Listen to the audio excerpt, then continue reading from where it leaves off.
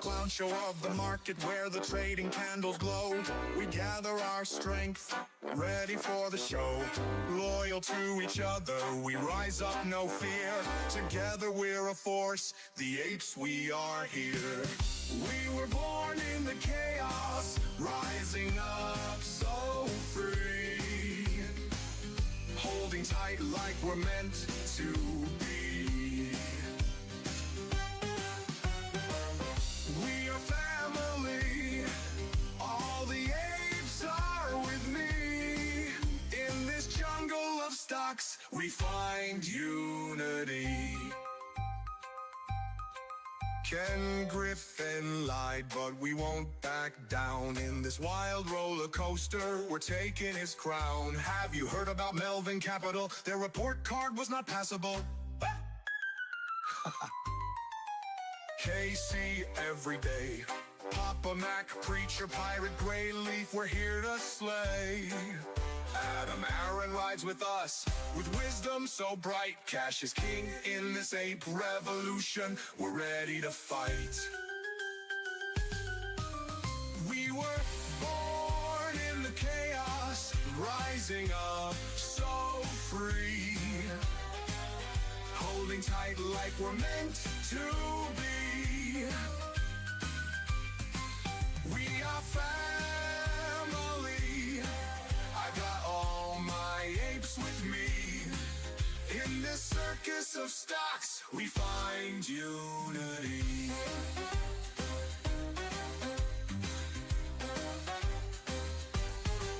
Crayons in our pockets, we're sharing the ride. Bananas in our hands, with respect as our guide. Caring for each other through thick and thin. In this epic adventure, we know we will win.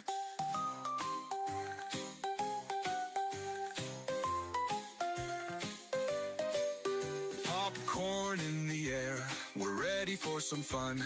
With every single trade, together we will run. The apes together strong, we'll soar high above. Through the highs and the lows, it's AMC we love. We were born in the chaos, rising up so free. Holding tight like we're meant to be.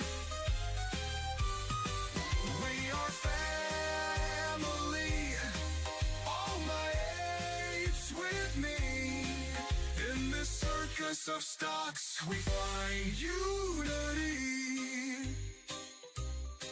Like birds of a feather, our flock is forever. Diamond Hand Apes can handle that weather. Apes together strong, we'll all take a stand. Together we're invincible, hand in hand. Hold on tight, hold on tight.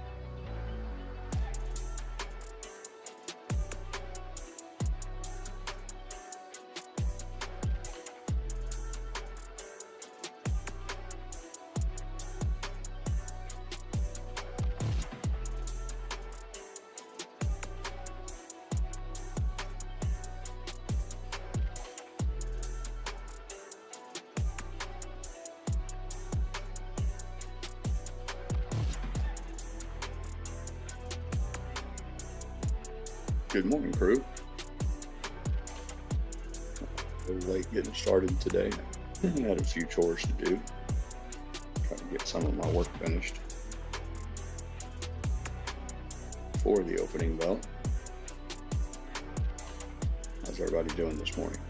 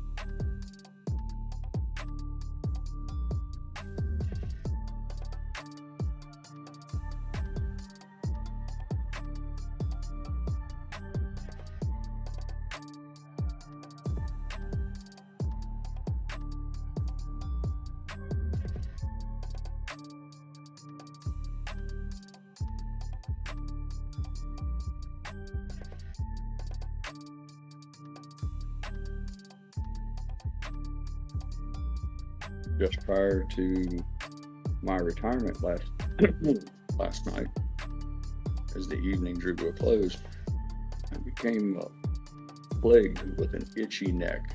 I don't know what it was prompted by, or I don't know, it's unusual. But regardless, I got a wild hair at my ass, and at 10 o'clock last night, I shaved my beard off. I haven't shaved in 4.5 years now, almost 5 years. Something like that. So the family, the wife specifically, thought it was really funny when I emerged from that part of Camelot with no chin whiskers. They always get a big kick out of that. So we'll see if maybe that serves as some sort of a catalyst. But, either way, I'm clean shaven this morning. First time in many, many years.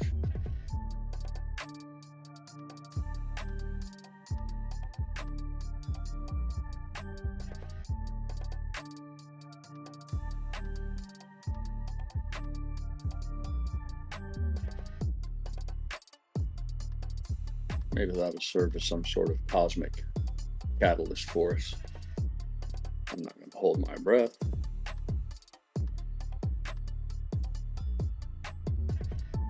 Did you say you shaved, Bart? Is that what the deal was? Yeah, like I said, cool. A little bit, I don't know, just kind of came upon me. Yeah.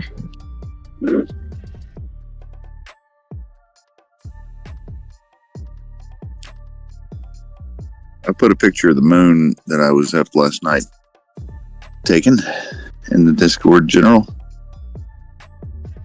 Looks like somebody else posted a couple of two. Somebody posted a video.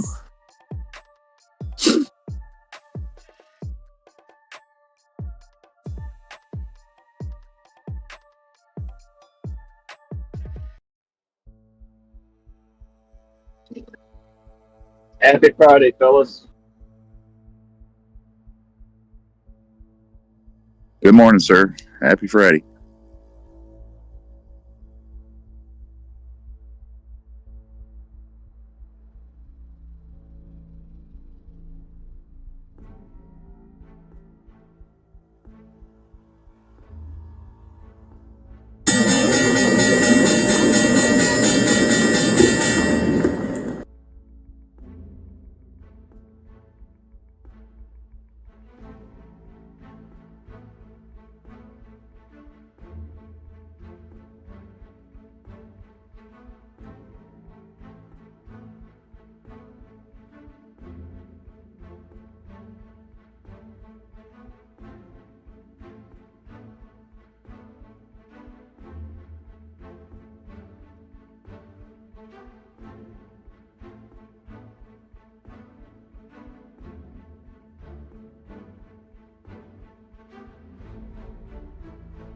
Where are we at here? Let's see. Oh, we're in pop on Mac server this morning.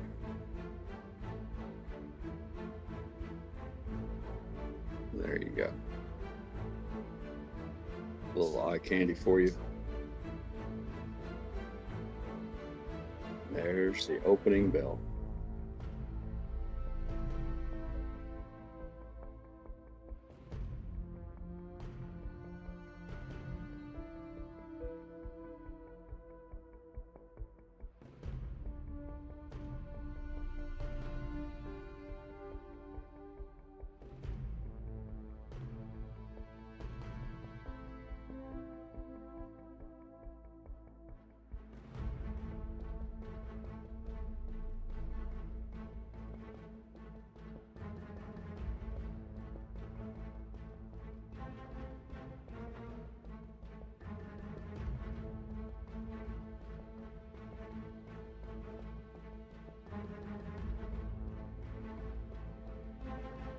Yeah, man, that looks good, Pirate. Now we see what Mrs. Pirate likes. Takes about 20 years. Yeah, Richard says takes 20 years off. Yeah, exactly. That's what Mrs. Pirate says. She's like, it's a time warp. Yeah, there you go. No more tough guy. No more hard ass. Just a big baby face now. I thought that'd make you guys smile. Oh, it did, man. That's good.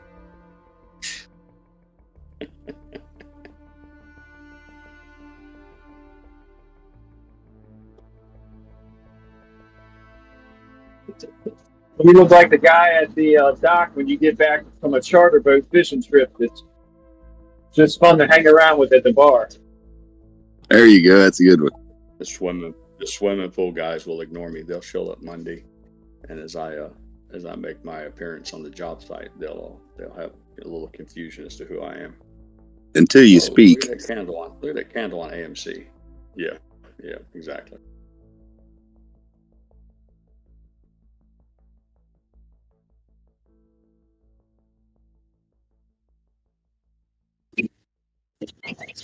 That was a nice picture of the moon, audio. Oh, yeah. I took a whole bunch of them last night. I just kind of grabbed one and posted it. I'll look at them a little later today and see if there's any better. It was overcast here, so I didn't even waste my time getting up. Yeah, it was here until it got kind of prime time and cleared right up. So looks pretty cool. You can see some deep space stuff past it in a couple of pictures I'll try to post.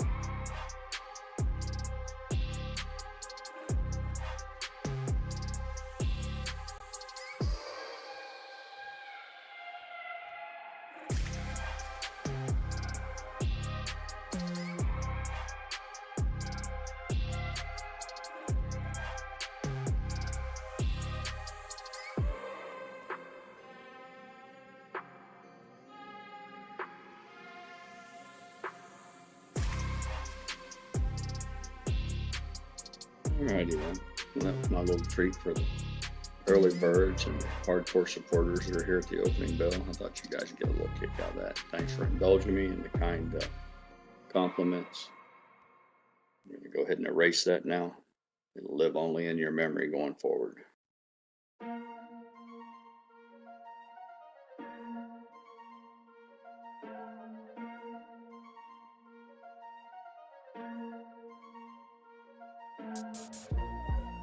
Unfortunately, I lack the skills to give myself a decent haircut. I can do what I call peeling my onion. Back in the military days, I take clippers and skin it down, but Mrs. Pirate's not very pleased when I do that. So sometime today, she's going to give me a little touch up on what little hair remains on top of my head, and I'll be good to go for another 5 years.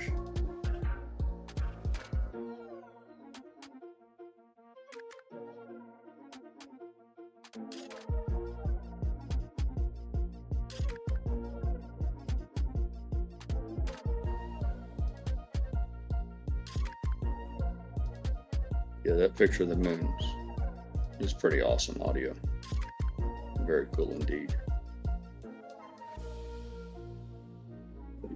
Yeah, I got my camera set up and had some exposure issues for about the first 100 pictures that I took, and recognized that. And so I've got some that are from the entire time of closure on the shadow, but some of the exposures aren't great. So I'll go through them and look and see if I can find it. Baby UFO, he put up some stuff that looked pretty high quality as well. Cool. Let me see what's going on.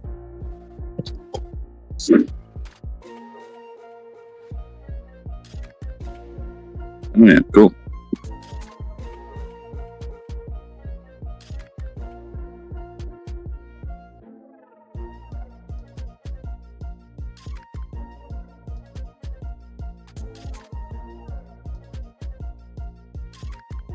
No, Nana, the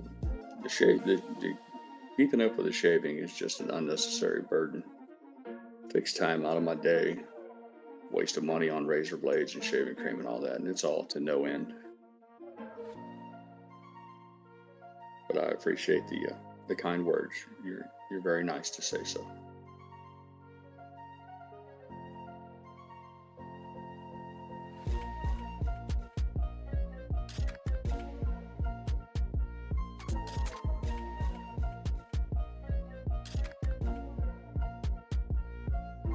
None of the ones I saw were in Papa Mac's Discord. He may have put them other places as well.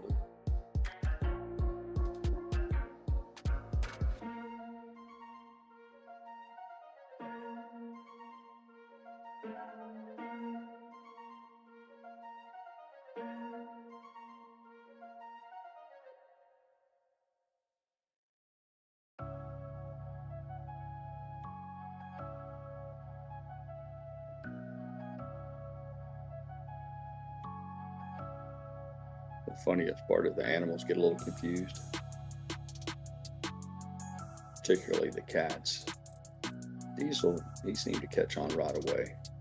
The cats, they gave the appearance of being scared of me. I had to talk to them a little bit to reassure them, but funny stuff.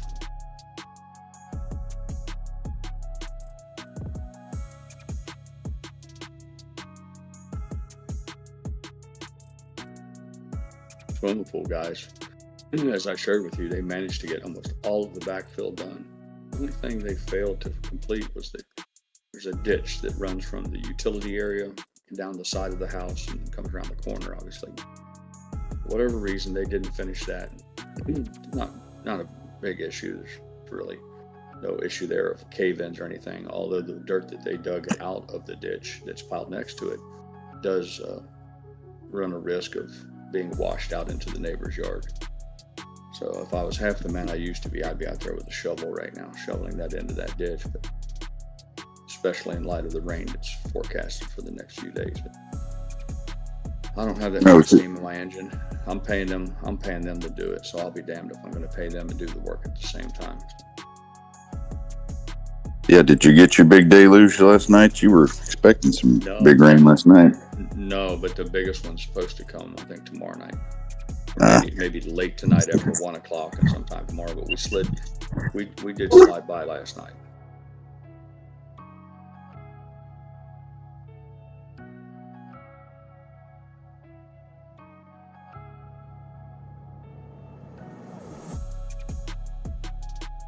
No, Nana, I didn't have the energy for that. I'm all used up, Nana. Just the very act of shaving all those whiskers off, that's a laborious task. Of course, then you have to have a shower afterwards because you're covered with hair clippings. So there was no energy left for fun time. Maybe in the near future. Hope springs eternal. You know what I'm saying?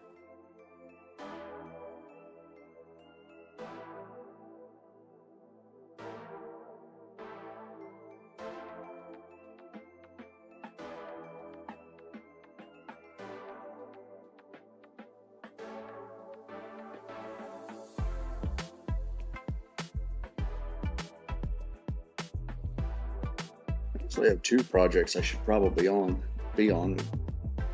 I allowed those pool guys to throw all the forms and their 2x4s and the trash that was a result of the demolition. I had them throw it in the back of that dump trailer. I was going to make a run to the landfill, but I didn't realize that there really wasn't that much to warrant a trip and all that. So they did manage to carry everything out to the street side of the house and pile it in the trailer, but I think I'm going to transfer that stuff into garbage cans. I think over the course of 2 weekends, I could probably save myself $100 and a trip to the garbage dump. I have a few minor tasks that might need to be addressed over the weekend, but for the most part, I'm on cruise control.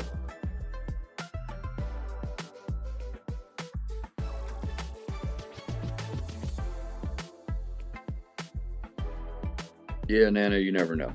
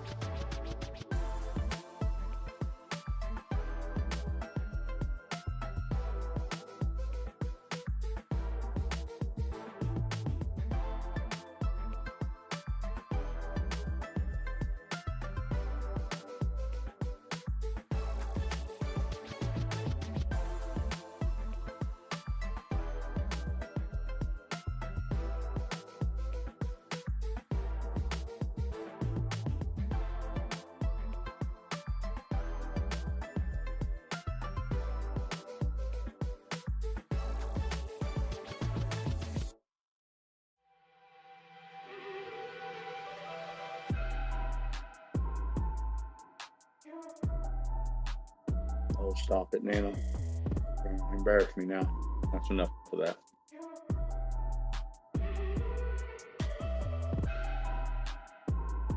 We talked about this before. I had my time in the sun, Nana. I got my moment in the sun many years ago. I got my fair share of attention from the ladies, as much as anybody could expect.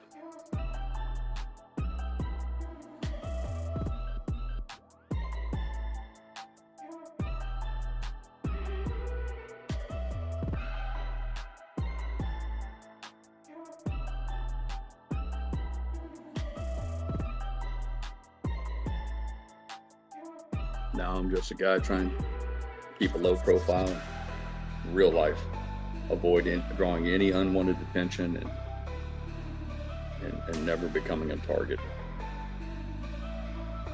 And on the eternal quest for tranquility, peace,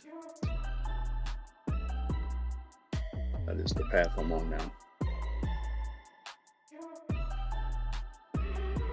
I'm getting close to it. Really close to it, reaching a goal that has eluded me for many years, but I feel like it's just around the corner.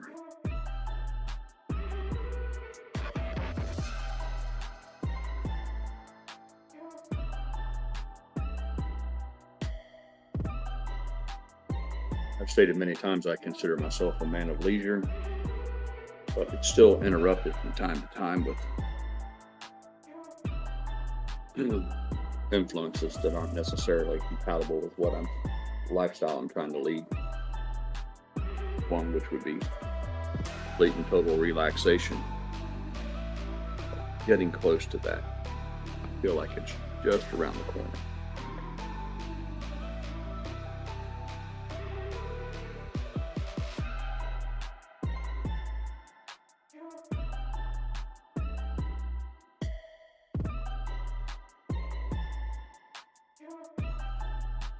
See, Bitcoin's recovered a little bit this morning. It's up to 83,000 and change. But gold, coincidentally, is still above that $3,000 mark. Just barely, 3,002 or something like that. But it's worth noting that gold is at a historic high, and that means something.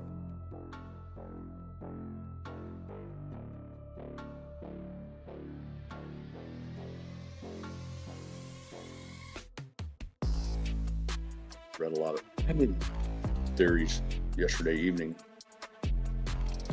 about the influx of gold flowing from Europe to the United States. Somebody had some data that they pulled from COMEX trades and other such sources. The tinfoil hat theory being obviously that there's no gold in Fort Knox, and so there's this big push to try to place some there by any means necessary before an audit hits. I don't necessarily subscribe to that sort of foolishness, but what is far more likely, and it would line up with this one, somebody pointed out that a similar action with gold took place just prior to World War II. That is the gold that's fleeing Europe ahead of an impending war so that it isn't lost. As battle lines shift in possession of geography changes hands, hostile forces, what have you. Now that is something worth considering. If you thought that the gold in your bank may be at risk of falling into the hands of someone as a result of war conditions, it might be prudent to move that gold someplace where it can rest safely until the danger is past. So I think I'm in that camp for right now. Until I get more information, I'm going to go with that's what's happening with gold. That, in a combination of the bleak economic outlook for the near future, could also just be people converting assets excuse me, to gold as a traditional flight to safety.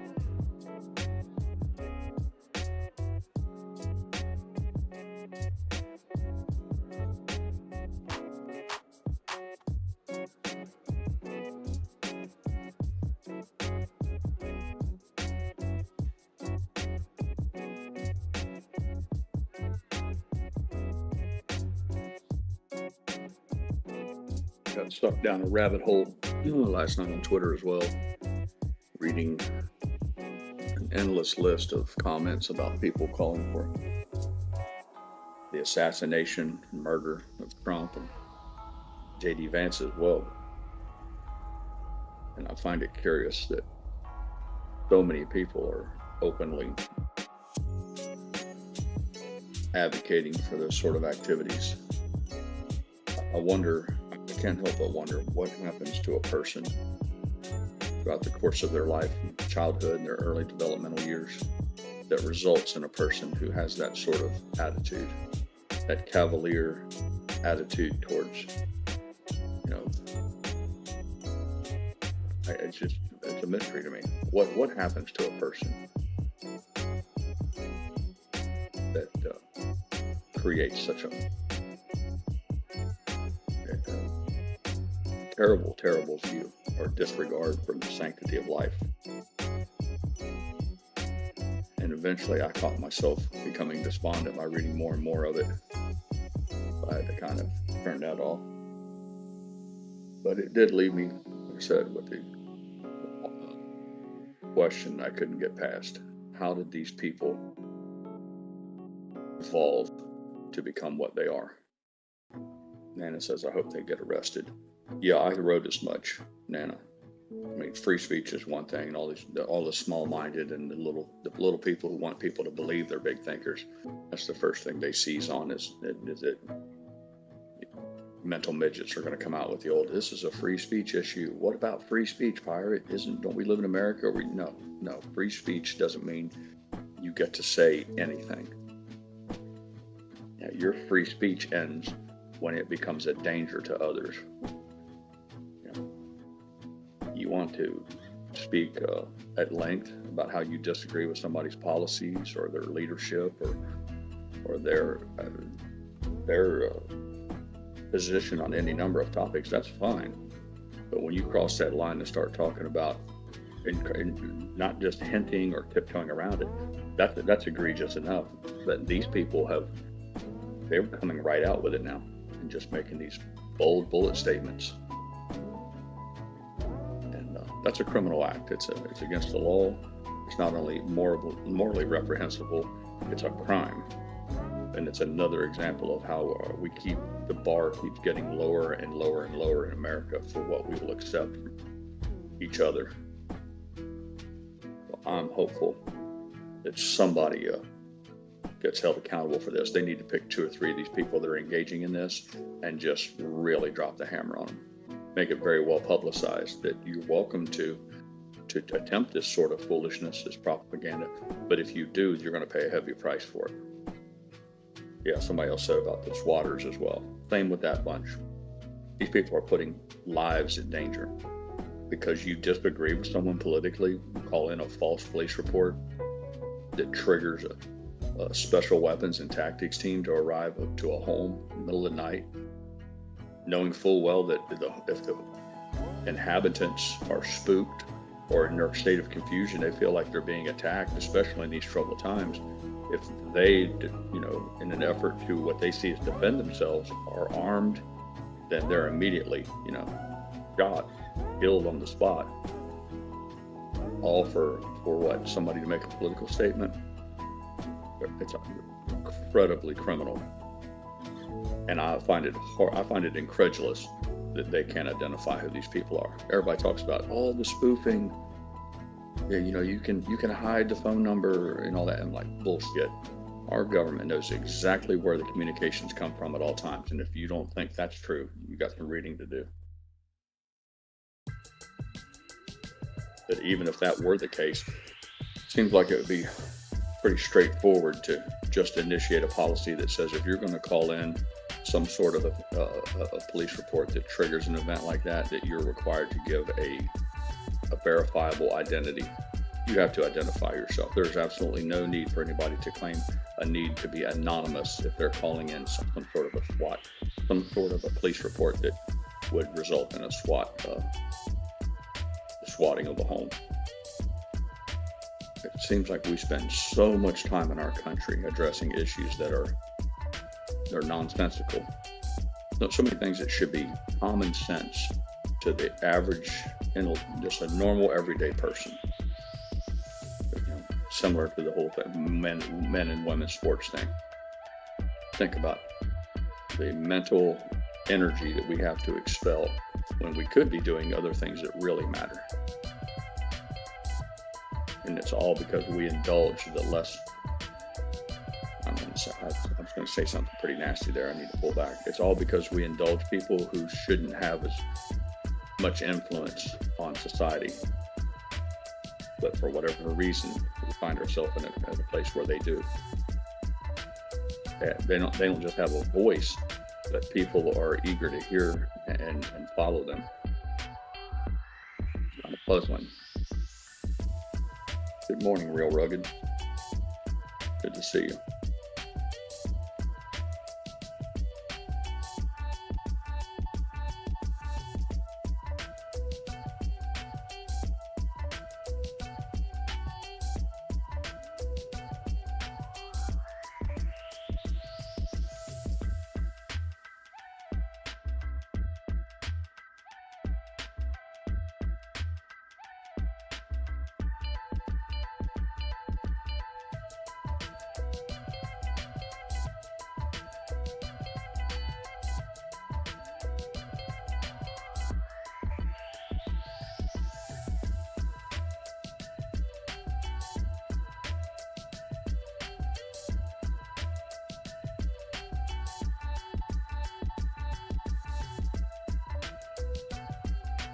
can't help but think that in no small part, a lot of this is a result of I've said it before, the erosion of the nuclear family, and more specifically, this whole concept of toxic masculinity and the attack on what they call the patriarchy, or the desire for a lot of the feminists out there and others as well who want to disrupt the natural order of the world, deny the man, the patriarch of the family, his rightful place as a decision maker and both provider and protector of the family. You end up with what you see now is these people who aren't used to having an authority figure over them to help keep them on the proper path as they navigate through life. They don't just deviate from the norm in minor ways. It's like they spiral off into these wild aberrations, I guess, and that results in what we have now.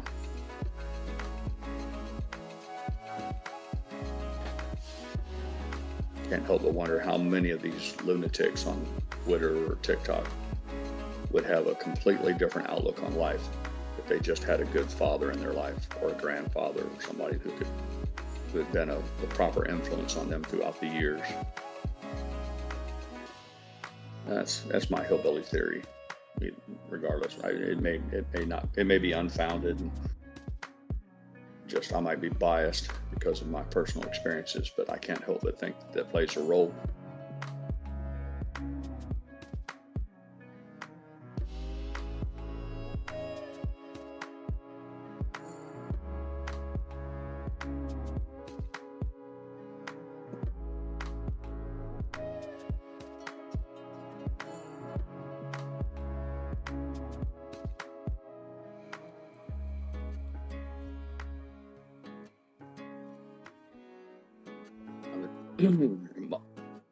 What I read and what I see, I'm particularly troubled by two specifics. One is what appears to be a continued trend towards feminization of men, young men, this attempt to make us all appear to be the same, which is ludicrous.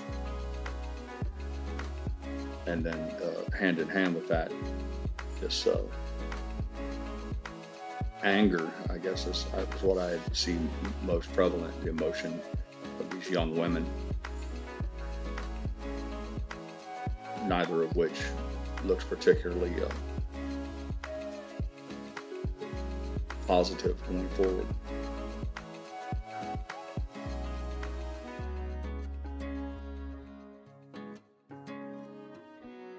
Pissed off, entitled, malcontented,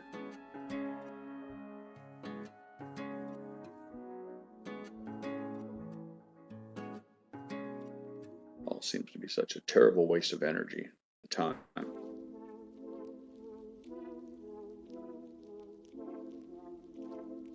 It'll be the very same cohort that as years go by, they'll look into another camera with tears running down their face, proclaiming that their lives are not what they had wanted them to be, and that the system was against them, or the government was against them, or big business was the reason why. The very same group.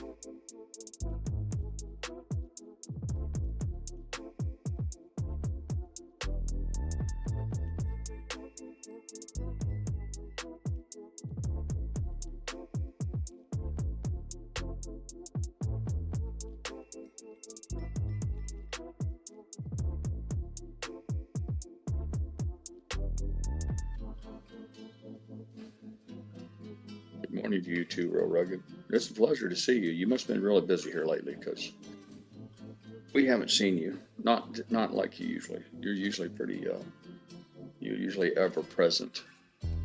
And we haven't seen much of you lately, so I can only assume that you've been busy as a one-armed paper hanger.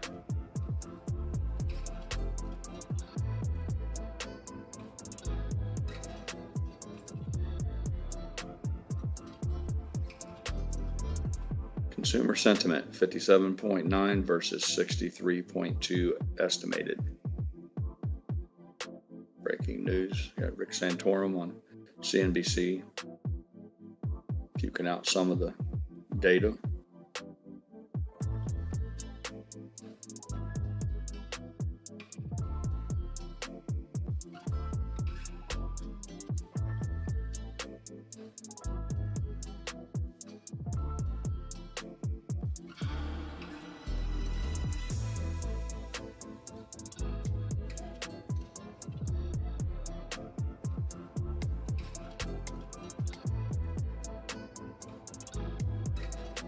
Yeah, Tech, if your father is still alive, then you truly have a gift there.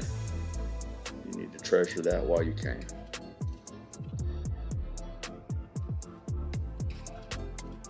Peace Fish Cup says, great video on Rumble.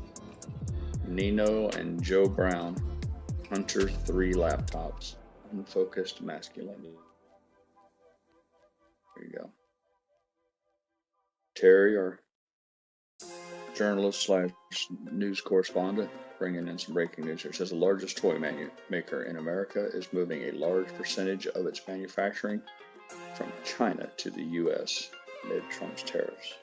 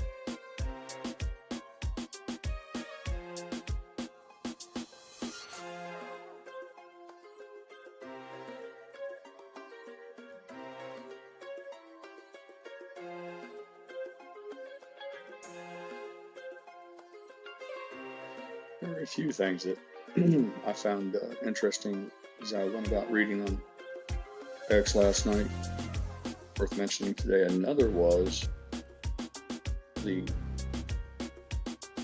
percentage of people who came out. I'm assuming maybe they were bots. I like the ability to discern sometimes which are robots or bots and which are real people.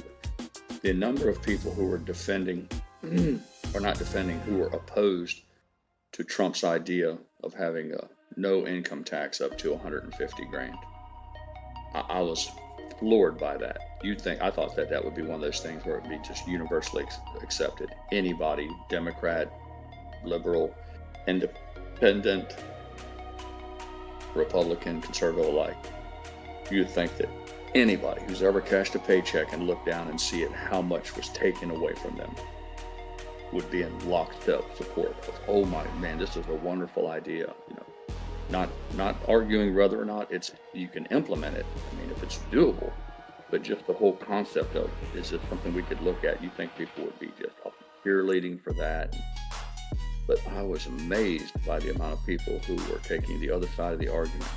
Some of them saying shit like 150 grand a year is the threshold is too high, that's aiding, rich people. I'm thinking to myself, 150 grand a year does not in this modern world make you rich. I mean, that's the first thing. But you got to be careful not to get sucked into those side arguments. But again, it's like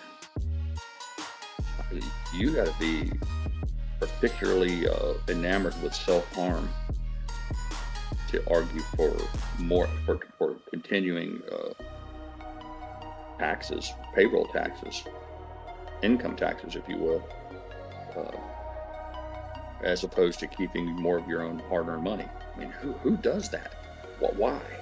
And I'm certain there's a percentage of that as well as virtue signaling. Oh, I'm a socialist, Marxist, communist type.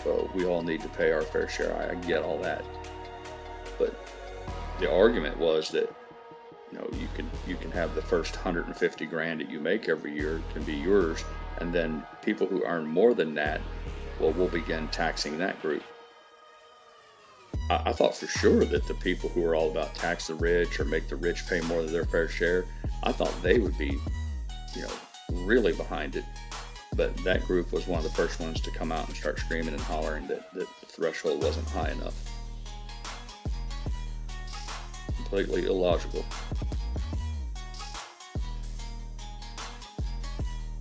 The only thing I could think of was that perhaps it's those who are the beneficiaries of all these big government programs.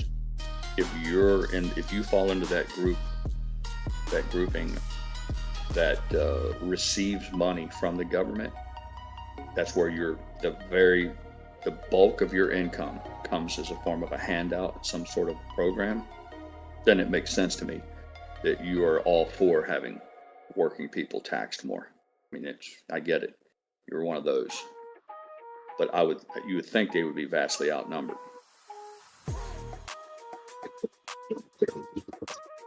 Maybe some of those that oppose it are upset because they are the ones that didn't come up with it. Maybe. I mean, they just don't like it because it wasn't their idea, but you'd think that they would see how beneficial it is for themselves. I mean, if you're going to say to yourself, man, this is really good for me and my family, but because I didn't think of it, I'm going to oppose it. I mean, that's I don't know. Well, they would never want to give Trump credit for a good idea. Yeah. It's like AOC coming out against not taxing tips. She says, well, then every job's going to become a tip job. Maybe it should. Yeah. I mean, you get paid. My argument to a lot of them was, why stop at the $150,000 threshold? Let's just do away with income tax.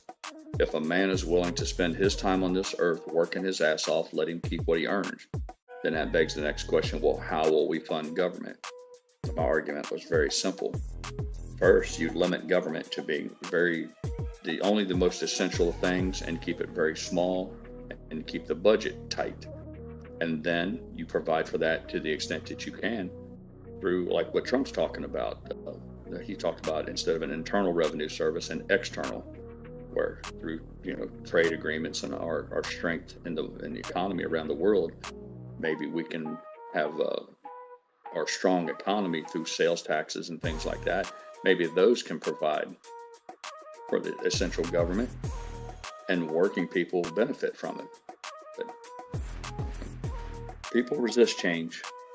They're always fearful that no matter what happens, they'll end up worse off than they are now, which I will always often argue that's that complacency and fear, that paradigm mentality of this is the way we've always done it, is a trap. It will never improve because of it.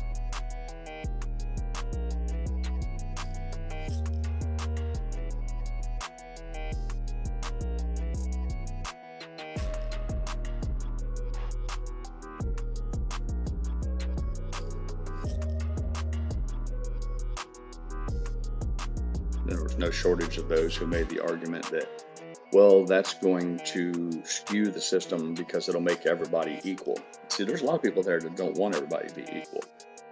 They're like, if it's like, for instance, if it's based on sales tax, where they're like, well, if we all buy things or the bare minimum essentials that we need, and let's just say you spend $20,000 a year of that is taxed, groceries and things that you can't avoid. I'm not talking about leisure items, luxury items, just the bare necessities, then their argument was, well, $20,000 in taxes on those items is a bigger portion of somebody's earnings if they only make 60 grand a year, versus the guy who makes 400 grand a year, if he only pays $20,000 on taxes for his food and beverages and things, then a lower ratio is being paid. But that's a tell right there. They're focused, that what they're telling you is they think that the more you make, the more you should pay. We're back into that thing again of what is really fair when it comes to taxation. Is it truly fair that the more successful a person is, the more they should pay? If we're only paying for essential services to have an interstate made for us to drive on, why should the wealthy pay for more of the interstate? Why can't we all just pitch in $10 a piece and build the road? But it's a concept. A lot of it's founded in jealousy and envy. Once again, that, well, somebody else is doing really, really well, so then they should just pay more. I'm like, I don't know if that necessarily lines up with that whole concept of fairness. It seems to me like fair would be, if we all want to sit down and eat at a dinner table, and the cost of the ingredients are $100, we should just divide the cost of those ingredients for that meal up amongst us. But there's too many out there who believe, well, we're all going to sit down and eat the same pizza, but whoever is the wealthiest at the table, he should pay for the majority of it. And yeah, now you're slipping into communism there.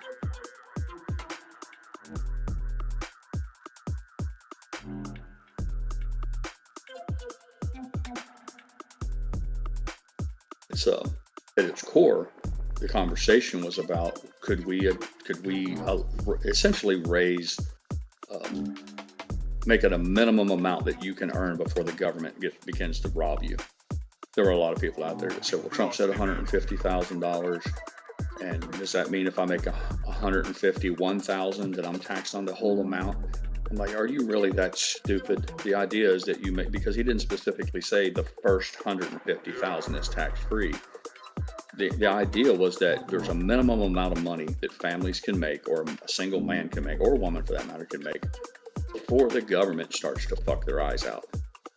And Trump is saying it's not enough. We have, the tax code is kind of structured that way now with brackets. Those in the poverty level, those who are really in the lower incomes, they don't pay anything anyhow. In fact, they get some standard deductions, child care credits, and a lot of them get money out of the system. What we're talking about here really is that lower to middle class worker, who is the backbone of the engine of America, who does all of the heavy lifting and is the one that's most at danger when it comes to things like inflation and the erosion of the value of the dollar. But it was interesting to me that they were like, yeah, we're going to argue against giving relief to those people. And time again, their argument is always founded in some misguided belief that somebody at the top is going to do better as a result. It's that constant need of looking at somebody else and saying, yeah, but is this going to be good for Bezos? If this is going to help Elon Musk, then it must fuck me. I'm like, who taught you this? Who taught you that just because somebody who's mega wealthy benefits from it, that automatically it means it hurts you in the process? I mean, that's some real small thinking.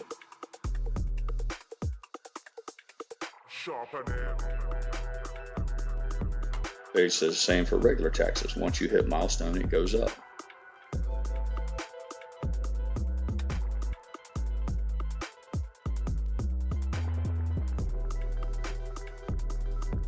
Well, it said the middle working class is being destroyed. Yep, I've held that belief for a long time, buy and hold.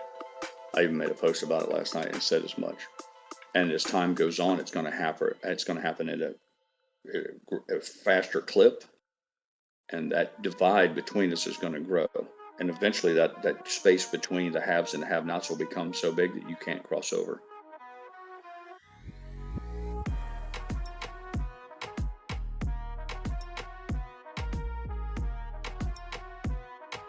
And I would argue that it's not the top 1%, those mega wealthy. I know everybody loves to hate on them because it feels so good. Man, it feels nice just to blame it on those rich guys. But that's a red herring. They're misdirecting you. The blame lies solely at the feet of this entitlement society, this free shit, the 3D world. Those are the ones who are behind all of this, because these bloated systems, when you factor in the theft, the money laundering, and the grift, and then the fact that it's all a giveaway to begin with to people who should just be providing for themselves, all of it translates into everybody being equally poor. We're right back to the socialism concept, not Maoist, Marxism, all of those things, all the isms of, well, if everybody can't be Elon Musk, then fuck it, we're all going to be scumbag poor. I'm like, well, that doesn't seem particularly helpful.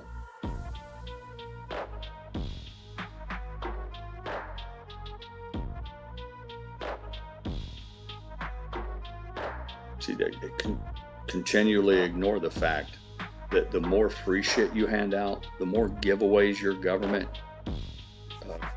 involves themselves in, the less motivated people are to work. It's a simple concept. Why should I go work? Why should I go bust my ass if I can just get free welfare card, free housing, and free shit? Why? Well, the argument is maybe you can have a little bit more.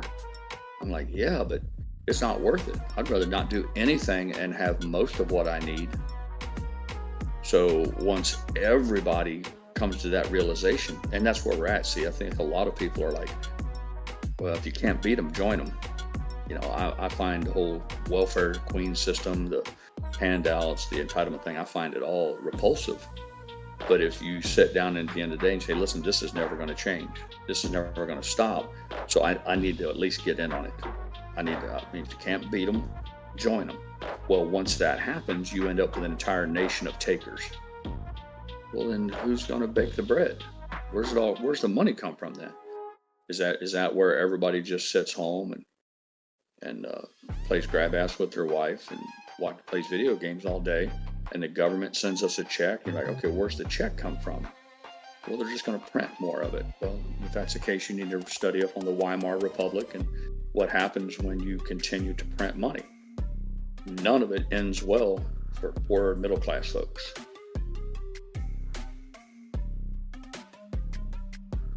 Brian Hull said his millionaire buddy tells me he knows and feels himself getting richer.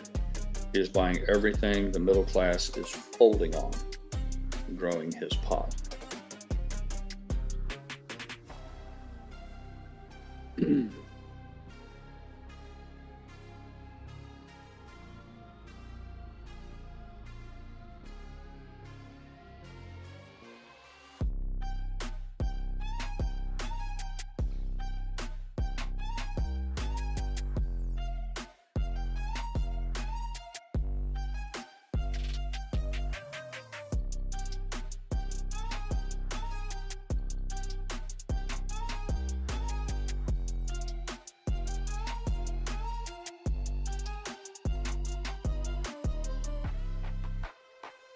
Trying to trigger me already this morning. He said in Massachusetts, landlords get a $4,000 sign-on bonus if they have space for migrants, specifically illegals.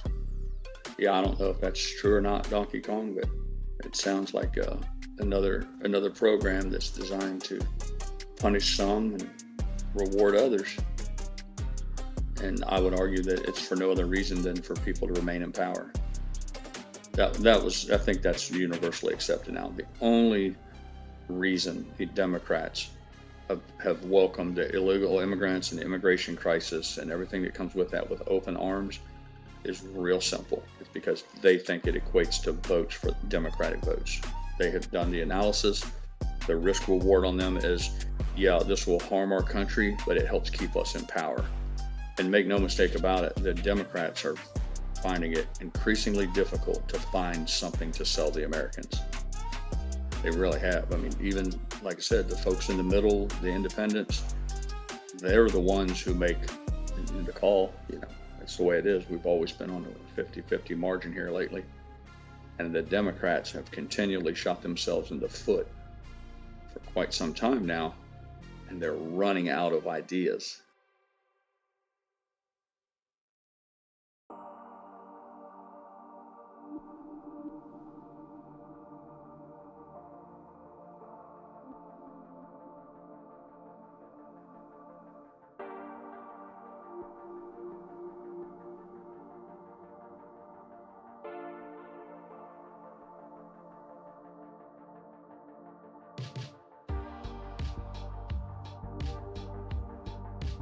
And Abe, why would he get arrested?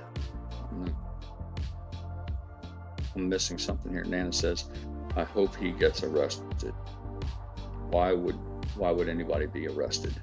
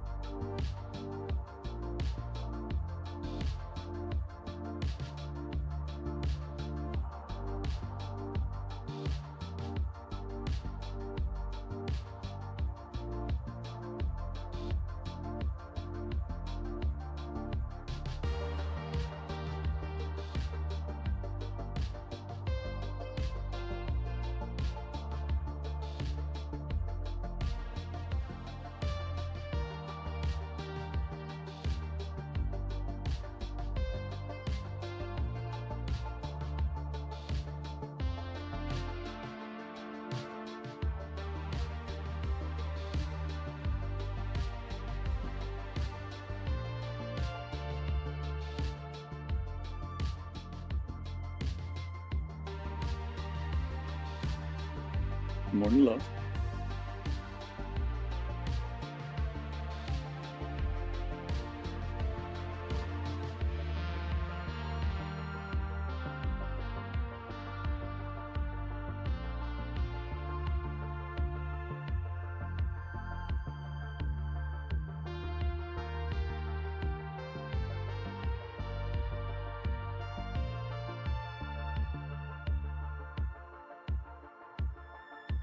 Oh, I understand. Nana says they should be arrested for harboring illegal immigrants or hiring them.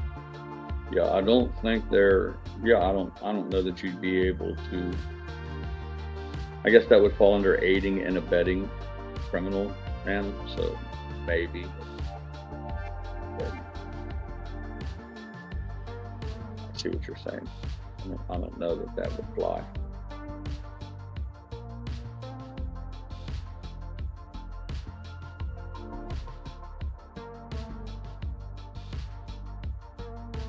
It's probably good to note, Nana, that a lot of this isn't about helping illegal immigrants have houses.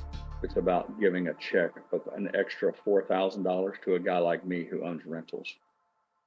Just imagine, if you will, Mrs. Pirate and I are approached, or not approached, we've become aware that our county or the state of Florida says, if you own a rental, if you open your doors to illegal immigrants, the government will give you an extra $4,000 or $5,000.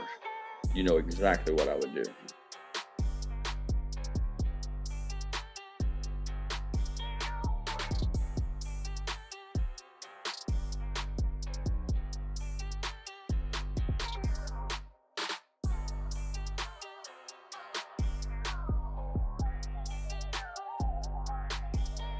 I repeatedly claimed and was borne out to be correct after the news broke that all of this was a real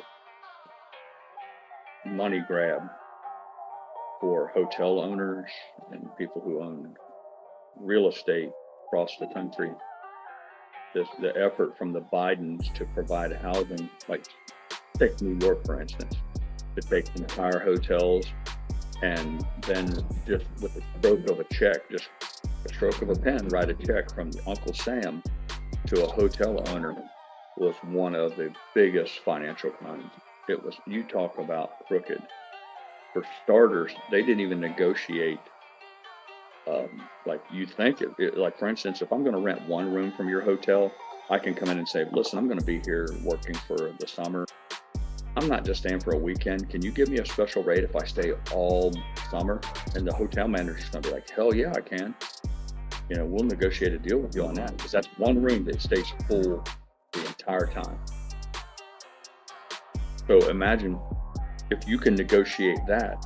You'd think that if a government agent was to come to a hotel owner and say, we want the entire hotel, all of it, and we're going to pay you for an entire year.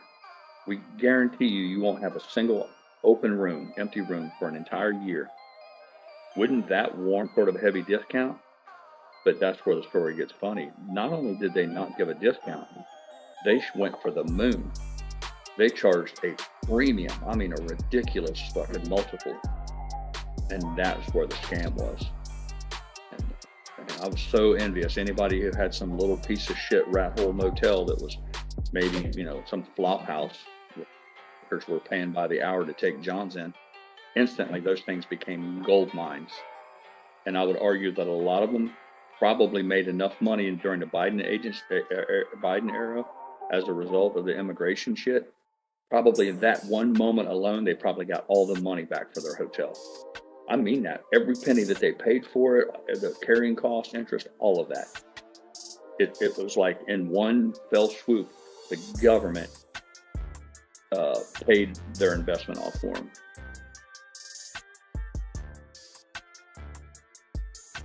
Once again, just jealous I didn't get in on it.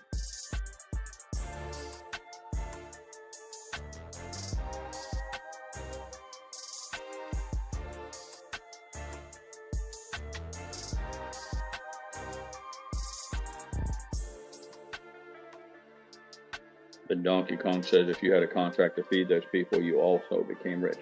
Yeah, I don't think it worked that way, Donkey Kong. What they did, they you know, there wasn't like they had a soup kitchen. That probably would have saved taxpayers money if every county opened up just a soup kitchen where you could go in there and just get the bare minimum for nutrition. But what they did was they gave them essentially the same thing they give welfare recipients. They gave them a credit card. It was a credit card that was filled up at the first of every month with enough money for them to eat like kings on the open market. So, yeah. So nobody got a contract to feed them and got rich. But what did happen was a whole bunch of restaurants, because these people didn't have kitchens. Remember now, they weren't going and buying groceries and going home to the Holiday Inn and cooking a meal for their family. They're almost entirely were eating on the economy. So what it did was it propped up the restaurants in those locales, specifically fast food. I would argue that I bet you that 90% of that money ended up at McDonald's, Burger King, Taco Bell, that sort of thing. So the big corporate fast food won on that one.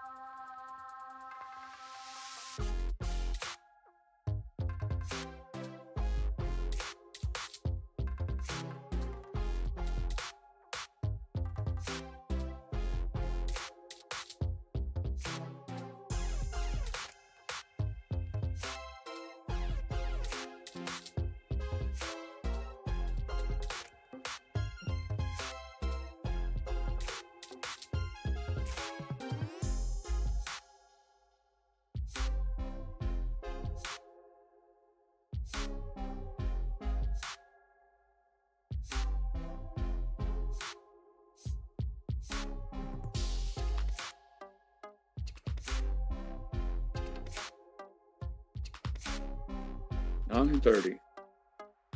1 hour into the trading day, MC finds herself at $2.89, 2.8999 to be exact. Wow, GameStop is at 22.47 this Friday.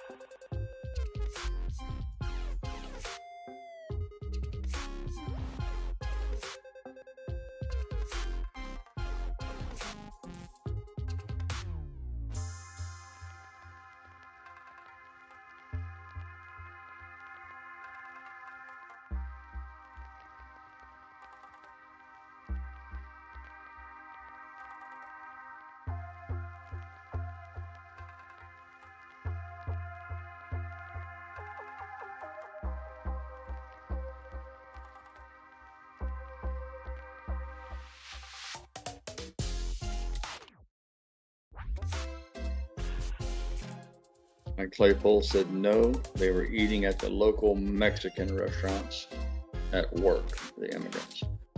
Yeah, that makes sense, Mike. Yeah, a lot of those who work at the Mexican restaurant will probably eat where they work. That's the thing, Mike. Not every illegal immigrant was working at a Mexican restaurant. Yeah. It says, I meant were there working immigrants. Yeah.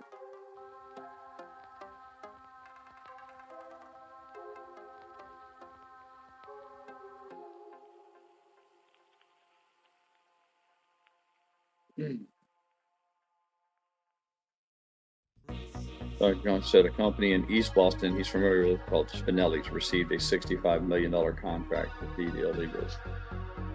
Yeah, I don't know anything about that. I don't know how that worked. But I'm just telling you, I'm not saying that somebody didn't get a contract here or there. I'm sure, like I said, there are soup kitchens, there are Feed the Poor, those places. Some of them do really good work. But the general practice is what I'm getting at. If you look at the entire illegal immigrant thing, they didn't say, here's your free housing, but to eat, you got to go down and eat at Spinelli's. It didn't work that way. They said, here's your free housing, and here is a credit card. So let's be real clear about that. Yeah, there may have been a few companies who got some sweetheart deals from somebody like you talked about. I don't disagree with that. I'm just pointing out to you that let's be real clear about it. They did nationwide, coast to coast. The illegal immigrants weren't given a list of restaurants that they had to go eat at. They were given a credit card to spend wherever they wanted to go for food.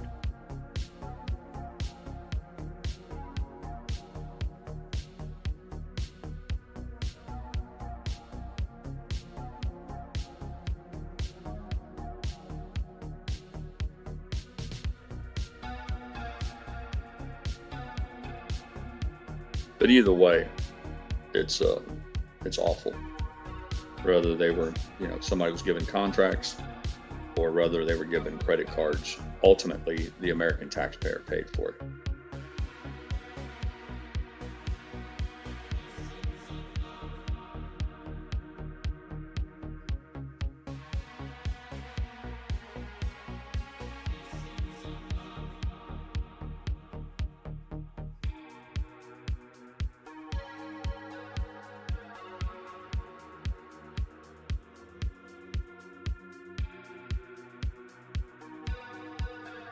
Claypool said they are here in Texas. I don't know what that means.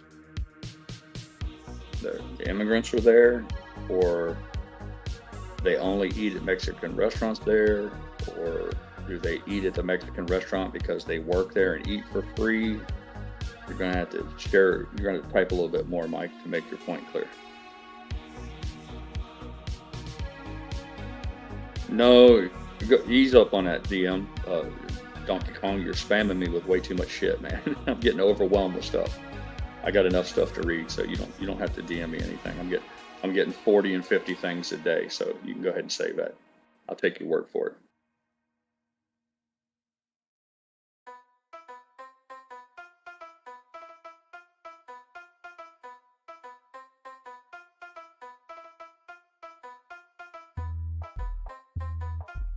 Yeah. Well, one thing we can agree on, it was that there was plenty of grift, there was plenty of corruption to go around. Whether the mechanism was a credit card or a restaurant owner, it was all crooked and it was all done by the taxpayer. We'll just leave it at that. The taxpayer, the working guy got fucked, the immigrant ate for free, and it's not supposed to work that way.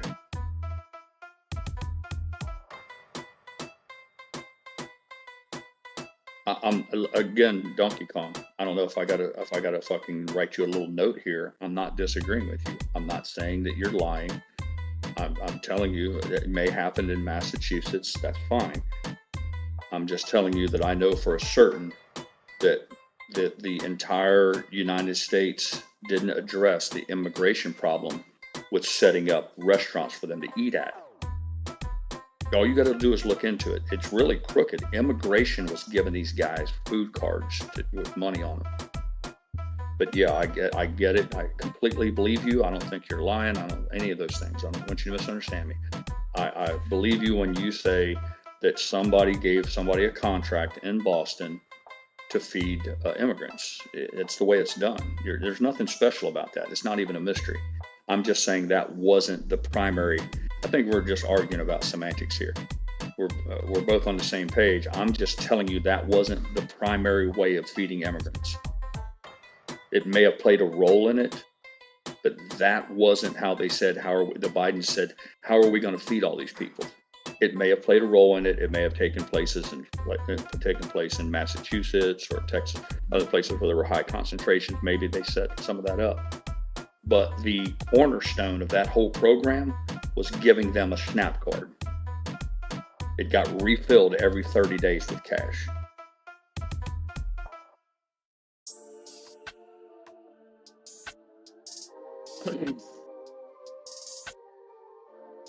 Mike Claypool says, now here in Texas from Corpus Christi to Houston, the places I buy my merchandise, I sell blankets like Kansas City Chiefs, Dallas Cowboys, Disney blankets. Everybody in the warehouse is immigrants.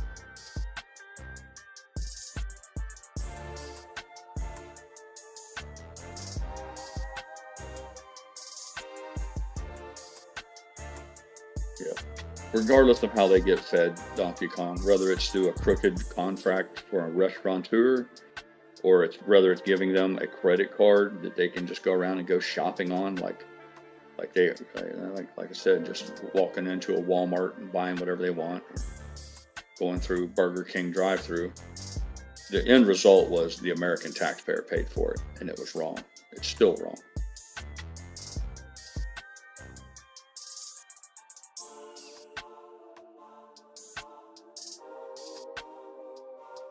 Mike says, now does immigrants have to pay taxes if they work for like the highway company or different businesses? I don't know what a highway company is. Do you mean the Department of Transportation, like government job? Or do you mean like if they work for like a man like me, for instance, who owns a paving company? The taxes are different. There's not like a catch-all for immigrants and taxes. The whole concept, Mr. Claypool, of taxes really is a reflection of the employer. If Mrs. Pirate and I, we ran business for the better part of our adult lives. We were the ones who deduct taxes. If you come work for me, I'm the one who was the intermediary between the government, the IRS, and you. If you told me that you didn't want any taxes taken out of your check, I could tell you how to make that happen. I'd say, well, you need to claim 5 dependents. Mrs. Pirate uses a mathematical formula that's provided by the IRS that calculates based on what you earned that you probably won't have to pay, so we won't take anything out and send it in. But you have to be careful with that, because I still send the IRS a letter. At the end of the year, when you work for me, I send the IRS a copy of how much you got paid. After that, it's between you and the IRS. It's not my job to pay your taxes for you. It's my job to do as you direct, rather for your withholding. That's why each person claims their withholding. So whether or not immigrants pay taxes on their labor is really a personal decision.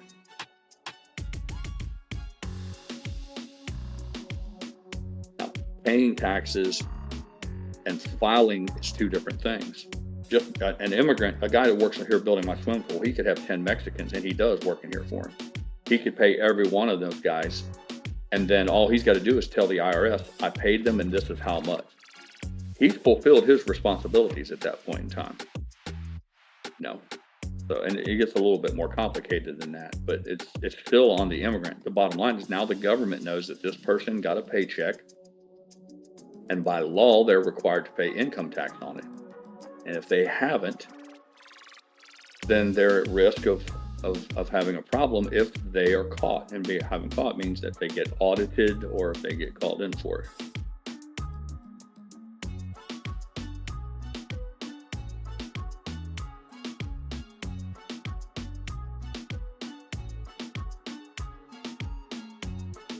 Donkey Kong, I don't know if you're bored or just wanting some attention from me, or if you want to fight this morning. You said, I never said the entire United States. I didn't say you did. I said the entire United States.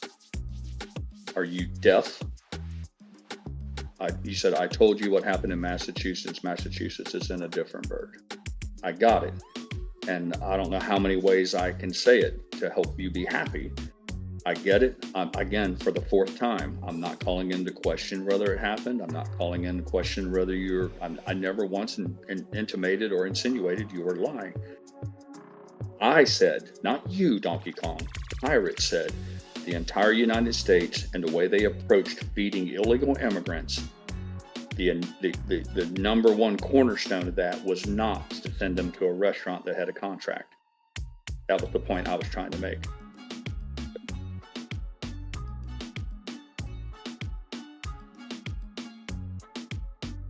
Government contracts have always been full of fraud, waste, and abuse.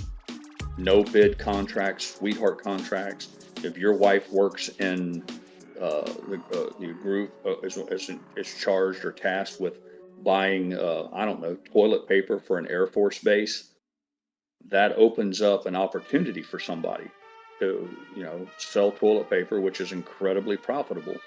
And that's why all of that stuff needs a real serious oversight, because it's so easy to game those systems.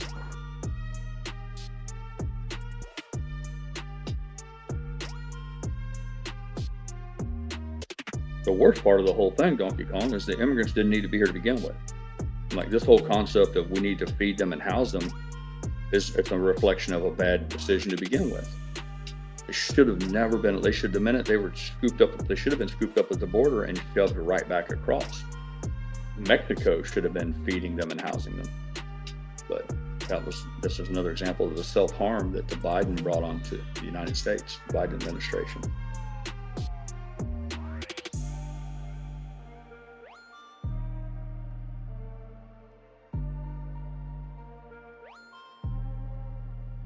Tech Below says immigrants were getting $1,000 or more a month in New York City. Here in Minnesota, U.S. citizens are mentally ill, homeless, would not be getting that good of a deal.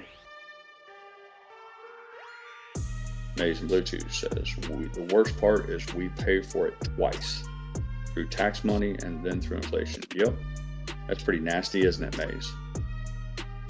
They tax you out of your paycheck, and then they print so much money that what little bit of money you have left, Maze, is worth less and less going forward. That's nasty, nasty stuff.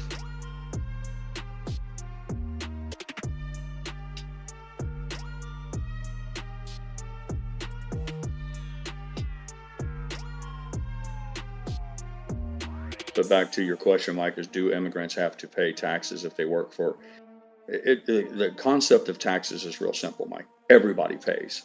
It's not like if you work for one group, you don't pay, and other groups you do. And the exception to that is earning money overseas. Sometimes there's there's somebody out there that's going to be like, oh, Pirate, I found an example where you're wrong.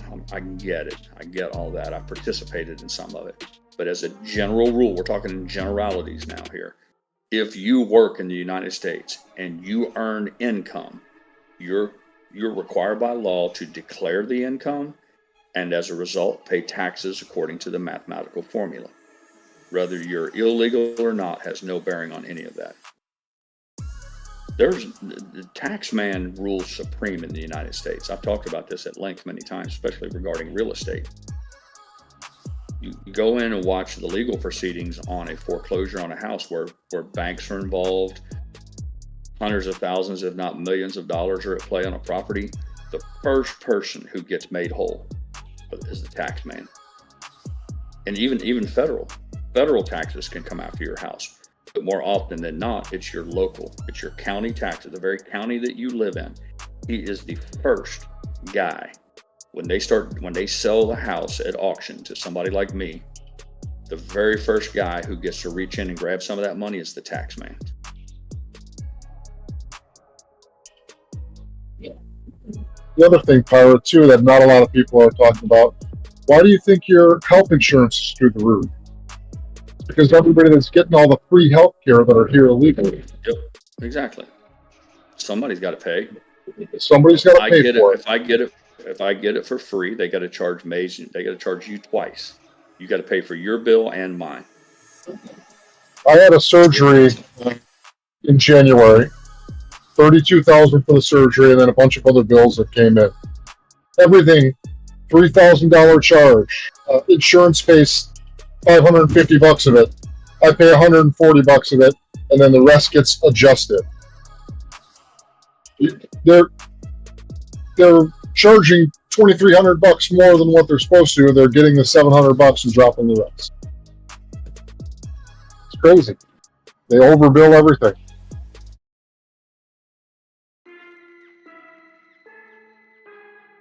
There are a lot of examples of people who are uninsured but are capable of paying for health care. And it's all over the internet. You don't have to look very far to find examples. And they show the receipts where they will go into a hospital, they need a procedure done, they get a quote on it, and whatever the quote is, they say, listen, I want you to know right up front, I have to pay for this. I'm paying for this in cash. They get a price quote on it, the hospital does the procedure, and then they end up billing Medicare or Medicaid for it. And the reason, and they don't even make the people pay, and there's a reason for that. Because if the person pays cash, maybe they can only bill 6 or 10 grand. But if they can bill Medicare, they can get 80 grand for it. Yep. And it happens all the time. And that fucks the taxpayer. But it's all racketeering. It's all a scam. And then those hospitals are like, and the person going in is all happy. They're like, well, I'm willing to pay. I mean, it's my responsibility. They're like, no, we got you. We got a program for this. But the bad part about it is the taxpayer pays for it, but the taxpayer doesn't get the same discount as if the end user was paying for his own health care. They get their eyes fucked out on the price. But you know who wins? The hospital. The hospital's getting paid like a son of a bitch.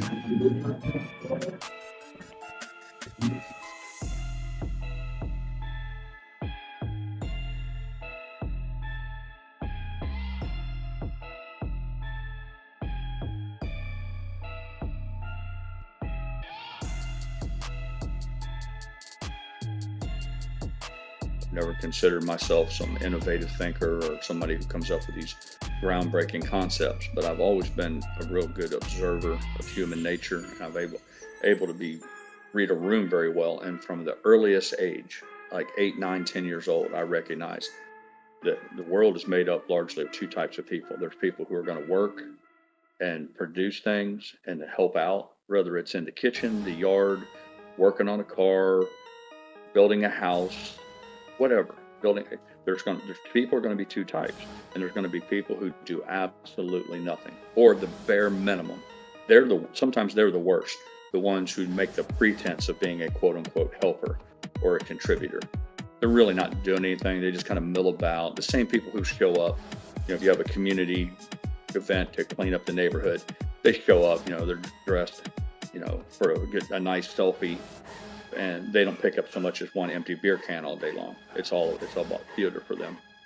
But I recognized it early on. Most of the time, people fall in one of those two camps. And then what you end up with was that you end up with people who grow up either being accustomed to being a fixer or a producer or a maker. And then there's other people who their entire lives, they fall farther and farther down that ladder of a taker. That somebody else will do it. Somebody else will fix it. It'll all be nice, but somebody else will do the work to make it nice.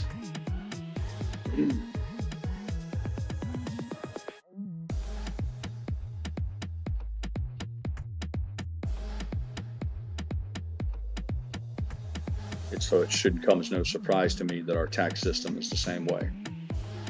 If I was able to see it as a 9 and 10-year-old kid, that how some people would avoid work or effort or participation, and go to great lengths to wiggle out of doing what would be considered their fair share, or at least participating in a meaningful way. It should have come as no surprise to me that those same people would be the ones who someday would advocate for a taxation system that would ask people who are hard workers to pay for their needs. Here we are.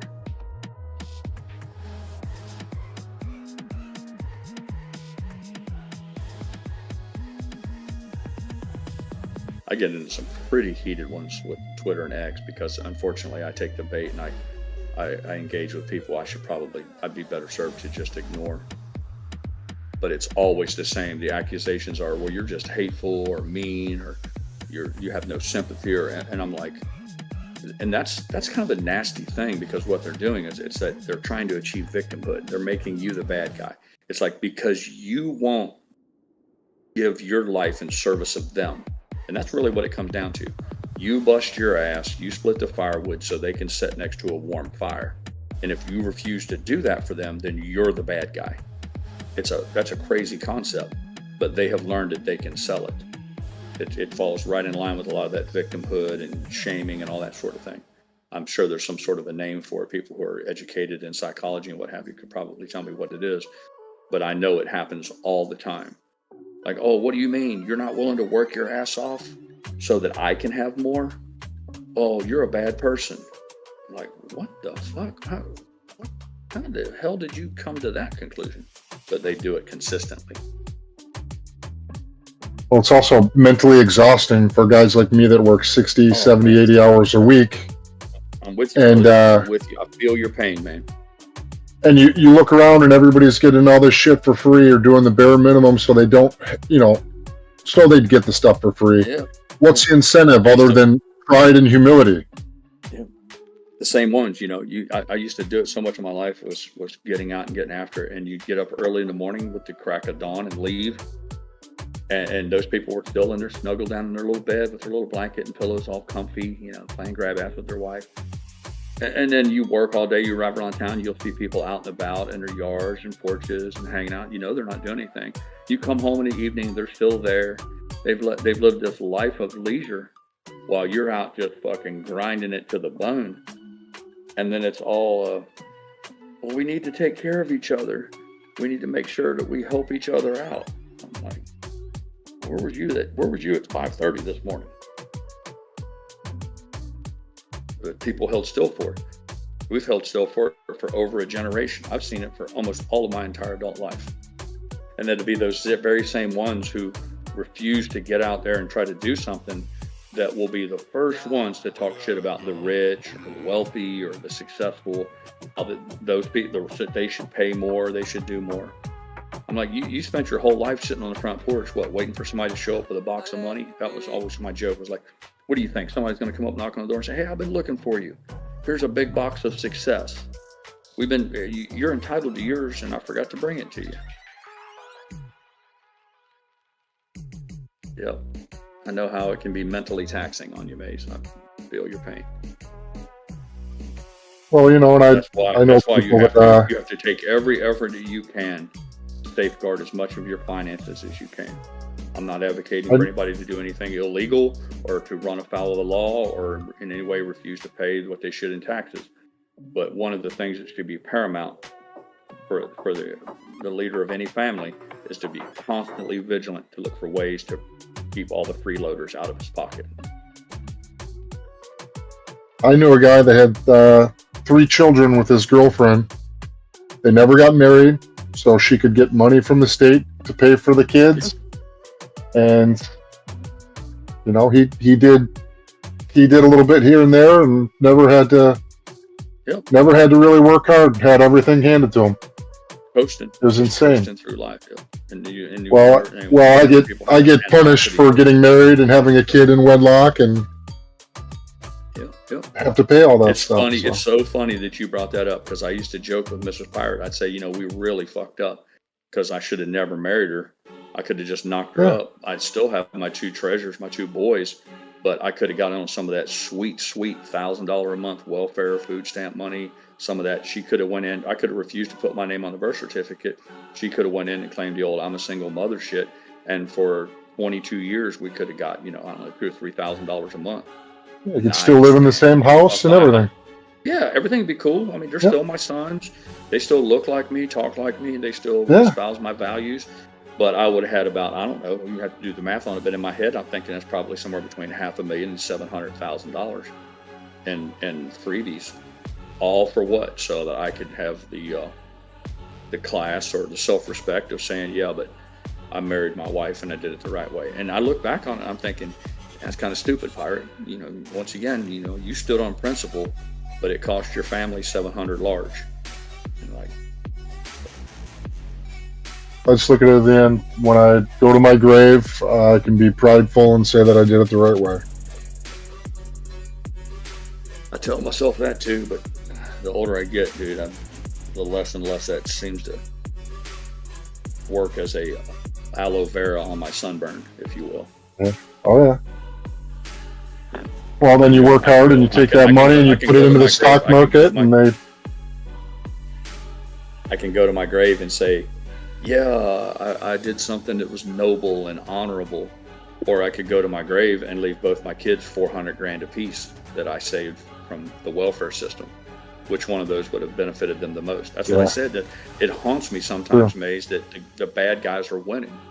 And I say all the time, I say to myself, maybe I'm just jealous because they were smart enough to see this scam all the way through.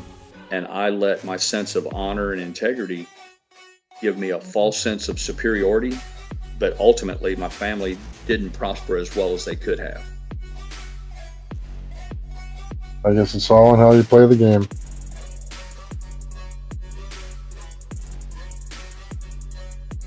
Claypool says, you never know, sitting on that porch, the public housing clearance sweepstakes might pop up on it. Yeah, exactly.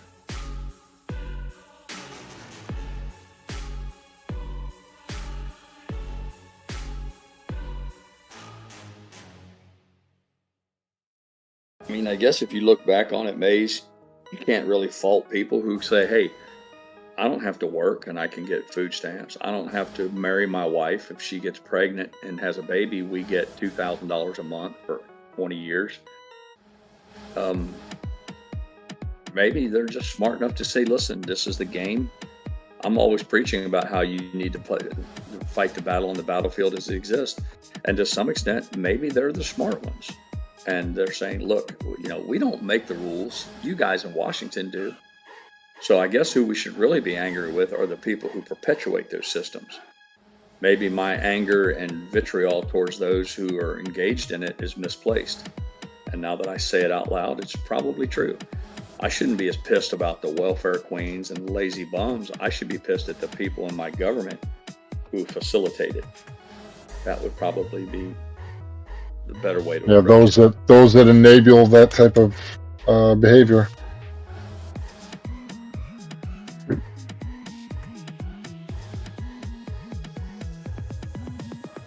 And you come full circle on that, Maze, where it always ends up right back to where we started from. Why would a politician do that? Well, it's real simple. So they can get votes. Why do they need votes? Because that's their grift. That's their food stamp. Their welfare. They're making their family's life better. They're getting their beach house and their summer home in the Hamptons. They're getting that because they stay in power. So everybody gets paid off of this except for the honorable guy, the guy with a sense of dignity and nobility. And it's sad but true.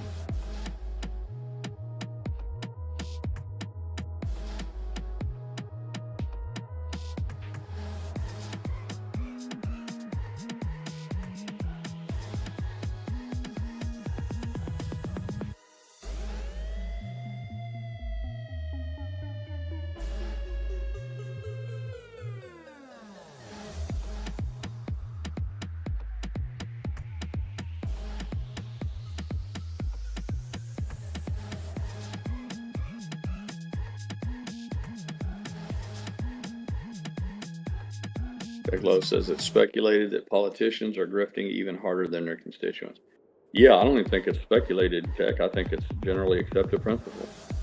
I think anybody who's paying attention knows that for every dollar the welfare queens get, the politician's getting 100. It's all that's coming out right now.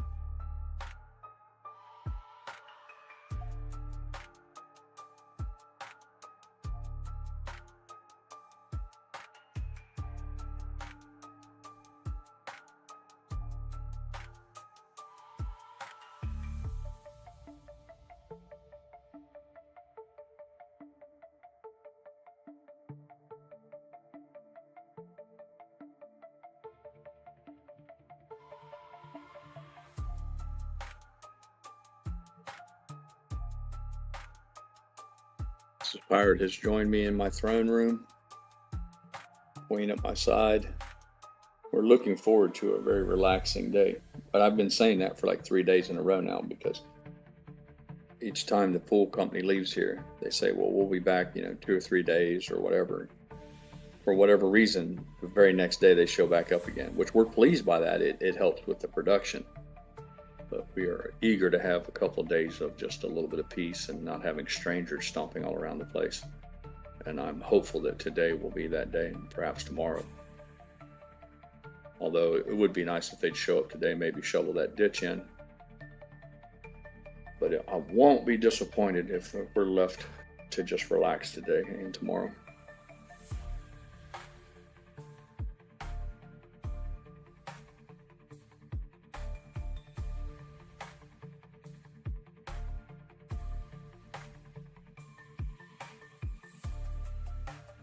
Nick says they don't want me prepared for their arrival.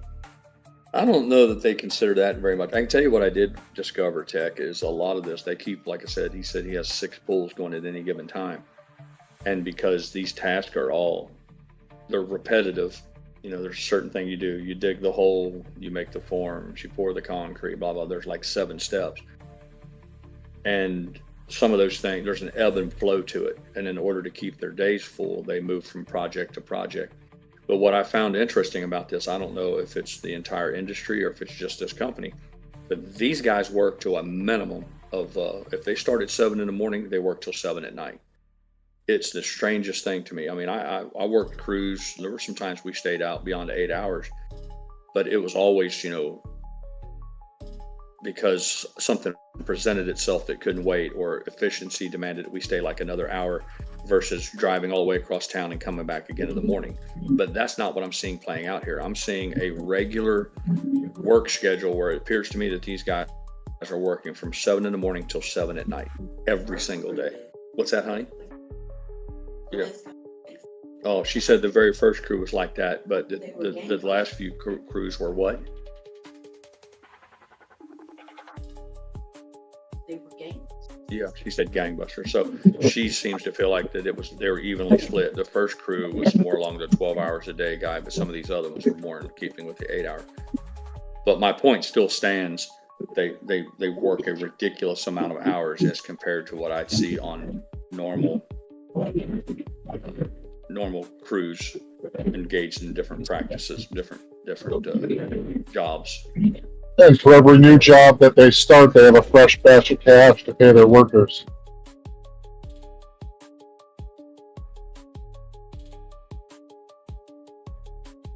Yeah, I You see that a lot in construction where start a new job to get cash up front.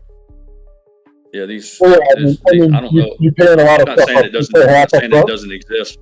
I'm not saying it doesn't exist, but they don't. These guys. For instance, when you pay a pool company 60, 70 grand to put a pool in, you don't hand them $10,000 in cash. The money gets transferred from your bank account to the owner of the company's bank account. And then I'm quite certain that he's writing company checks to these guys. Yeah, he needs but to maybe not cash, but they have money coming in to be able to go out. So a lot of jobs I've worked on construction in the past, they'd start a new job, they get half the money up front. A lot of times they use that to pay for first batch of materials and their employees for what they were working on current.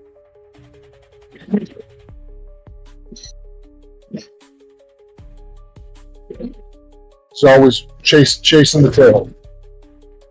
Yeah. Well, having a steady flow of cash is important to any business. I understand that. Well, the way they've got it set up most of the time is draws. It's just like building a house. They get so much to start the contract, so much when the materials are dropped off, so much when it's done. But Mrs. Pirate was pointing out that we have I didn't investigate this or anything. I'm just assuming that a lot of them, because the way they're set up is like subcontractors, like the excavator guy or the plumbing guy. I think what's really going on is the swimming pool company pays them with a company check, and then they just get a 1099 for it. Anybody that's ever run a business or knows anything about business, a 1099 just is a way to fulfill your legal requirement. You're showing the IRS, yes, I hired a plumber to come in and plumb pipes in. He charged me $5 grand. I paid it. Here's the check, and he got the money. You don't deduct any taxes. You don't do any of that. It's kind of a snitch. It's a way you're snitching out to the government that you paid the guy for the work, but you're required legally to do that. If you don't snitch, then the government taxes you. For instance, if I have that money in my account, if I tell you I'll do your swimming pool for 60 grand and I pay audio kits $5 to do the plumbing, when I pay my taxes, it looks like I made 50 grand because I show 50 grand coming in. So I got to show the 5 grand going out. And that's what that that's what that 1099 serves for. It's like, I didn't make 50 grand off that job. I made 45 grand.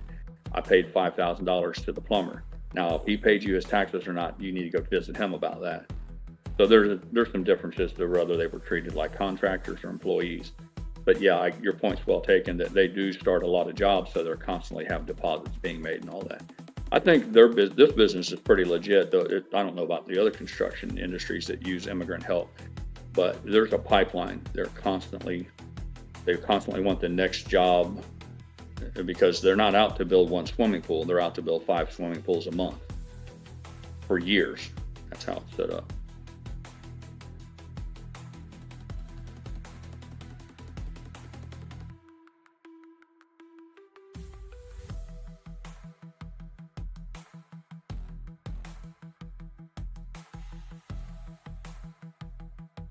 There is a shadow government, not shadow government, a black market, if you will, the cash under the table market.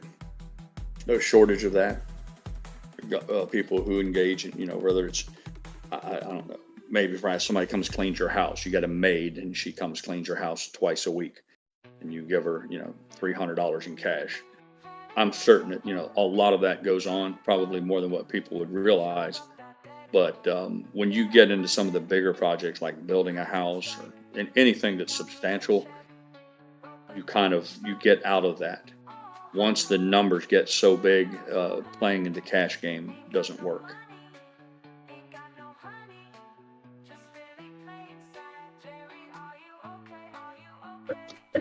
One guy I worked for out of high school, I did gutters in the summer between high school and college, and he would give everybody 10% discount on if they paid cash. Yeah, but he's doing jobs that were $3 a piece. He comes work at your house for 2 days. It's nothing. It's pennies. It's easy to hide $3,000. Yep. We turn a couple jobs a day, and he could pay some guys under the table with the cash, save on taxes, and the customer's happy as hell because they saved 10%. That's no different than a girl who waits tables and doesn't claim her tips. In order for you to swim in that market, you got to play with little money, little dollars.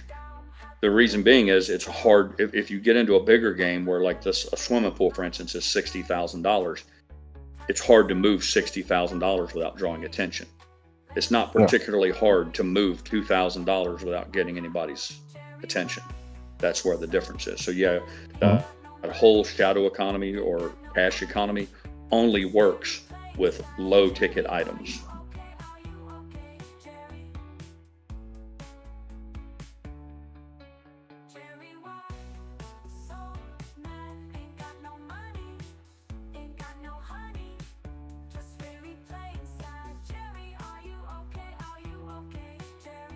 Russia said to Terry, I said Russia. Terry says Russia is using Bitcoin, Ethereum, and crypto stable coins for oil trade with China and India to avoid the Western sanctions. So there's that.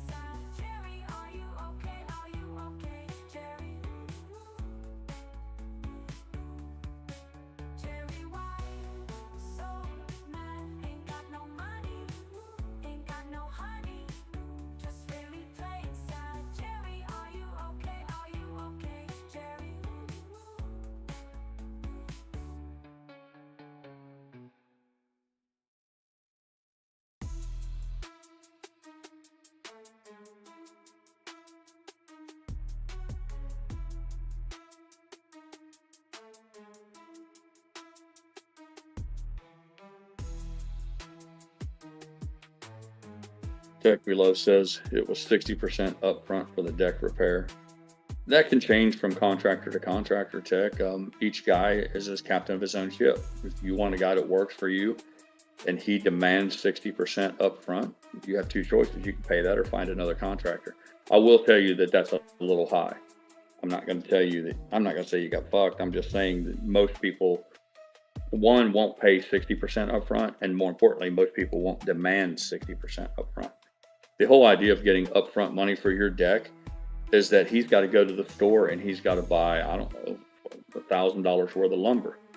So the guy's not going to use his money to buy your lumber and then bring it to your house only to discover that your car broke down the day before and you've changed your mind and you don't want to do the deck any longer. So now this is about risk management. Now he's stuck with $1,000 worth of lumber that at a minimum he has to haul back and get his money back and all that sort of thing. So the idea is generally in construction is, you know, you get like 1/3 up front for materials. They call it a material draw. You know, look, you and I both know I'm gonna build you a new deck and it's gonna cost $2,000 worth of lumber. So I know my total bill to you is, you know, $5,000, but I'm gonna go ahead and need that $2,000 up front before I can start, because I'm gonna go buy your lumber for you. You know, or I'm gonna show up in your house with the lumber and you have the money right then and there. But 60% was somebody went pretty hard on you. And the only thing I say hard, he might have been in a cash crunch where he thought if he could get you to buy off on that, it helped him out a little bit. Because ultimately it doesn't matter. It really doesn't matter if a guy wants 60% up front. If he does the job and finishes it, who gives a shit? I mean, it's the same thing as if he wants 100% up front. I mean, it's now this pendulum swung the other way. If you pay somebody for a job up front, it's a really dangerous thing, because if the quality's not there, or if they don't even, God forbid, they don't finish, you can't, you know, they got an old saying, you never feed a plow horse at the beginning of the day. You let him plow the field first, then you feed him his bucket of oats. So, but yeah, if they charge you 60% up front, most people would have told them to go fuck themselves. But again, if you give the guy the 60% up front, he shows up, he builds your deck, does a great job for you, cleans up and leaves, and you're like, hey, I'll recommend you to my friends. You're like, thank you. You know, it doesn't necessarily in and of itself mean he did something wrong. He may have been one of those guys who've been screwed a lot in the past, and he was like, listen, I don't even want to do these jobs anymore, but I'll do them as long as I don't have any risk going into it.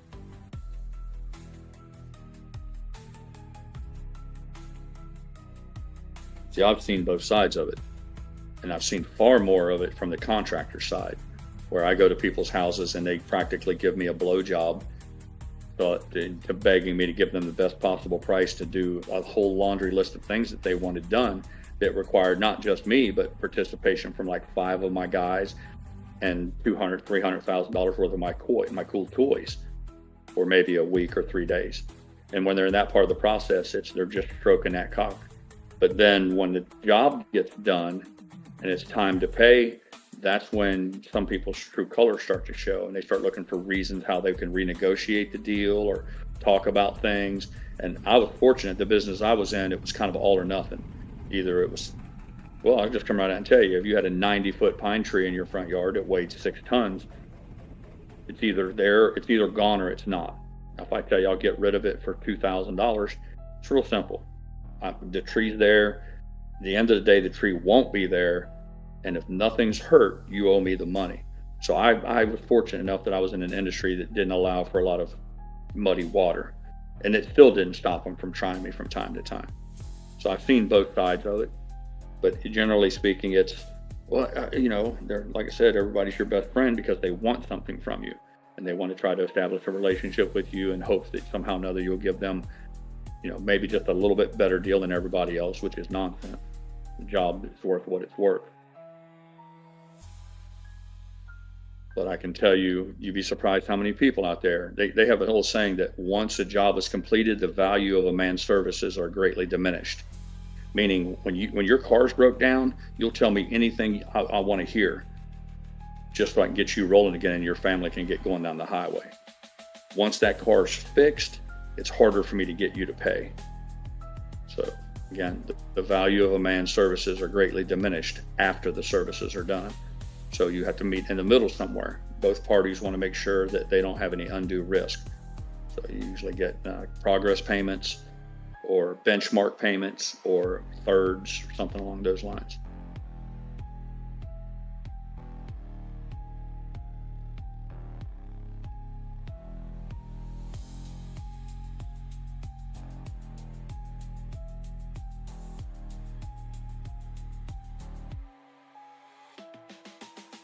A little after 10 o'clock, 10:18 to be specific, Florida Panhandle. GameStop at $23.04. While AMC is at $2.93.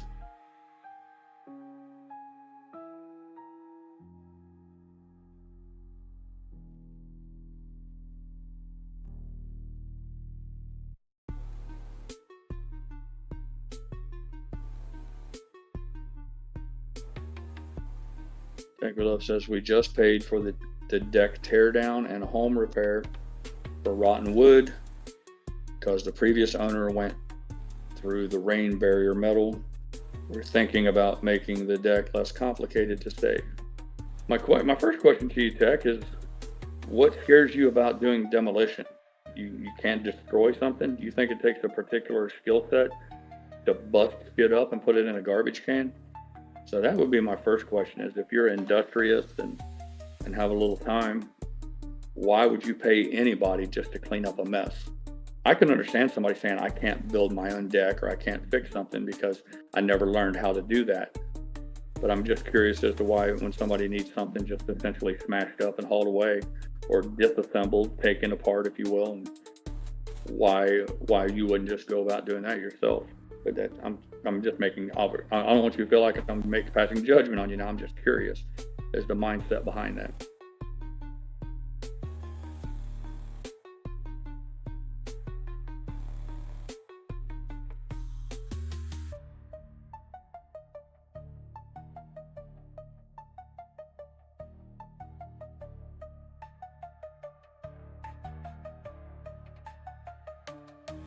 Bitcoin found its legs at 80,000, didn't it? Or just at sub 79 or whatever it was, but it's going back up. You see the chart on GrayLeaf's screen, 84,800 and climbing.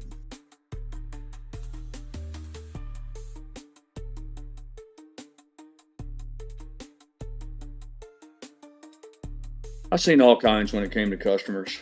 I saw, my favorite one was the ones who would greet you.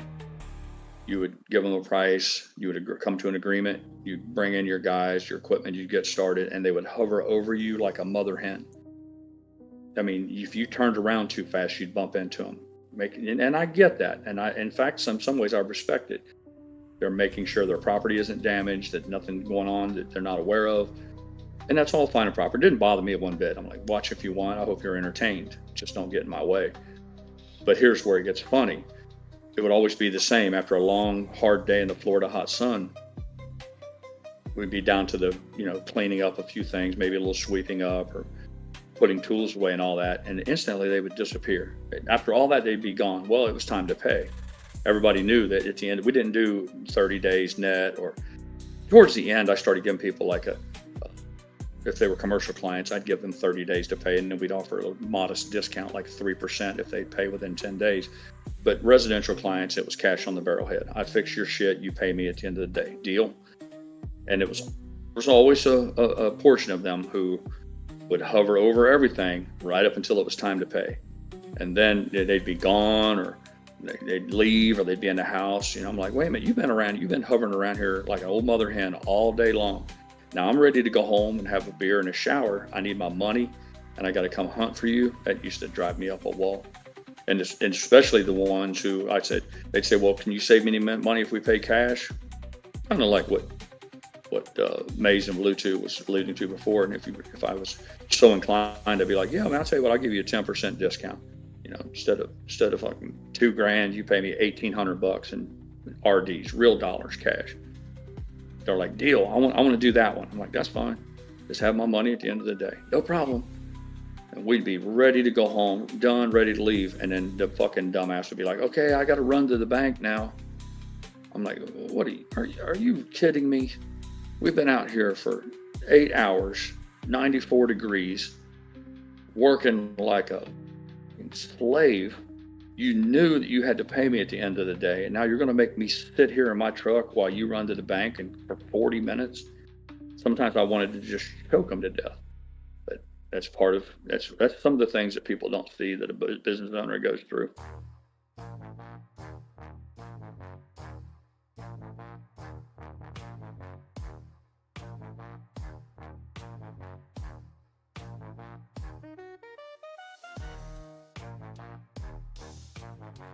Like many businesses, your bread and butter were the repeat customers, the ones that you'd established a relationship with over years. They'd use you. Sometimes it was once a year, maybe sometimes every other year, sometimes twice in 1 year. But the point was, you already had a relationship built with them. They knew they could count on you to do exactly what they wanted done, and you knew that your money was going to be there at the end of the project, and all you had to do was go about the hard work of being a small business owner, addressing flat tires and an employee who calls in sick, or a machine that won't start, whatever those things are.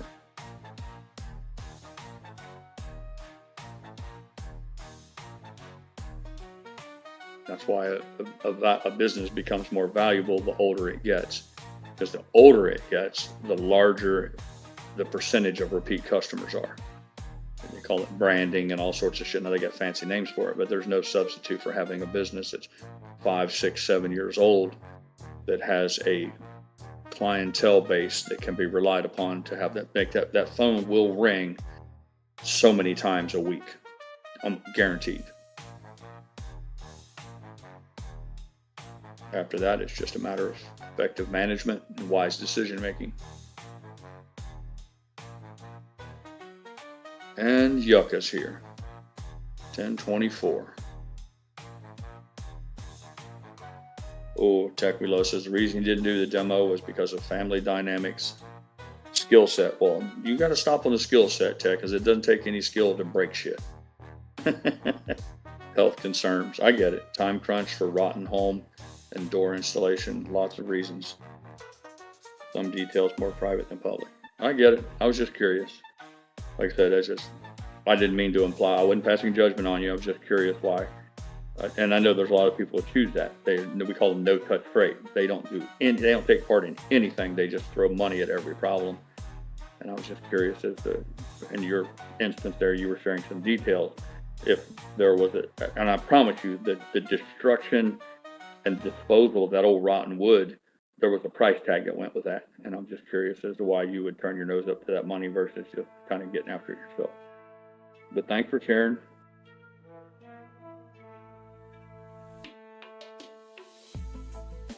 Yucca said, I pissed myself yesterday. Okay, that's kind of random right out of the bat first thing this morning, Yucca. You gonna give us some details on that, or are we just allowed to draw whatever conclusions we want from that statement?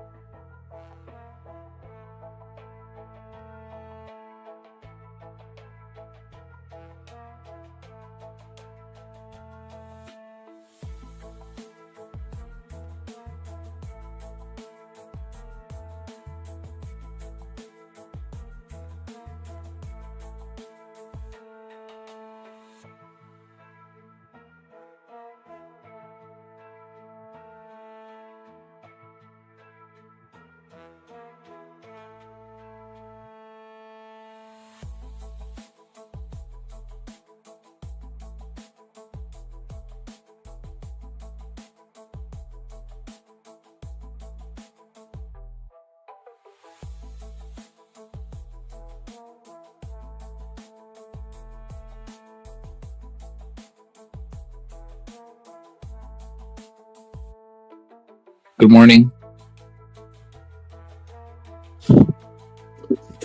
This is kind of fun. What'd you mean? What do you mean, Yucca? You said you pissed yourself yesterday. What'd you do? Yeah. I can't wait to hear this. Oh man. yeah, I drove out to drop off a banner. It's like an hour, 2 hours away. That's where my client is. So right across from the dealership, they have a pastrami place called The Hat. It's really good. So I said, all right, I'm going to drop this banner off, and we need to assemble it just to make sure it works. All the hardware works. Drop that off at the dealership. We're missing some parts. So I said, all right, let me go to Home Depot. I went to Home Depot. My stomach was feeling a little weird. I go get the part. I come back. That general manager is in his office talking to somebody. I said, oh, yeah, this is my chance. Let me go to the restroom really quick. Make some room because I want to go have some pastrami across the street once we're done. The story of Trevor comes into mind where I think his brother or somebody, his penis ended up touching the side of the toilet, and there was blood. That shit came into my head. I'm like, fuck, hopefully that doesn't happen, but either way, it shouldn't, because it's a man's restroom only. So I put paper there, that little area, and I sat down and I did, number 2. Apparently I put too much paper where it lifted my junk up a little bit, and I wasn't paying attention. I was just trying to go in and out. I didn't want the general manager to know that I was in there. And so I looked down and I'm like, what the fuck happened here? There's urine all over that paper that I put. And then I was like, oh shit. So then I clean myself, I flush it down. And then I look at my pants, and there's urine all over my pants. Like that crotch area on the side of my leg. I don't even know how to respond to this. I don't even know how to begin to respond to this, Yucca.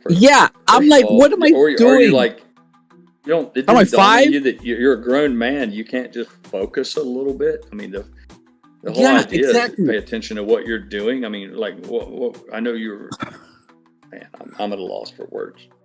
I'm telling you, I was shocked myself. I was like, shit, how did this happen? No urine went in the toilet. Everything was on that paper and like on my fucking pants. Trying to be extra cautious to protect myself. I ended up urinating a little.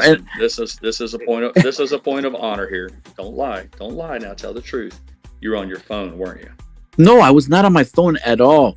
All right, I was just trying to be quick in and out. Lie. You were on the phone. No, it's a public restroom. But the thing is, just there was only myself, a salesperson, and the general manager in the store, so I can't blame anybody else. Like something doesn't make sense here, Yucca. I'm going to throw. So check this out. I mean, I get it. You're squatted on a pot. But I get it. You put some paper down. But when you start to relieve yourself, you're trying to tell me that you emptied your entire bladder all over your pants before you realized that you weren't pointed down range. It was weird. I mean, no, I assumed that I was like, it's fine. It's tucked down there with the paper and it's going to go down. And I was just focusing, on number 2. But the crazy thing is now I can see a little negligent discharge where when you first start to go, maybe it's not hitting the pot. But at some point, a normal person would have said, "Oh, I got a problem here." But yeah, no, it's I don't know. It's I was like, what the hell just happened? So, but the crazy thing, Pirate, is that I still need to go out there and assemble this banner stand with the general manager. And I'm like, I have piss all over my pants, and he's gonna be like, what the hell happened to you? So then there is no dryer in the bathroom, no blow dryer, those. So there's only paper, and I'm like, shit, how do I disguise this? So I ended up just wetting my pants with water all over. That's smart. I'll give you credit for that. Just to I'll give you credit for that. Instead of just having a wet spot right between your legs, you have all your pants are wet. Yeah. Okay. So, that shows a little problem solving. I'll give you credit for problem solving skills and adaptability there. I will give you credit for that. So then I go out there and I'm like, let's see if he notices. Yep. He looks at me, and then he looks at my pants. He doesn't say anything. He just stares. It's like, I can see in his expressions, like, what the hell happened to you? He doesn't say anything. You didn't feel the need to offer some sort of a vague explanation. No. Like, I was at the sink and trying to wash my face and I made it slipped or something. You just thought it was better off just to pretend it.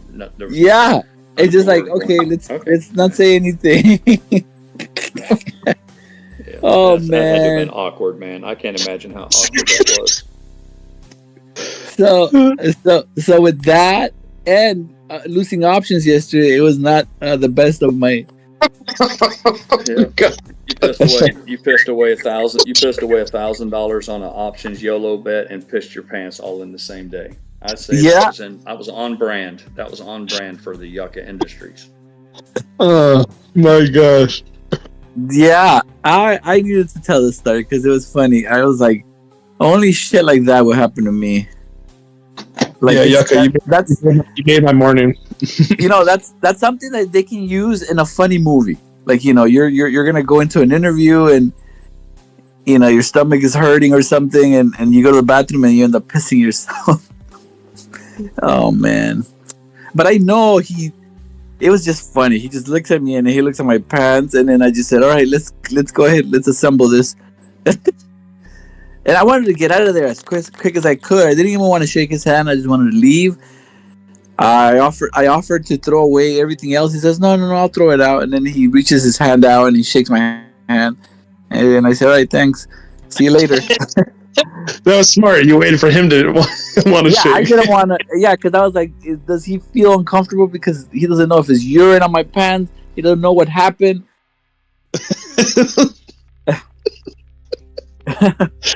You kind of feel insulted if somebody has raised their hand out when you're there. Yeah. And then I went in my car. I sat there for a minute. I was looking through the glass, through the door. Through the shop has a glass. The dealerships. And I'm like, shit. Is he gonna go in the restroom? He didn't go in there. So then, as soon as he went back to his office, I left. It was. Only Yucca could do this, right? Damn it, man. So there it is. So it's either my age that I'm getting older, I'm not paying attention. It just happens. It could be length. It could, yeah. It's too big.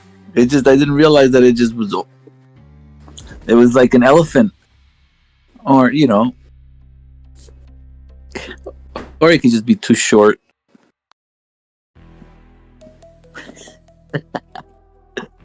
Oh man.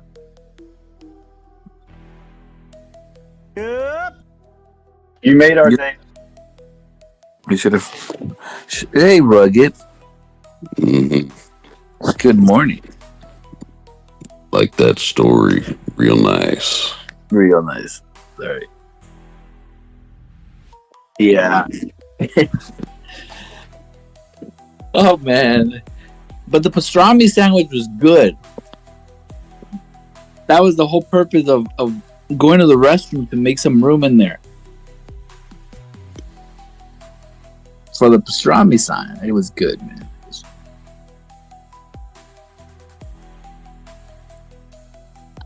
Oh man. Well, that was it. Yeah. Thank you for the good laugh this morning, Yucca. Oh, thanks. Yeah, probably like a 2-minute laugh for me.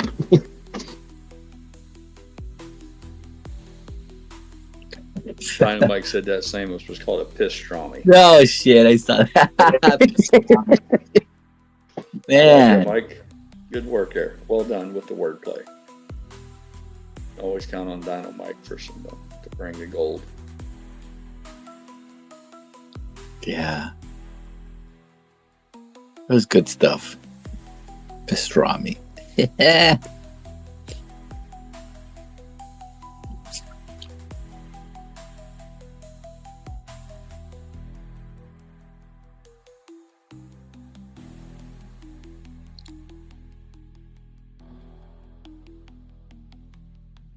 All right, everything is recovering, huh? Well, kind of trying to recover, but kind of. Not the things that matter. Yep. Not as far as I'm concerned.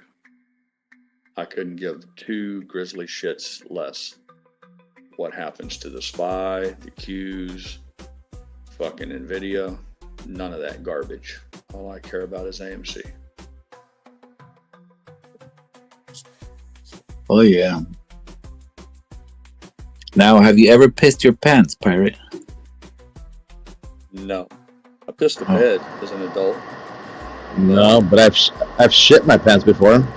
That counts. Yeah, that happened to me twice. And both times I was dreaming that I was standing at a urinal, and obviously I had to go. My bladder was full, so in my dream I started to relieve myself. And both times I immediately the moisture, the wetness, I woke up. But as I'm 59 years old, as I'm used to saying 10 times a day, I think, in all those years, 2 times in my adult life. I had a friend, not a cousin, and a really good friend. Cousin Danny, I've told you all the stories about him. The guy who blew his thumb off with a cannon and all that shit. He's a wild man. He actually drove a rock crawler. He's been on ESPN, Sports Network, Wide World of Sports, all that shit. He was sponsored by a major tire manufacturer. He was literally paid to go racing. Has numerous trophies. He dominated the sport, but he's a drunk like I was, and he drank 24 beers a day. And when they would travel with his race, he had a truck and a trailer and his race buggy and all that. He would travel. They would drink all night long and race all day. And I kid you not, he took a plastic pool like you'd buy at Walmart, one of these little tiny kiddie pools. It was a hard plastic pool, and that was his bed. And he put that inside the race car trailer while the buggy was parked outside, so he wouldn't be, if it rained or something. Then inside of that little kiddie's pool, he had a blow-up mattress, so he wasn't sleeping on the hard plastic. And I asked him, I said, dude, did you never consider just getting yourself a cot and a sleeping bag? And he's like, no, I piss myself every night when I'm drunk. He just owned it like it was just a matter of fact. And he said that plastic pool and that inflatable mattress was easy cleanup for him. It was the funniest shit, man. But yeah, he'd get pissed. He'd get so pissed up drunk. He said he didn't feel like if he didn't piss himself because he didn't drink enough if he didn't piss himself at night. So I've been around guys who had trouble with that. I had another story I told on KC's channel. When we were in the military, traveling around, guys would just drink to ridiculous levels of excess. And I had a roommate, not a roommate, but we shared rooms. We'd travel sometimes. Being Air Force, we lived pretty large. They put us up in hotels. But with this particular story, we were in what's called base housing, or they have like a little miniature hotel on bases that serves like a hotel. And we shared a room, and we were drinking all hours of the night. And I woke up to see him standing up, and he was pissing in his own locker. I guess he just woke up drunk, needed to go to the bathroom. He stood up, and I guess in his drunken stupor, he thought he was at a urinal, but he opened up a wall locker where his clothes were hanging, and he's just pissing in the locker. And then within that same week, we found him in the middle of the night. There was a laundry room across the room from us where it was like it was pay laundry. You had to put quarters into machines to use washers and dryers, but he'd wake up in the middle of the night, walk across the hallway, and relieve himself into the washing machine. So I've seen guys that just, the alcohol became so powerful over them that they lost all control of their bodily functions. No, I never pissed myself while I was awake. Yeah, in my case, I was running toward the bathroom and I kind of shit myself. Couldn't make it.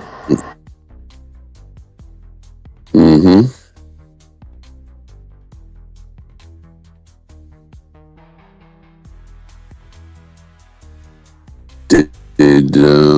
What kind of underwear were you wearing at the time?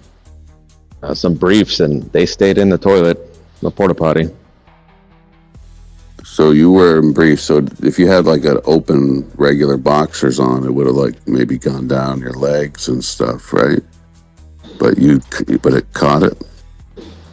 Correct. It wasn't liquidy. Oh, okay. That's good. Okay.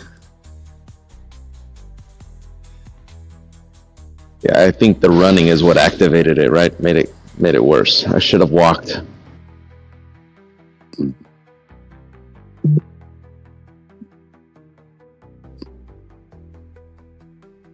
I have a double handful of stories that's along this subject matter, but I think I'm going to just refrain from it. It's a Friday, and I'm going to try to dig a little deeper to find something entertaining that doesn't involve fecal matter. Don't let me slow you guys down. Don't let me slow you down now. Do your thing. We're just a bunch of apes. That's what apes do, right? Yeah. Yeah. No, I think, I'm going to add that to my list. I'm going to add that to my list of things that I'm going to try not to talk about. My personal health struggles, the weather, those are all non-starter topics for me. Those are topics people go to when they can't come up with anything more entertaining to talk about. And to that list, now I'm going to add shitting and pissing myself. sounds good, Pirate. But you guys do what you want. These are my personal guidelines I'm working on. So, like I said, don't let me slow you down now. I get it. I mean, if I get to like 80 or something, laughing about my shit's gonna be something hilarious. Well, you could just put a butt plug in if you start having issues with one of those things, little gems or something that the ladies use there. Keep it in. I mean, I know that old age comes for all of us, and I know that it's futile to try to resist it. It just happens. But I just never wanted to be one of those people who fall into that stereotype of old people who just sit around and take turns talking about their health shit. It's like an endless succession of stories about their fucked up health problems. And then if that doesn't work, once that is all exhausted, then it's the weather. To me, it's like it goes hand in hand with having one foot in the fucking grave and being old, and it's coming fast enough as it is. So it's just one of those things that I try to refrain from. I'm guilty of it myself, though. I must admit, from time to time, I find myself running afoul of my own code, if you will. Well, right now the real field temperature outside is 50 degrees, and see what you're doing. Looks like tonight might get a couple showers and stuff, but tomorrow will be better. Now tell me about your blood pressure and your fucking medications and your last doctor's visit, and don't spare any details. Give me every last fucking detail, because I really fucking care. I want to take a load off.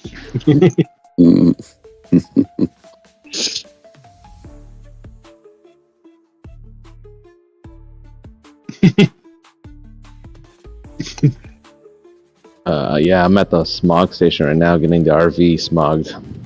Fun, huh? Yeah. It's raining. I'm not going to live in a state that does that. If they come out tomorrow and said that in Florida they're going to institute smog checks for vehicles, I'd have Mrs. Pirate put my house up for sale. It's terrible. There's a line I won't cross. Yep. That's one of them.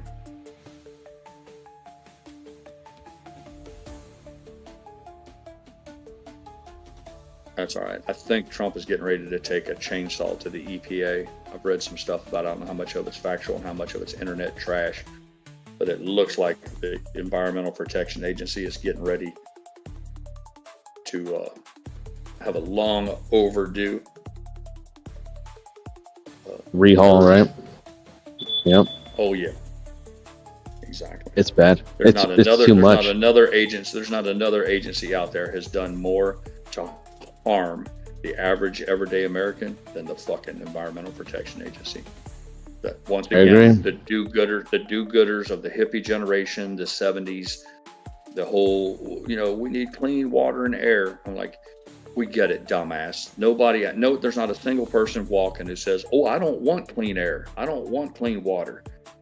But it's like, again, they take an idea and it turns into a Frankenstein. And that's what we have today. Now you can't get a pickup truck that you buy it brand new. My friend bought a brand new $90,000 Denali, the finest fucking four-wheel drive truck that they can make.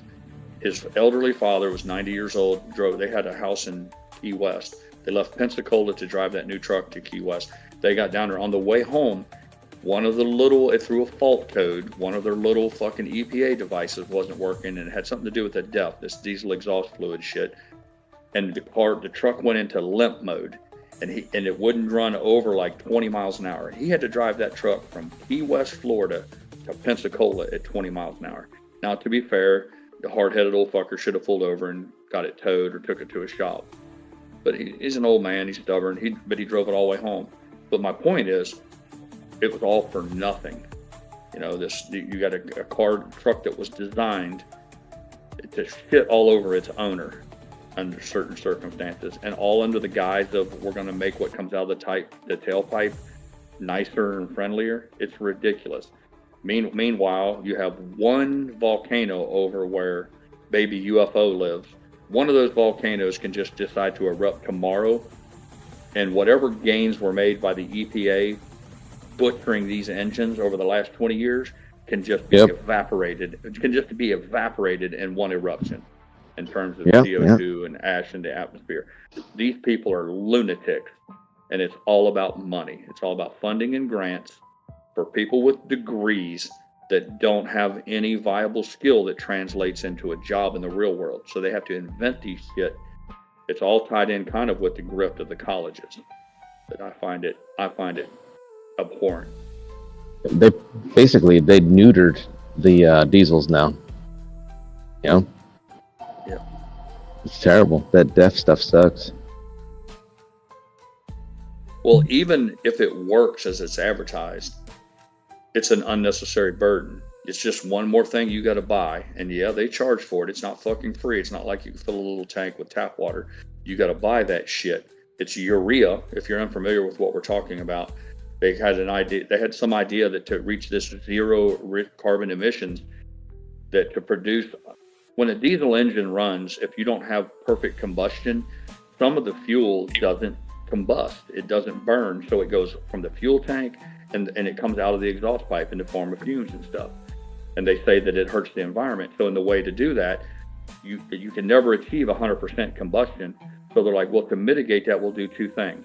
We're going to grab some of the trash that's going out your exhaust pipe, and we're going to feed it through the engine a second time. Now, clearly the engineer who thought that was a good idea has never worked on a thing a fucking minute of his life, because, you know, there's no faster way to tear up a machine than to run trash through it. But aside from that, the second part of that two-part approach was they had this system where they had this stuff called diesel exhaust fluid, and it does what they said. It's a little tiny tank. They fill it up with this stuff called urea, not to be confused with urine, but it's urea, and it's supposed to be metered in, or squirted, if you will, misted into the your exhaust system so that it can commingle or bind to some of the particles, the exhaust particles, and render them, I guess, inert, or somehow or another it magically makes them okay to go out the tailpipe. But what happens is all this shit can break. The little tiny pumps, the tank, the metering devices, the sensor that decides how much of it to squirt in and when. And what you end up with is a brand new $100,000 truck that's got you sitting on the side of the road. But hey, man, you don't have to worry about that dirty diesel pipe, exhaust pipe anymore. And again, the silliest part, the punchline of the joke is, it's all for nothing. It's all this not whistling past the graveyard. It's all an attempt to pretend like you're doing something beneficial for the environment. Like, oh, I'm saving the smog and I'm cutting down on pollution, and it's going to help the atmosphere of the planet. Meanwhile, over there, like we said, where baby UFO's at, his little volcano over there just has a hiccup, just a garden variety belt, and all those savings were just mathematically wiped out. So it's all for nothing. It's an exercise in futility, but what it does is it shifts all over the guy paying for the truck and the family that relies on that for transportation, or the business that uses it for productive means. More self-harm. But hey, don't let that slow them down. Just keep putting more shit on vehicles, more shit to break. Which is good news if you got a repair shop. If you're the guy who gets paid $80 an hour shop time to fix all this unnecessary trash, well, I'm sure you're all for it.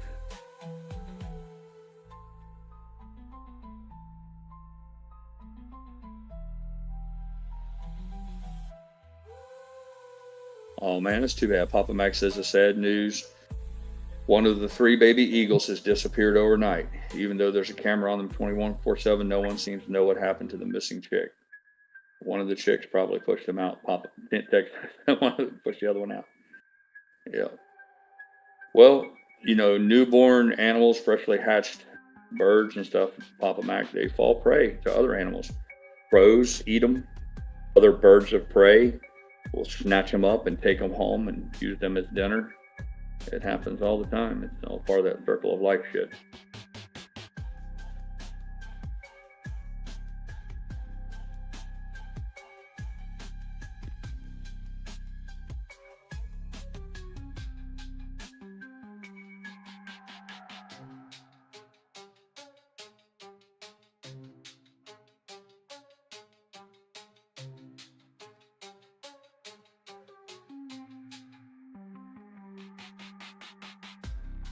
It happens a lot. I've seen all sorts of videos on Mrs. Fire found one that was kind of cool where some little owls, I guess it was in an RV park or campground.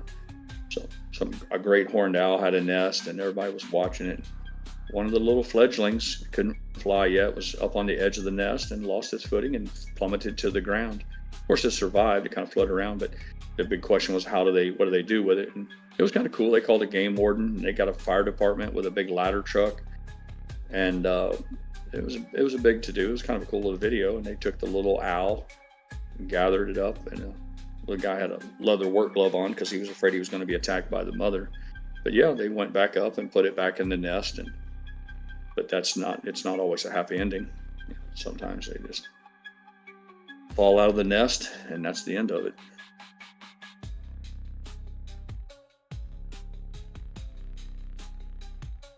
It's just unfortunate that when you have a camera like that where you have so many people emotionally invested in it, you'd like to see those people rewarded for their support by seeing the little birds get feathers and grow up and eventually fly off. But like a lot of things, life isn't a Disney movie. Life is tough, brutal at times, and that's probably what you have right there. Snakes. And there's nothing that enjoys eating a baby bird like a snake. That's a delicacy for them. That's like a steak dinner for us. Fish, birds that are close to water, especially if you're around fresh water with a largemouth bass.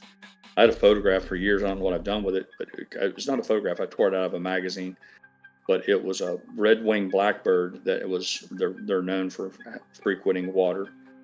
Recognizable by a beautiful song that they sang, but the red-winged blackbird was perched on the cattails right at the waters, almost at the waters where the water would touch the plant.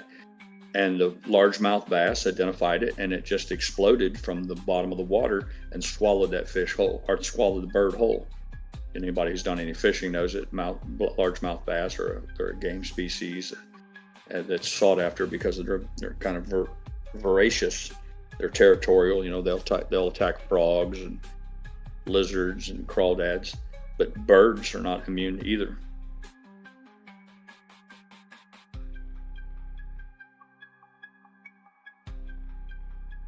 That's too bad, though.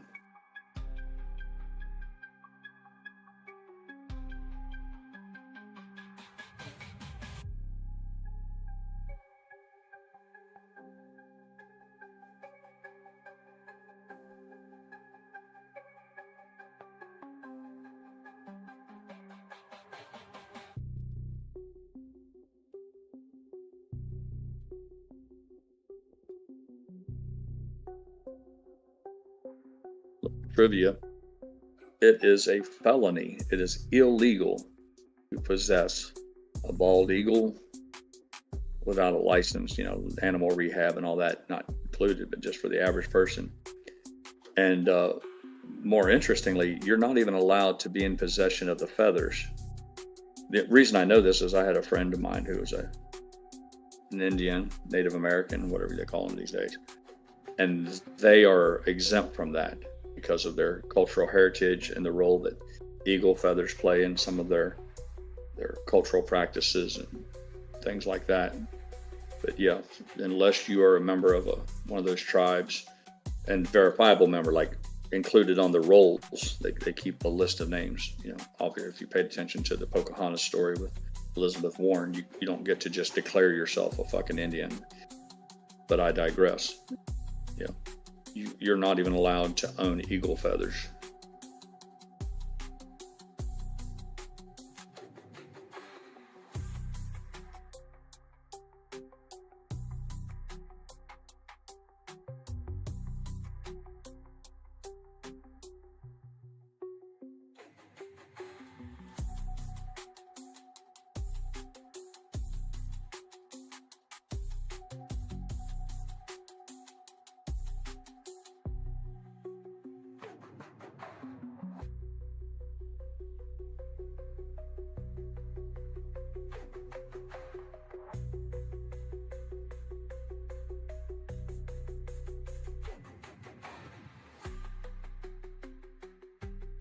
Tech loves doing some Googling, sharing what he has found. It says 2007, there were 9,000 nesting pairs of bald eagles in the contiguous states. As of estimates in 2018 and 2019, there are now about 316,000 bald eagles, including 71,000 breeding pairs in the lower 48 states. Yep. There was a problem, if you're old enough to remember it. It had to do with I think it was called DDT heat, and it was a chemical that was used, among other things, as a pesticide. I think it was meant to kill mosquitoes and bugs. And I think I've got my facts correct here. But they discovered that because it was so widely used, that it was creating a problem with the bald eagles, that they had soft shells when the females would lay the eggs. Even if the eggs were fertilized, the shells, for whatever reason, weren't naturally as strong as they should have been because of this chemical, and it was wiping out the eagle population.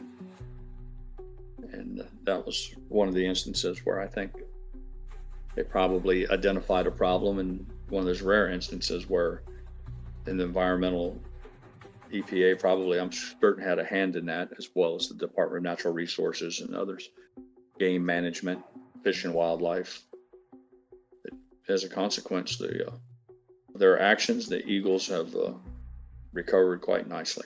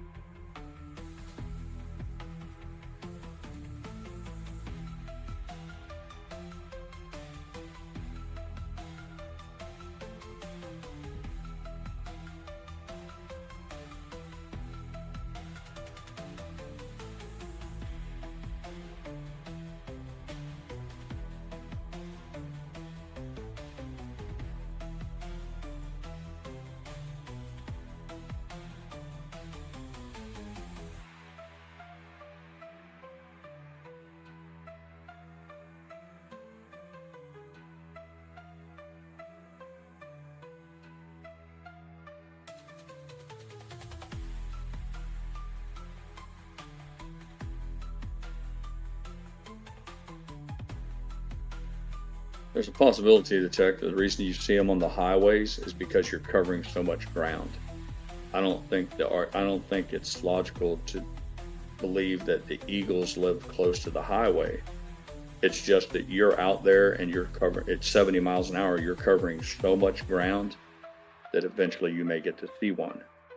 It's a factor that it'd be like if I went out to the woods, if I walk 100 feet, I may never see a rabbit. But if I go out and I walk 3 miles, there's a logical conclusion that I'd probably bump into a rabbit. It's the same thing. The reason you probably see the eagles along the interstates is just because you're covering so much ground. Far more likely that they're equally spread out over all those areas, the green belts, the around the lakes, all those sort of things. But just because when you travel, you're taking in so much more scenery. You're seeing it gives you the illusion that you're seeing more of them, that there are more of them by the interstates because that's where you see them. Yeah.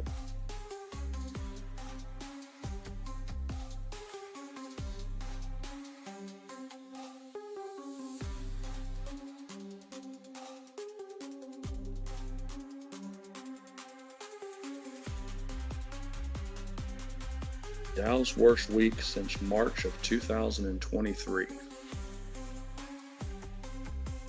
Bank of America says the correction is not quite over. At least their analysts think so.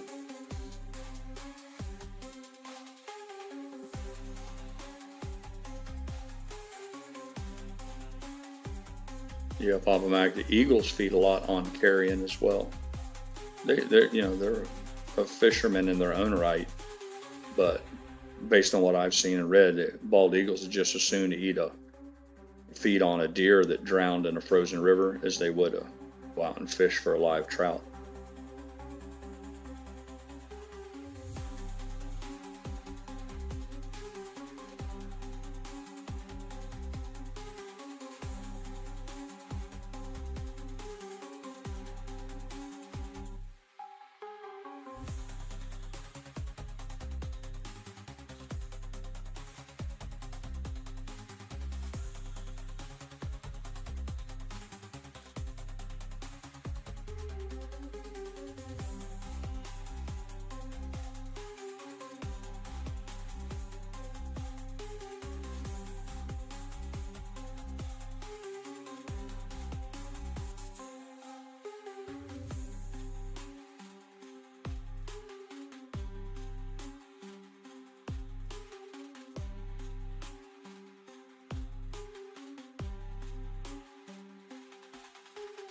One of my greatest pleasures, Papa Mac, was back when our farming days when I would harvest hay. You spend countless hours on a tractor. Day one, you mow the hay, just like cutting grass, and then the hay lays down on the ground, the sun dries it out. Pulls the moisture out of it, and then you take in day two, you rake it. Sometimes you do it the same day, but rarely. But you rake it. The little machine does just what the name implies. It rakes it up into a little windrow that allows the baler to scoop it all up. And then on the last day, you go out and bale it. The machine scoops it up and rolls it into a bale, whether it's square bales or round bales. So you run over the same field essentially 3 times, a minimum, once to cut it, once to rake it, and once to bale it. So you can imagine you're out there for countless hours, 3 days in a row. And you get rewarded with a lot of wildlife, baby deer, animals on the foxes, sunrise and sunset. But one of the greatest pleasures was seemed like there were always red-tailed hawks, and they would stand a post, if you will, around the edges of the field. They'd find a nice big tree and they'd light upon it, and that's where I guess the saying comes from, "Watch it like a hawk," because they would sit up there until a mouse would try to scurry away, or a little rabbit or something. And of course, then dinner would be served. But they were pretty regal to watch them. They sit up there, ever patient, rarely moving their head from side to side. That was always a nice little reward to help pass the time out there on the tractor.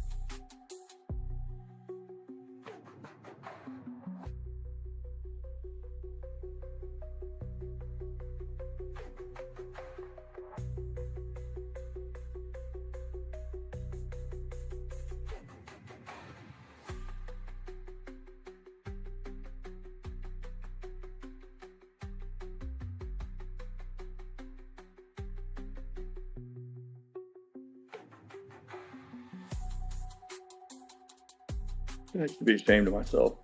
I really should be outside picking up all that busted trash, putting it in the garbage cans. Here I am jacking around with you guys.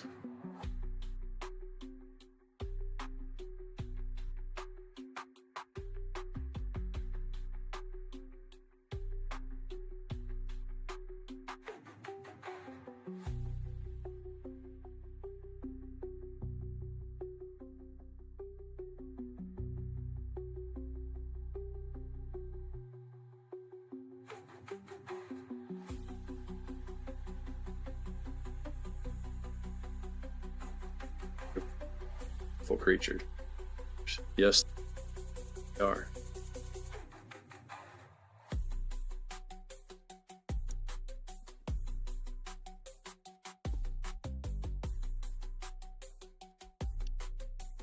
My all-time favorite, horned owls. We had several of those around the farm. Absolutely nothing sitting around a campfire or sitting around enjoying a cold beer on the park to hear those, hear that owl. Another one would answer it. So, my all-time favorite.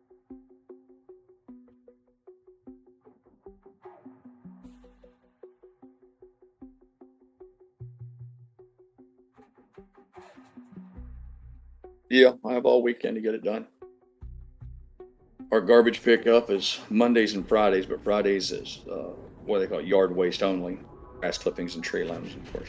We don't have any of that, but they do allow you the can that you normally use for grass clippings and all that. If you have what they call overage, if you have more household garbage on Mondays than your single can allows, they let you put out you can use that can as well. So Mondays are a big day around here for getting rid of free trash for free. And we've accumulated, although most folks have just 2 cans, the yard waste can and the trash. We have 3 yard waste cans and 1 household trash can. But I have a total of 4, and they don't mind. I'll set them out there. So when Mondays come, we'll fill those full of busted concrete, 2x4s and all that. To be honest with you, they have raised the tipping. I told you the cost of dumping at the landfill here is up to $98 a ton. Let's just call it a Hondo. $100 for every 2,000 pounds. So I try. Obviously, we pay for garbage pickup at the house, but we pay whether they pick anything up or not. So even if it takes me 4 weekends or 4 weeks to piecemeal those 4 cans out to the curb, it translates into a savings for us, both in terms of wear and tear on the truck and cash money at the landfill and the diesel fuel for the trip. Sometimes you're left with no alternative, and that's fine. That's what the truck and the trailer's for. But we really try to make every effort just to use our garbage cans, as opposed to paying somebody to get something we can have for free. Morning, Jess.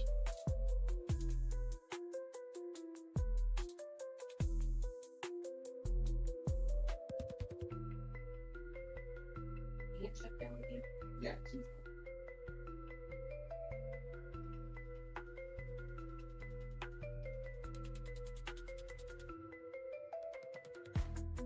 Don and his girlfriend just joined us in our part of Camelot.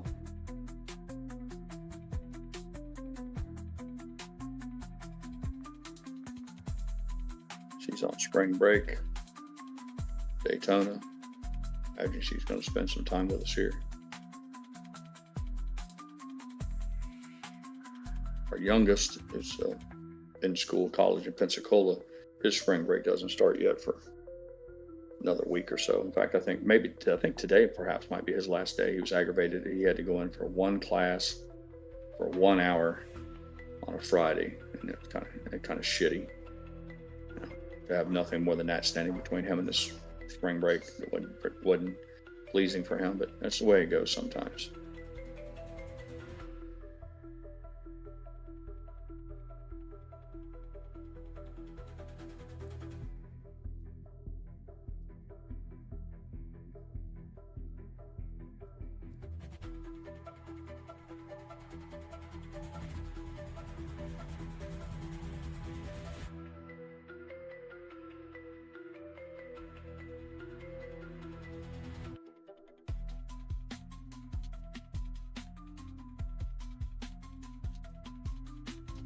Back down to $2.96 for AMC, and a big ugly red candle.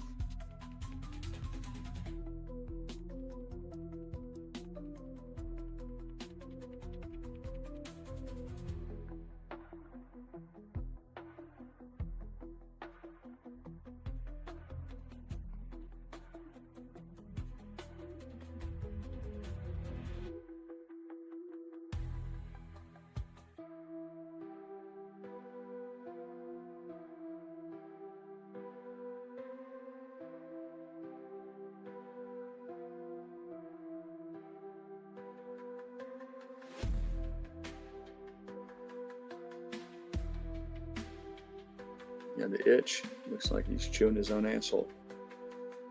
Let's add the itchy owies.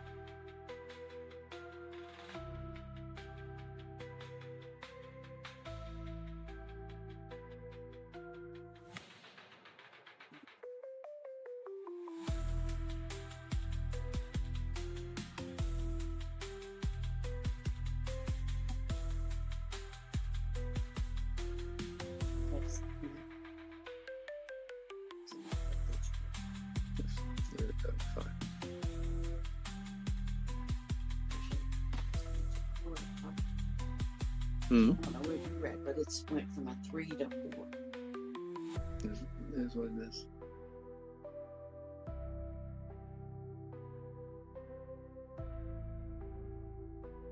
If I do anything, it's going to be picking up some of that busted dimensional lumber and putting it in garbage cans.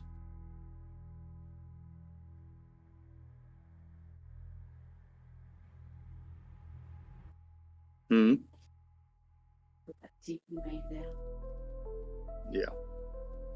Yeah, that's easy. That's it. Let the hide go with the hair.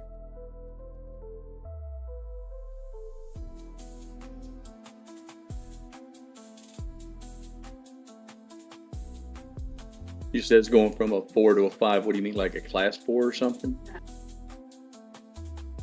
Oh, the severity shit.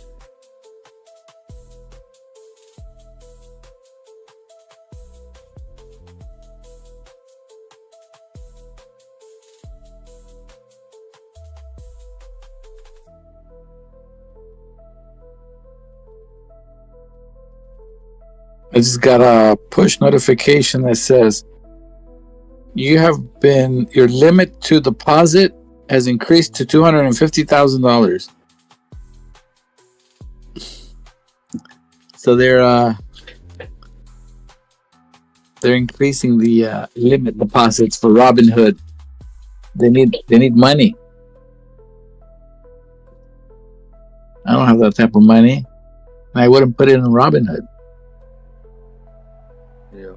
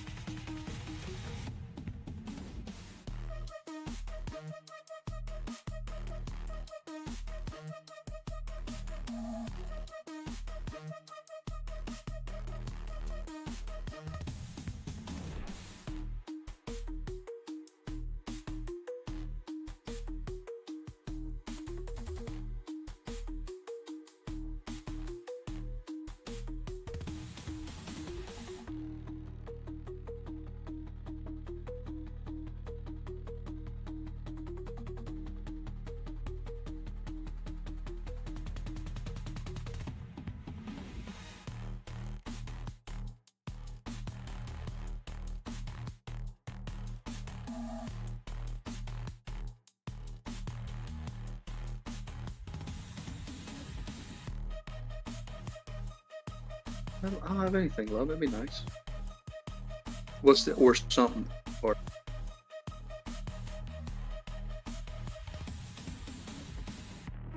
yeah, sandwich would be great.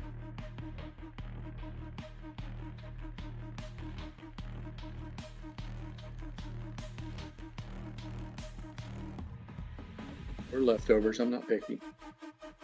You see something that needs to be disposed of, I'll be happy to eat it.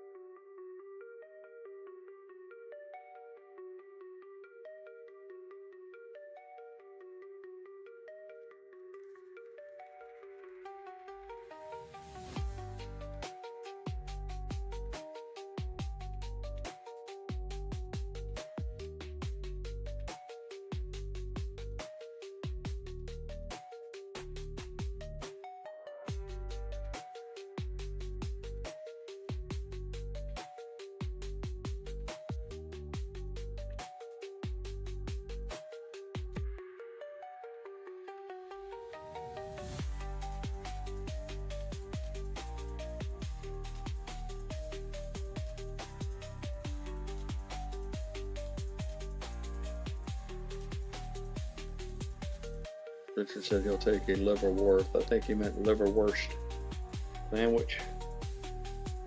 I can't believe you can eat that stuff, Richard. My dad used to mow on that shit, but man, just the smell of it alone hurt my stomach. I think my dad used to put sliced onion on his.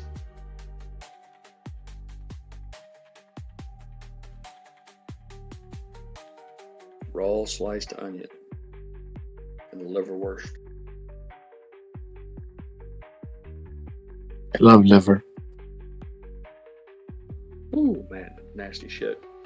I gave away thousands of pounds of free liver because when we would butcher cows, nobody ever wanted it. And the lady had a farm, not a farm, had a few acres Really? close to our farm. She had like 3 big, what do you call them, boxers and big dogs, and I'd give her, boatloads of it. Of course, and the dogs loved it and eat for free.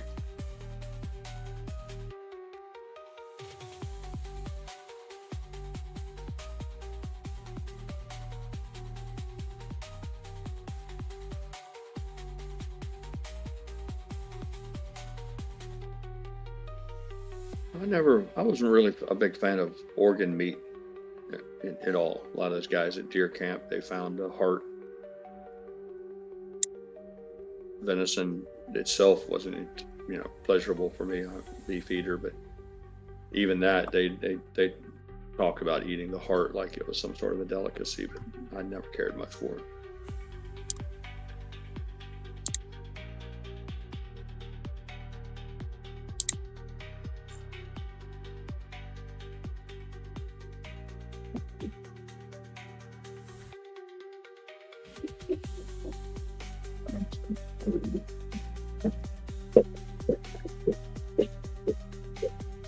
What do you think, Yucca? Is AMC going to fall below $1.99? We're at $2.94 right now. Do you think as time progresses, we'll see it fall sub $2 or?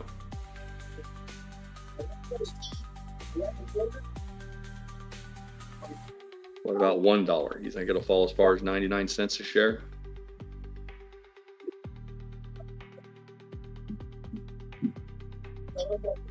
What are your thoughts, man?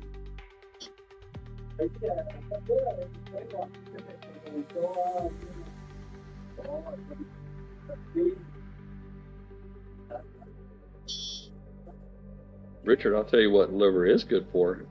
Catfish bait. If you enjoy sitting on a river, catching fish, specifically catfish, bottom feeders, it's hard to beat.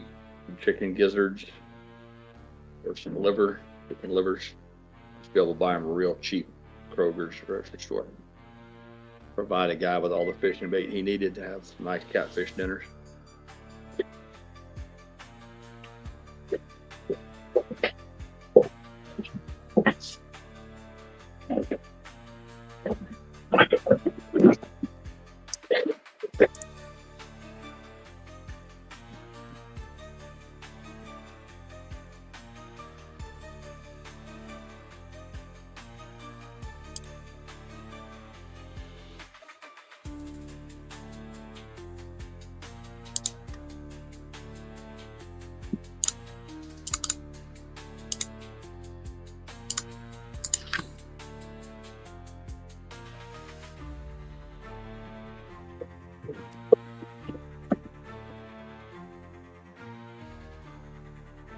I'll be back in a bit. All right, back, buddy.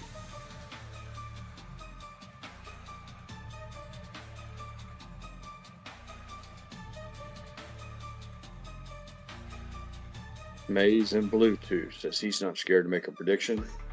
He didn't say that, I added that. It says, I think they'll shake the tree one more good time. We may hit down to the $1.75 level to get some hard selling and then slingshot off the fear. I respect you for having the guts to go ahead and plant your flag, Maze. I have no idea myself. I asked just as an effort to stimulate conversation or provide some sort of content, purely entertainment, because I gave up a long time ago figuring out what this crazy shit was going to do, when and how.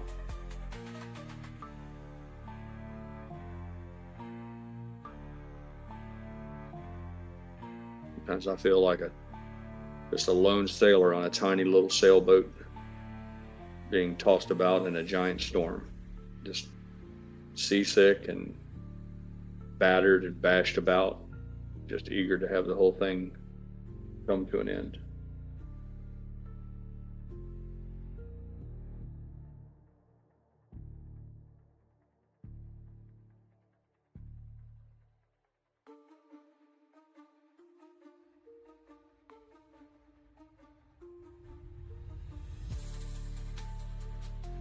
Bitcoin's at 84,445.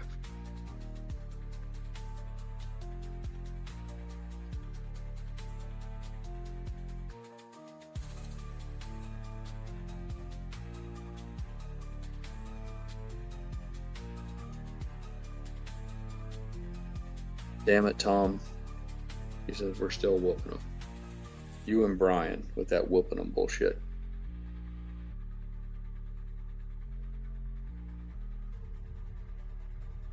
It doesn't feel like I'm whooping anybody, Tom.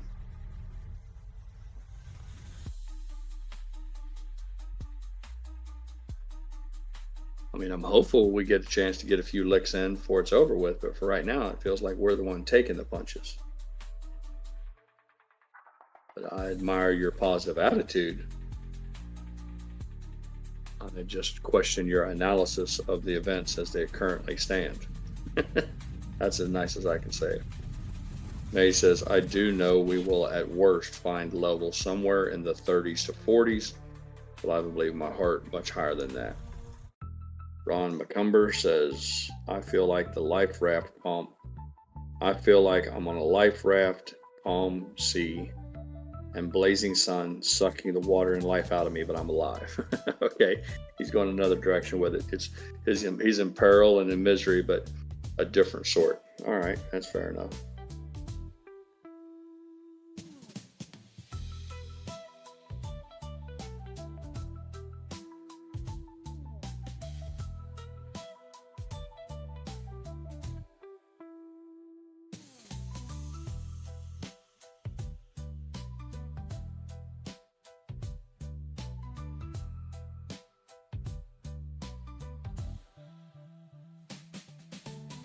You talking to me, honey?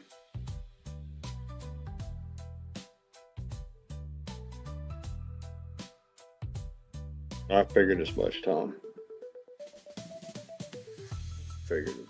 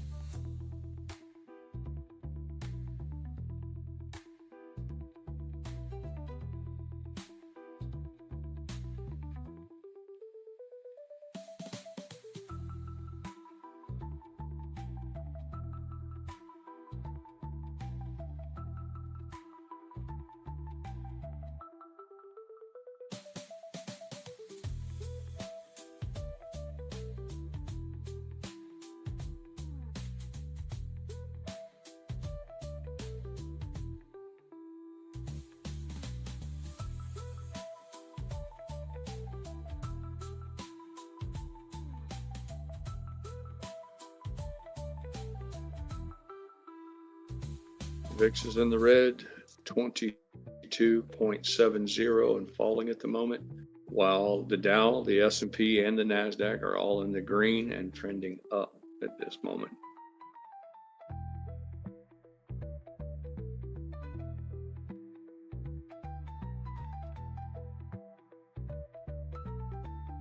Tom says today will not be the day I tell my boss I quit. Yeah, it doesn't look like that's going to happen today, Tom.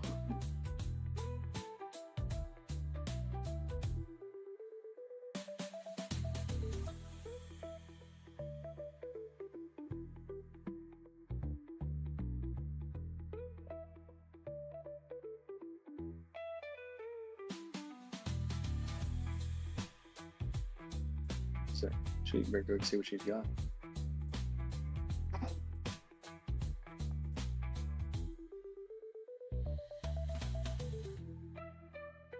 I'm not taking the bait, Papa Mac. You're gonna have to camouflage it a little bit better than that. Nice try though.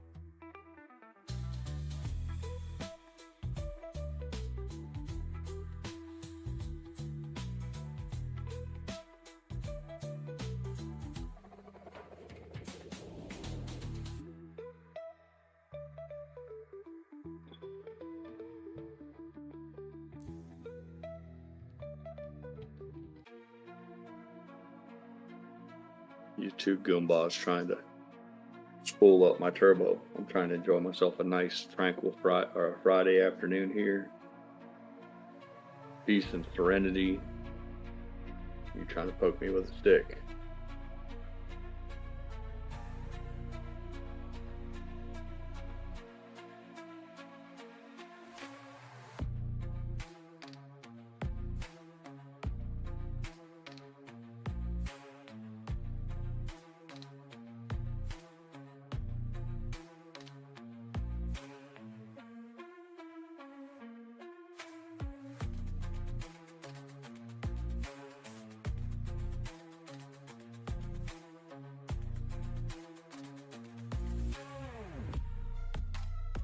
HB says, I guess I'm not quitting either. Yeah, it's lunchtime and we're below $3. I don't think anybody's going to be turning in these 2-week notices today. Another week in the record books. It's incredible to me how fast they go by. The days too, like right now, I mean, I rose up, I think at 6 o'clock this morning and I look up and it's 11:30 here. But more to the point, it's like we zoom from Friday to Friday. It's almost like the Monday through Thursday is almost non-existent. A lot of that, I'm sure, is in no small part because I find the weekends untenable. My eagerness to have yet another opening bell so that we at least have the opportunity of, as Audio-itis used to say, of it's like holding a mega millions lottery ticket that never expires. Every day, let's see if our numbers are going to come up. And on Saturdays and Sundays, they just don't have a drawing. So, in odd contrast to the rest of my life, where the weekends were valued as a time off and a time to relax and take it easy, it's been turned on its head now, where Saturdays and Sundays are nothing more than something for me to try to find a way to occupy my mind through those 48 hours. To get to yet another opening bell.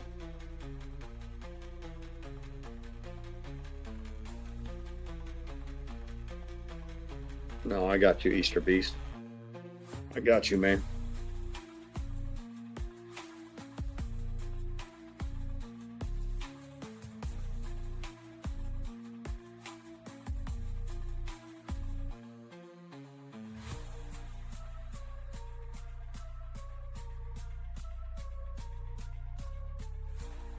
I can't speak for the rest. Papa Max says his wedding anniversary is coming up. One obvious option is to do a trip. Another option is to buy 2 motorized bikes. Which would you do if both options will cost about $3,000? See, to me, Mac, that's the answer to that is just easy. With the bike, absolutely the bike. Because the trip, yeah, the trip will give you memories and you'll have a good time. But to have those bikes, if you, and now this comes with a caveat, if you'll use them. they're just going to get parked in the garage, and it's just a novelty to tell people or celebrate or something that you know the novelty will quickly wear off. Then, but no, I would anytime you can buy something where you'll come out of it at least with something that you know. Hard. I don't want to call it an asset, but yeah, I'm all about the bikes if I'm choosing for you.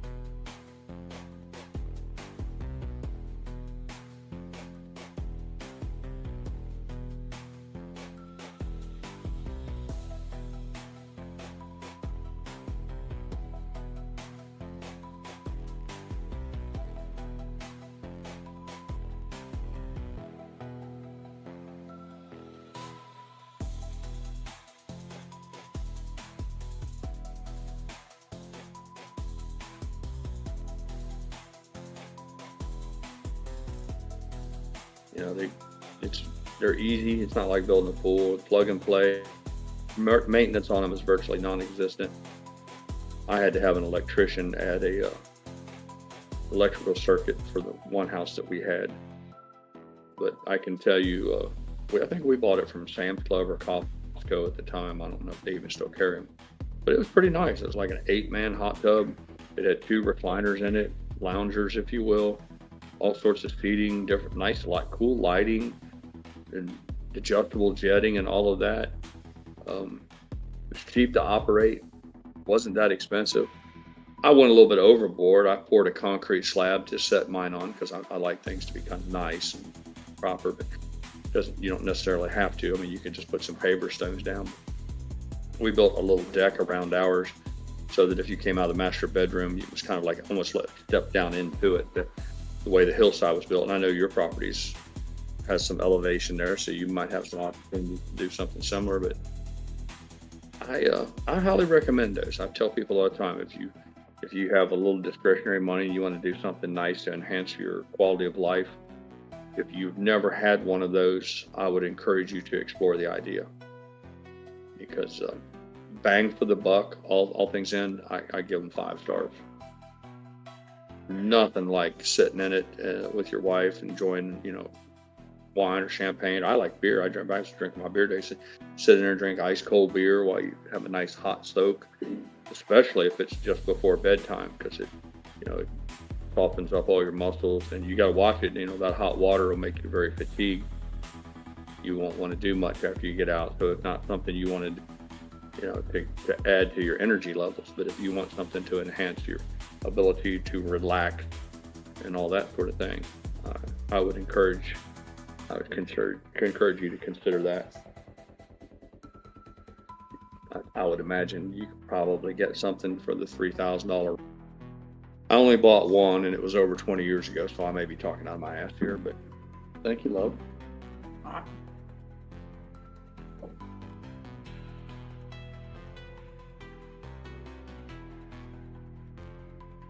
Ours had a cover that came with it. It was really nothing more than a fancy real thick styrofoam that had been upholstered with like a vinyl, just a cheap vinyl, but it was made to where it folded in half. So you could unfold half of it if it was just you by yourself in the hot tub. I always just uncovered the entire thing. It was just as easy to just fold it in half and then lift it off and set it off to the side. But it allowed it to retain the heat, so you didn't have to you weren't constantly wasting electricity to heat the water, and kept the leaves and stuff out like that.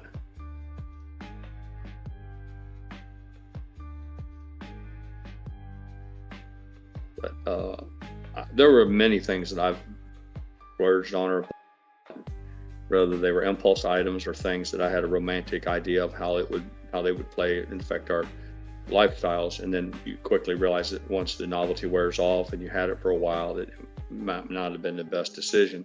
But I never, if for a moment, had any buyer's remorse or regret when it came to buying that hot tub that time.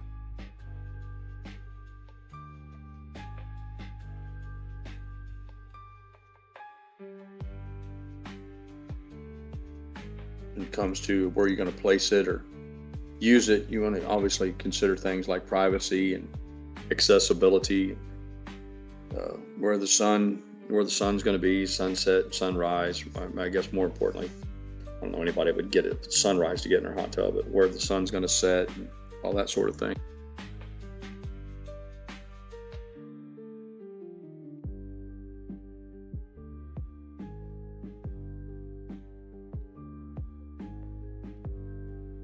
Thanks for the grace, honey.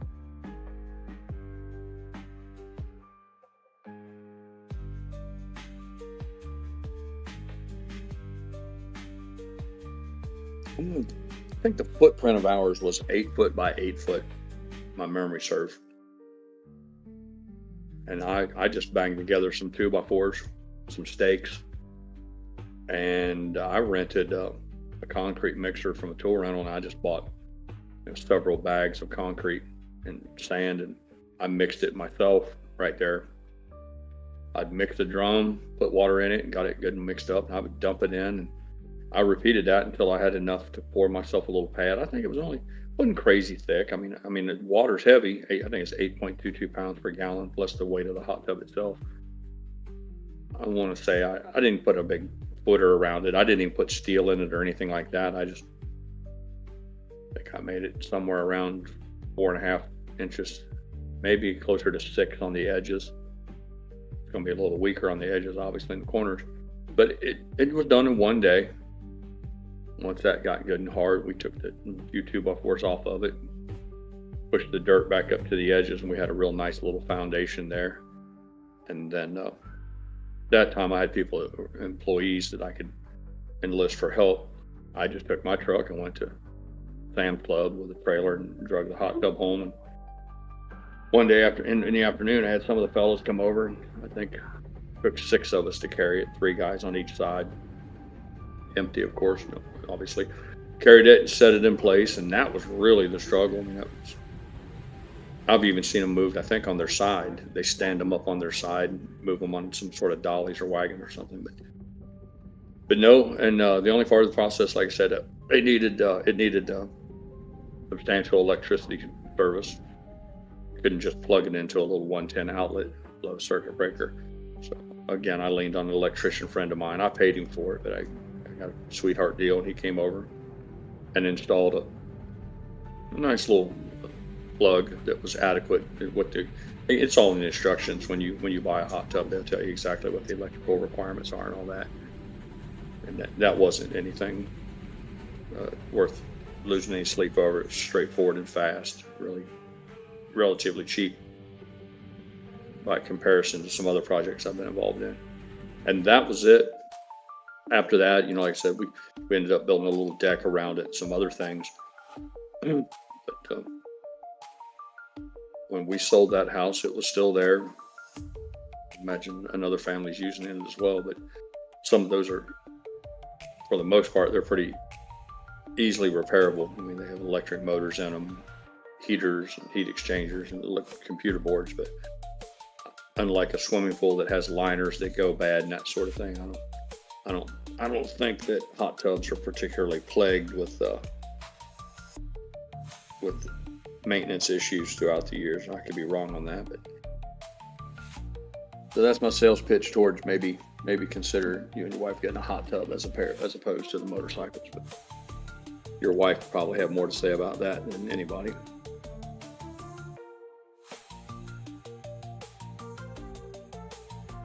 Make her happy. It's a win.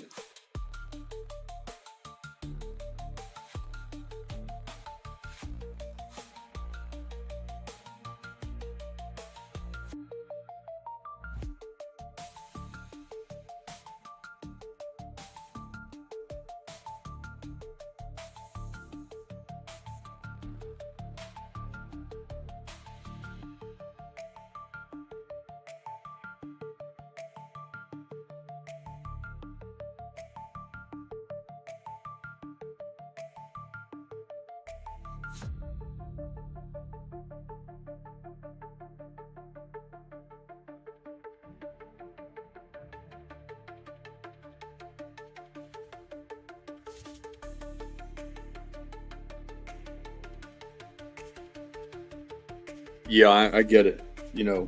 Papa Mac, a lot of women, they're not real big on hot tubs in the public arenas, hotels and all that. But I'm not saying your wife falls under this category, but a lot of them, women aren't necessarily big fans of them in those public areas, whether it's, being in a bathing suit out in public or being around, with other strangers. But I would argue that it might be something, and again, I don't mean to speak for your wife, she can speak for herself, but it may be one of those things where the idea of having one that's private for you guys alone is a whole different animal.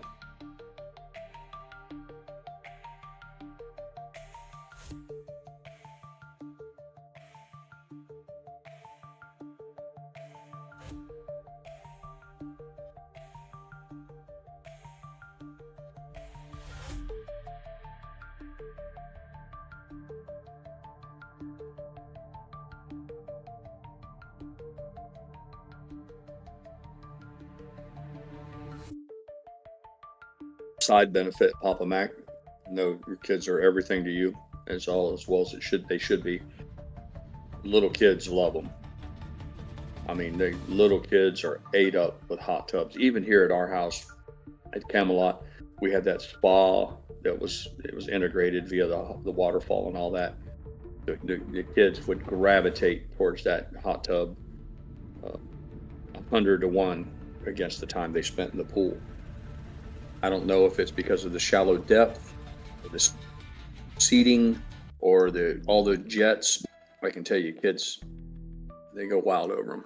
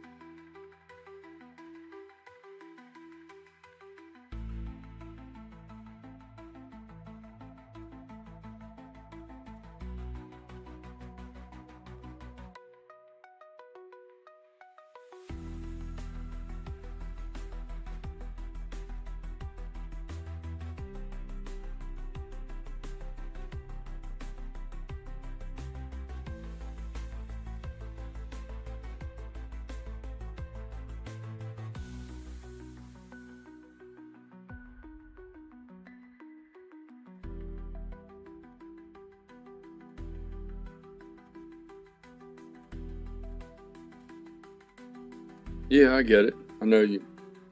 I'm sure it's always in the forefront of your decision making with what the grandchildren were like. I was just considering.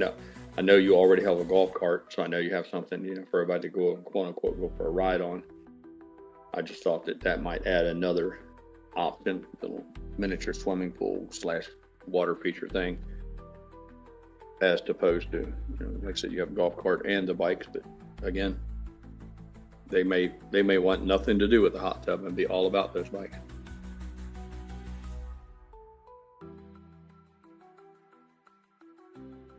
I don't know what kind of HOA rules you have and all that, but my buddy with the place on the cabin on the lake, he went to Tractor Supply and bought some of those little cheap ass little motorized bikes, little bitty things. Maybe that's what you're talking about. They had a little lawnmower engine on them. We called them mini bikes when we were kids, but I don't know what you're talking about as an electric bicycle, or if you're talking about something more along the lines of what I am, which is like an off-road thing. But I know there's little, they call them Boo Yangs or whatever they were. I think they sell them, a cheap Chinese made one at Harbor Freight, but the ones I think are most popular are the ones that come from Tractor Supply. They have just a regular little pull start lawnmower engine on them, Briggs and Stratton engine, a gas pedal, and go like hell, or a throttle rather. And I think those were incredibly popular up there at his cabin. Kids were always fighting over those.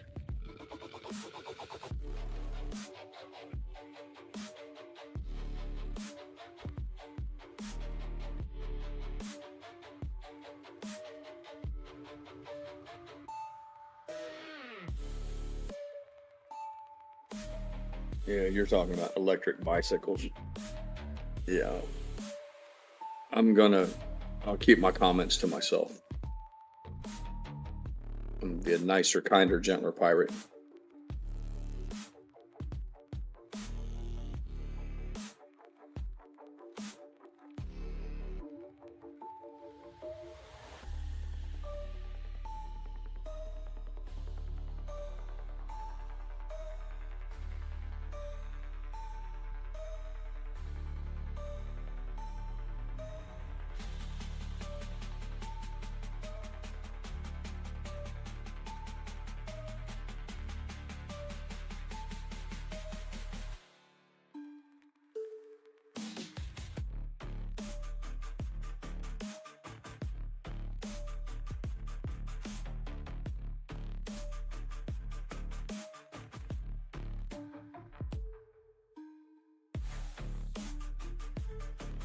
Our attitude growing up, Papa Mac, was pedaling was for the poor kids. Cool kids had stuff with engines on it. Only the poor pedaled. And I was in that group. I was one of the peddlers, by the way. But I was always envious of the ones who had the vroom vroom engine.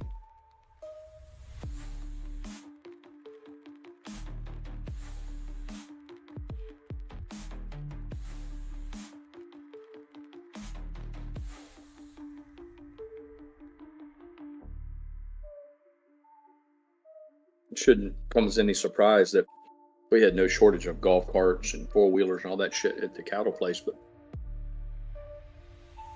the most popular vehicle, my uncle, who helped me with the cattle, he bought one so that, it's kind of when he had these big events, he wanted his own golf cart there.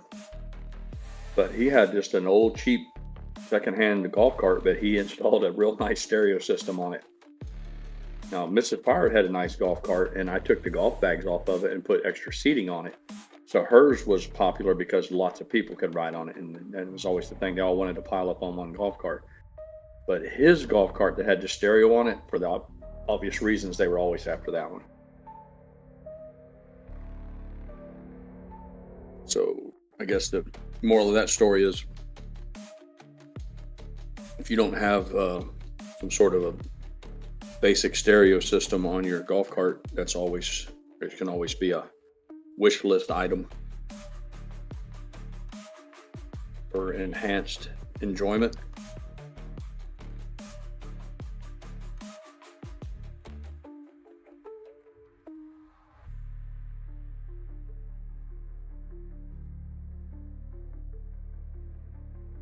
Or just like anything, The more shit you own, the more shit you have to take care of.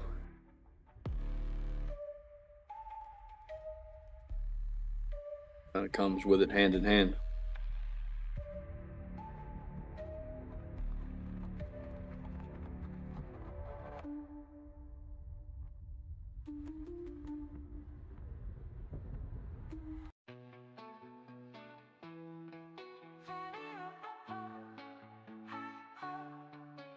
Shove up that deck, get off my neck.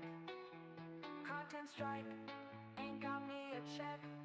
Wrote the dope song, oh ha ha. Jerry was so mad, ain't got no money, ain't got no honey. Just really playing sad. Jerry, are you okay? Are you okay, Jerry?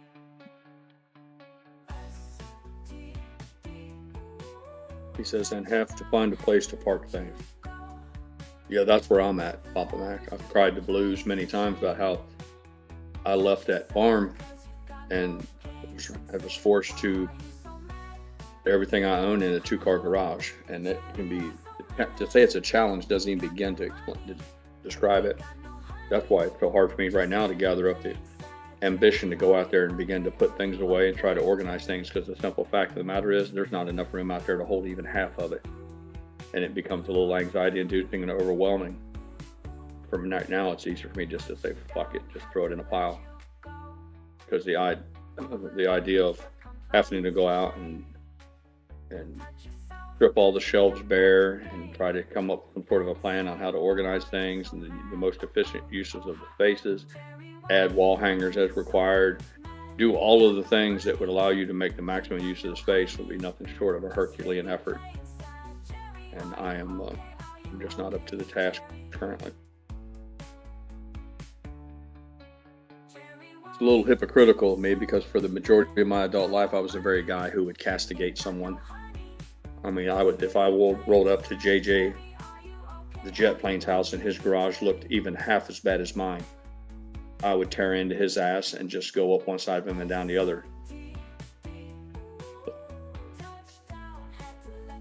Perfect example of how your views and opinions change over time.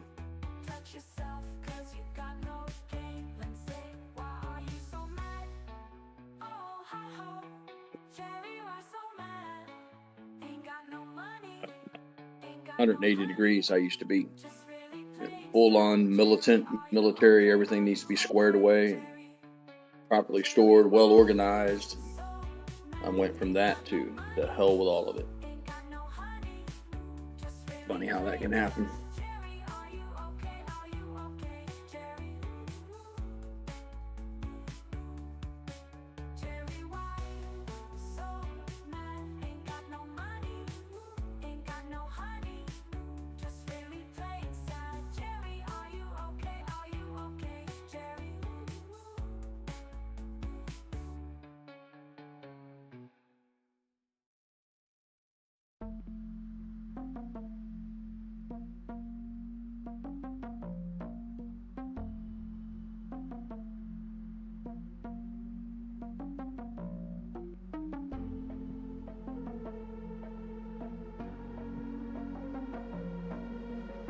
You know, while we're on the subject of storage, Papa Mac, I've seen your backyard.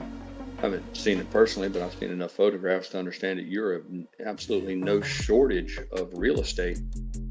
It seems like you want to find a way to spend $3,000. You might want to consider getting one of those nice pre-made sheds that the Amish build. They even sell them now. I think you can get them from Home Depot or Lowe's. You contract through them, but if you travel around, there's always somebody selling those for the Amish community, and a guy will pull up to your house with a dually like mine, and that thing will be on a trailer. It's kind of cool. They unload it, and they've got like a little dolly mechanism that has a little lawnmower engine on it, self-propelled, and it'll just crawl across the yard until you show them exactly where you want it, and then they install it and level it for you. They'll even bring some concrete pavers out, and when they leave, they'll make sure that it's perfectly level and everything. All it remains for you to do is build yourself, maybe if you want to, I suggest a little ramp at the front door, so you don't have to step up into it, because it's up off the ground to keep it from falling victim to ground moisture and rotting and all that. But you need to pile up a little dirt right in front of it so you have a ramp, or spend a weekend and build a little ramp, or you can just buy a set of aluminum ramps like they used for riding lawnmowers, loading lawnmowers up into pickup trucks and stuff. That's always an easy solution. But the idea is that you free up a lot of garage space if you have yourself a nice little standalone building.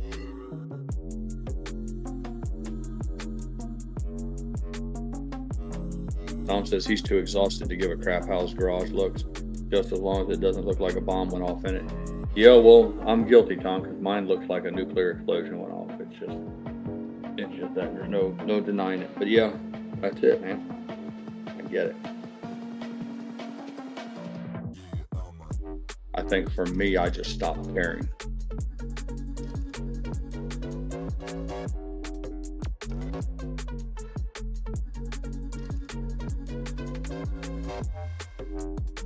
Max said organized chaos garage was his thing too. He's mellowed out some. I get it bugging me a few times a year to tackle it.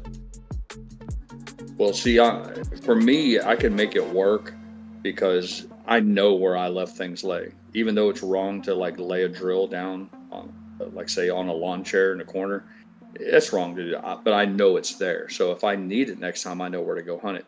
Now, having said that, I've lost control where I go, oh, I can't remember where it was at.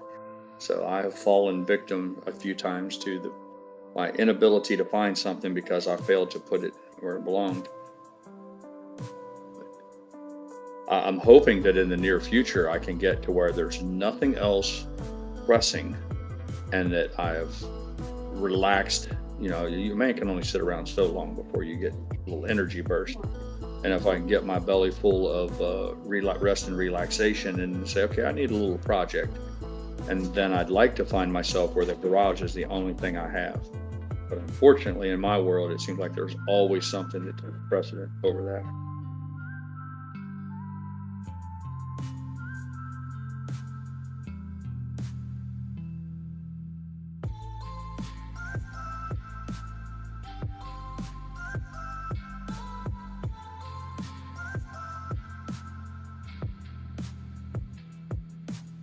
Well, the nice thing about those sheds, Papa Mac, is that you don't require if you build a standalone building, if you build a big one like a nice shop or something, you got to pull building permits with the county.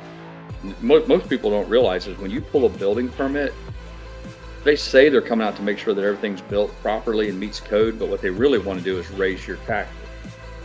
See, when you do an improvement like that, they usually claim that now your property's worth more, it appraises for more, and they raise your ad valorem taxes. So, surprise, surprise, the whole thing of getting a building permit is just really a reason to raise your taxes. So you don't have that with those little portable buildings, and it's instant gratification. Of course, you're limited on the size, although they make some pretty damn big ones now. But I've had a few of them, and I've always been pleased by it. Man can never have too much space to store his belongings.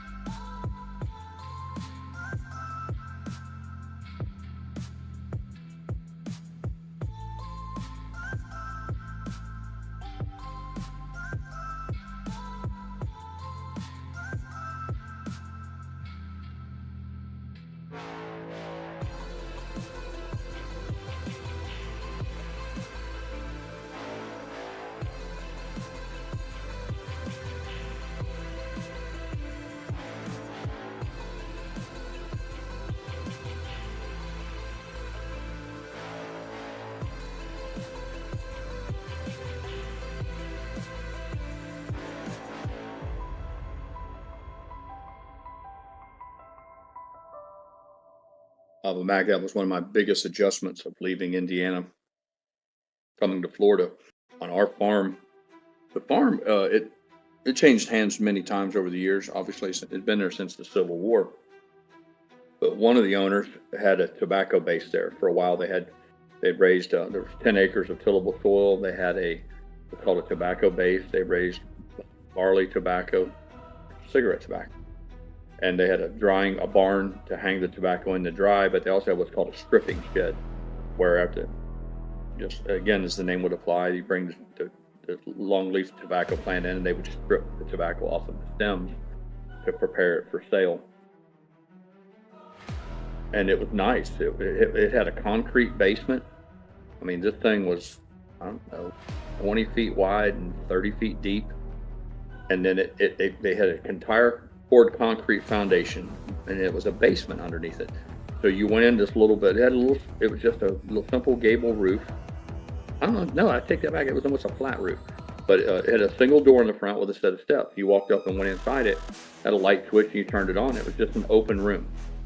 But what was cool is in the very back corner, it had a set of steps. And you went in, it looked like a closet door, but you went down the set of steps, and you went down, and the footprint was completely doubled. It was down in the basement. So it had twice the square footage as it appeared to the naked eye. And it was like a dream come true for me, because it turned into my personal little man cave. I turned the basement into a repository for all my fishing gear. So when you were in the basement and you looked up, you're obviously looking at the bottom of the floor and the rafters, if you will, if you've ever been in the basement and looked up. I just made all of that a place to hang fishing poles. I designed little racks. So all the fishing poles, different kinds, from all the various different types of fishing were there. And then I had some shelves put up for rods. I had a little workbench for working on fishing stuff. And then all of the things that went with that, whether it was trolling motors, spare boat parts, anything that involved itself with fishing went in that basement. And then on the upstairs portion of it, the main little body, if you will, that was my hunting room. And it had everything. I fabricated a couple closets and hung all my hunting clothes in there, because if anybody spent any time hunting deer, you don't want to go into the forest smelling like scented candles and fresh cooked bacon. So you buy special soap so that you don't introduce any sort of perfumes into your hunting clothes and all that, in order to defeat, the prey that you're after has an incredible sense of smell. But I digress. All of the reason was why you kept all your hunting clothes out there. So all of that was in there. Bows and arrows, anything that you would need, targets, everything. I didn't keep my weapons out there because it wasn't climate controlled, and I didn't want to introduce my weapons to a moist environment, so I kept them in a gun safe. So it was really cool. I mean, it was fishing gear downstairs, all the hunting shit upstairs. And on the mornings I wanted to go hunt, I would just take the golf cart from the house over to that little shed, or walk many times, and I would just walk in, and then when everything was inside of there, I changed in there, everything. And when I came out, I was ready to get after it out in the woods. And when you go from having that sort of abundance of space, not to mention I had a complete shop. Like, I had a shop big enough to pull, you could work on a car and 2 big farm tractors all simultaneously and never be crowded. It had like a 30-foot workbench inside it, and another storage room full of. When you get accustomed to having all of that space and availability to have everything organized, it's hard to distill all that down into a 2-car garage. It's been a problem for me.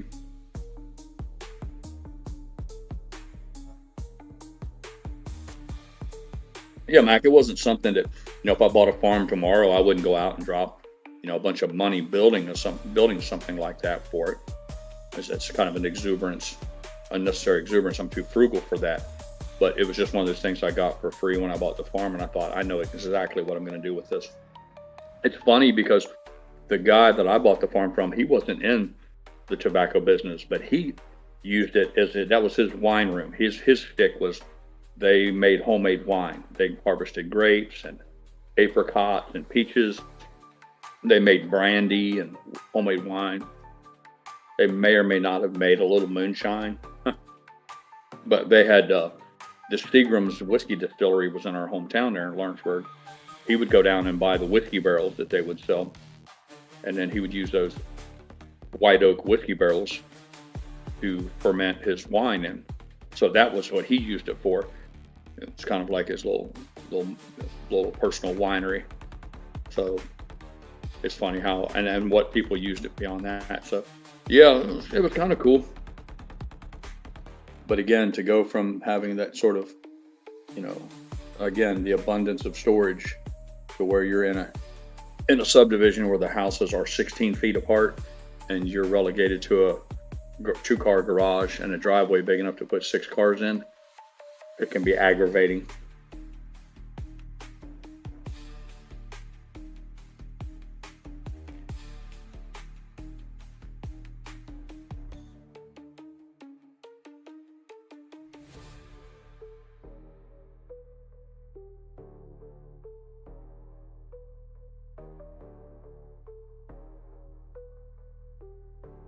I read GrayLeaf's comment. She said she had a small wood stove in her basement. Fire chief came to inspect. 2 days later, the town knocked on her door. It's been a while. We'd like to come in and look around. She said, no thanks. Every time you come in, my taxes go up. I couldn't get away with that, GrayLeaf. They came here. We've been here about 7 years. The way I understood it is they come around every 5 in this part of Florida. But for whatever reason, they come around, they knocked on the door, and they said, hi, I'm with the county. It was a young guy. They're like, I'm here to assess your house for your tax appraisals. I'm like, yeah, our house is already on the tax rolls. You're like, yeah, we look for adjustments. And I kicked in, instant asshole, get the fuck out of here, get the fuck off my property, don't ever fucking come back. You fucking guys, you just get the fuck out. You're not coming to my house. First of all, I come up and he's outside taking pictures, standing in my yard. But it shows you how you got to be careful, because here's what happened to me, GrayLeaf.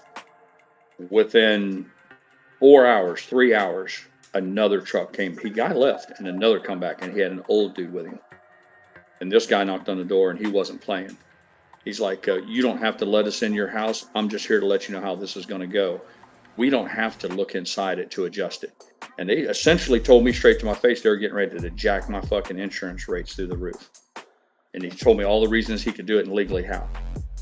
And he's like, so you can either work with us and we'll figure out, blah, blah, blah, and I learned real fast, and I was like, whoa, you fucked up here, Fire. This guy's getting ready to go hard on you. And I fell back and punted. I said, hey, man, I apologize. Got a little sideways. I shouldn't have done that. I understand you're just doing your job. Then I had to go into the whole humble pie of, look, man, my house is it's 18 years old. If anything, you need to reduce my taxes because it's she's getting a little rough around the edges, blah blah blah. And I'm like, I don't want to raise them. He's like, well, there's a possibility your taxes can go down. I'm like, well, let's work towards that. So instantly, I found myself kissing his ass to try to reduce my tax bill, as opposed to telling him fuck off, get out of my yard. Because the simple fact is, if you tell him fuck off and get out of your yard, you're probably going to raise your taxes. And here's the dirty little secret: there's nothing you can do about it.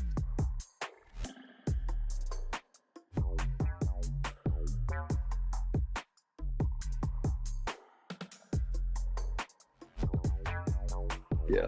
See, they have a thing called depreciation on there when they do the ad valorem, which is Latin for, I think it means at value or whatever. But the ad valorem taxes is you pay your millage rate. Let's just say it's 1% or whatever. So you owe the county 1% of whatever the value of your house is. Then they allow you some deductions, like if the house is so old, they say, well, she's getting old, so it's depreciated. It's it needs repair. It needs work done. So then you can get some deductions off of that, and they'll reduce the value of the house, which in turn reduces the value of your taxes. The opposite of that's true. If you go and file a permit and say you want to add on another bedroom and another bath, making your house like 4 bedrooms, 3 baths now, when you pull that permit, when that work's finished, they're going to go right in and say, yeah, you've made some capital improvements, and now your house is worth a lot more. And guess what that means? So I would just, anybody who's approached by their tax man, I would urge caution going forward. And as much as it pains me to say this, probably best off to just really do a lot of ass kissing and sucking up, and don't be like Pirate. It can end up, in the end, you can win, you feel good about yourself, but you're going to get a big fat tax bill that's higher than what you had before.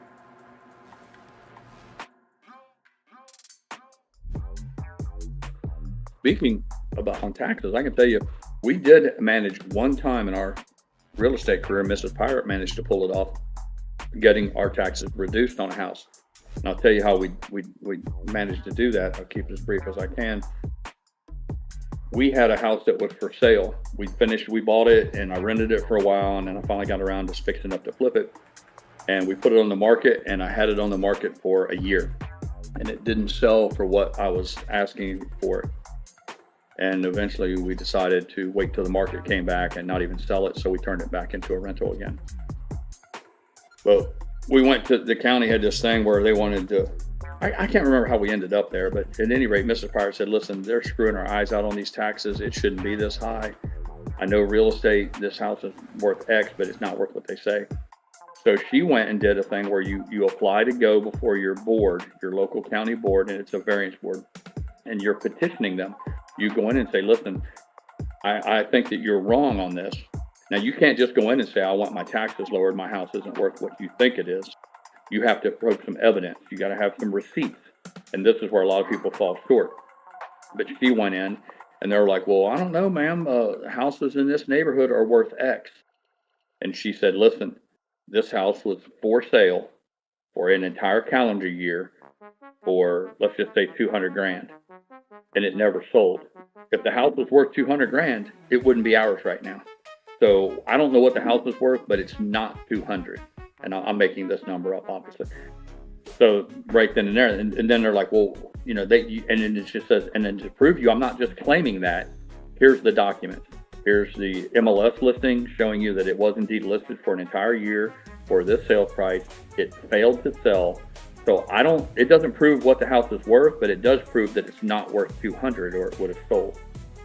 And at that point in time, they all kind of looked at each other and said, she's got us. And they did. They reduced it, and I can't remember what they negotiated it down to, or they may or may not have asked her, well, what do you think it's worth? And based on some other, she might have even provided them with that, because that's the way my bitch rolls. She said, hey, I did take the time to pull you some comparable sales. This is what sold within 5 miles of this house. Here's what they're currently bringing per square foot, and if you get your calculator out, that tells you that the house is worth this. But when we walked out of that room, our tax bill went down. But it took an entire day of her life, probably a day of her life to get ready for it, and a day of her life to get it across the finish line. But that's an example of how, if you get your shit together, you can force them to reduce the taxes on your house.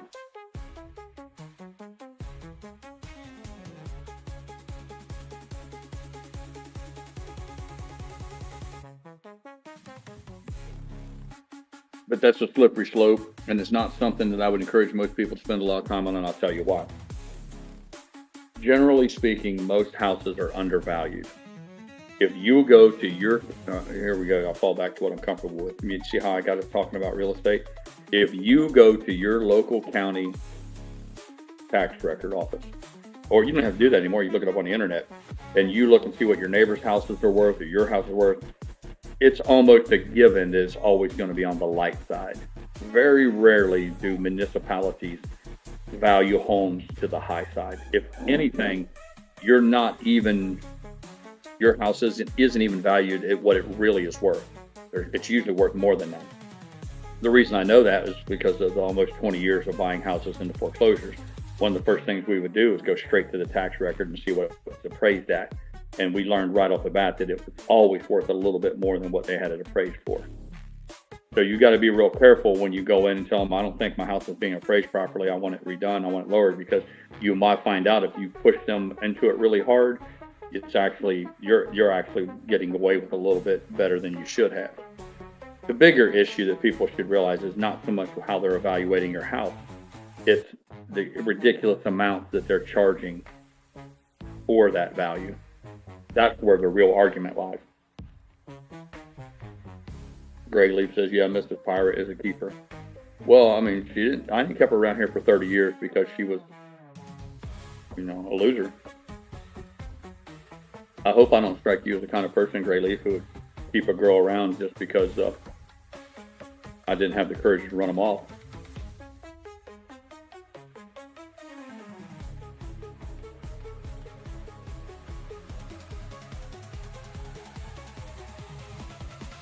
McCumber said, when I lived in New York, that's funny, they pushed my assessment to double what I paid. They said the assessment was different than what you paid. They said assessment was different than what you paid. Then I showed actual appraisal and they lowered my taxes.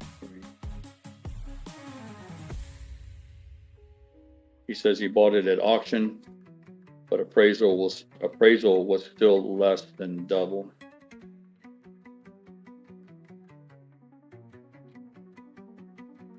I try to be GrayLeaf.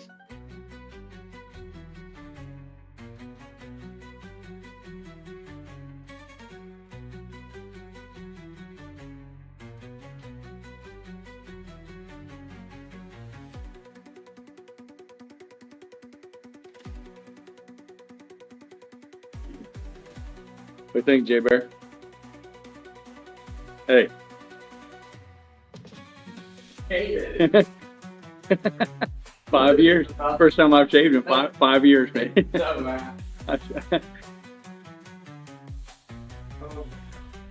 When I was a kid, I remember the farm you did it one time.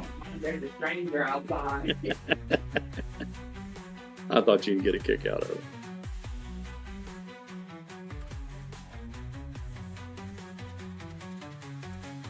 Yeah, Ron, it's always different because the auction process throws a wrench in her whole machine.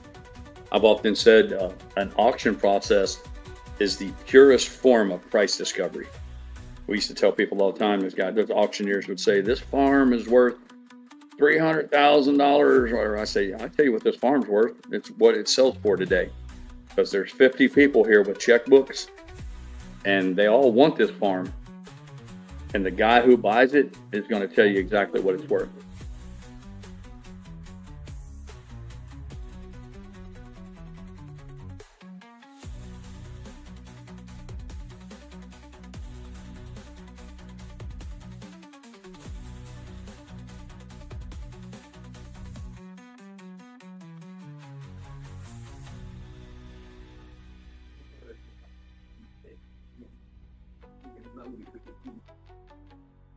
All right, my dog's looking at me with the begging eyes.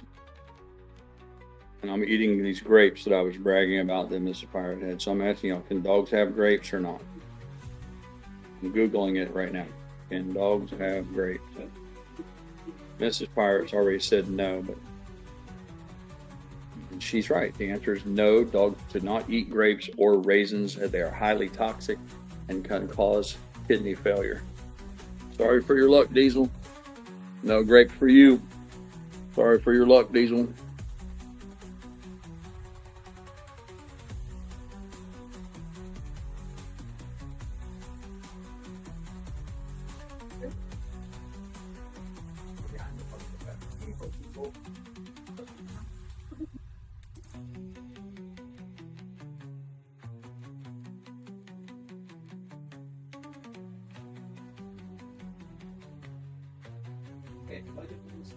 Just because we make perfect trip, we're not your God's mother.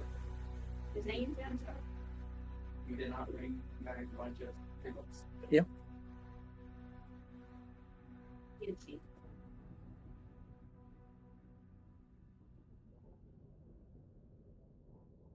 Yeah, GrayLeaf said no grapes, no avocado. Yeah, there's a whole list of shit. No chocolate.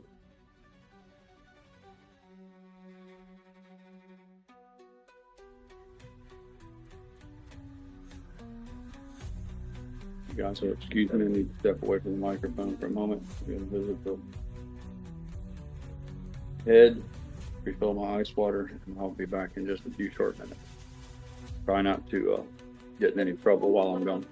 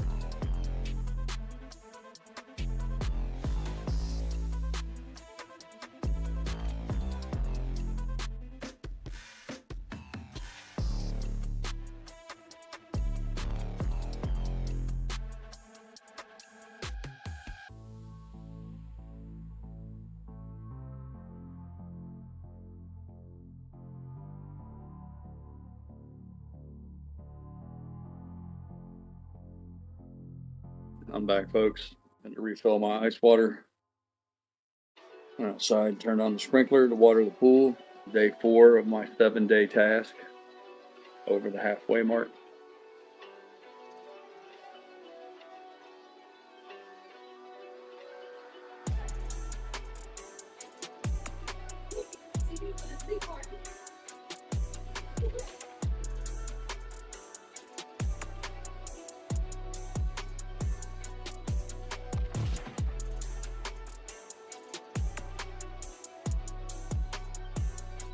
Do you keep starting to the bridge?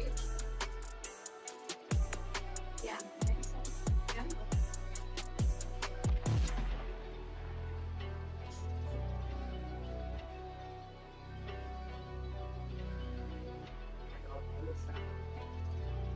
Yeah. So tonight or tomorrow night, is it tonight or tomorrow? Tomorrow night. Tomorrow night. We're gonna have to write it up.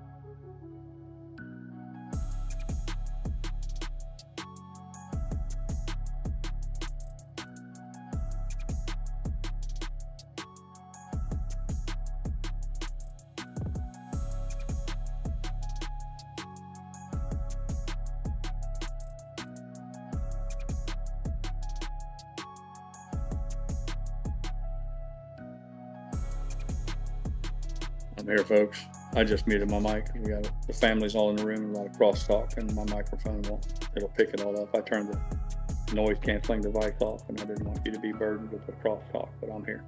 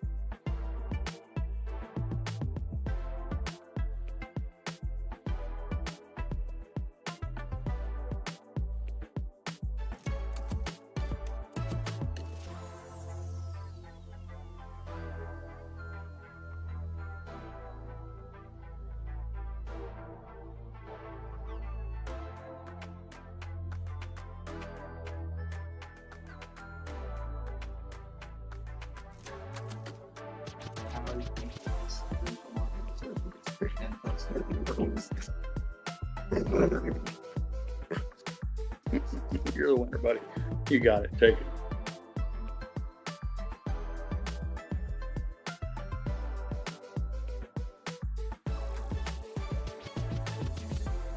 Public scale, like, Republics, they get that May influence, and I'm like, they got enough.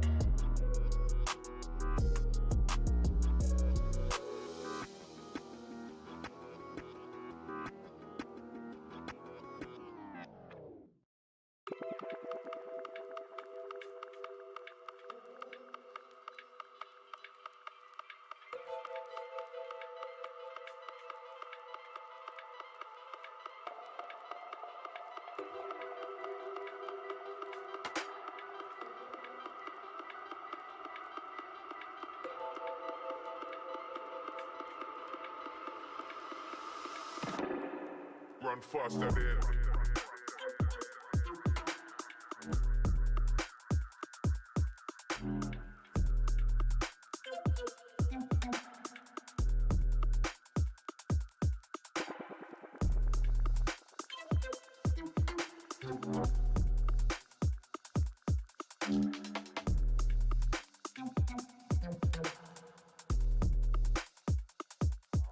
Big blast in them.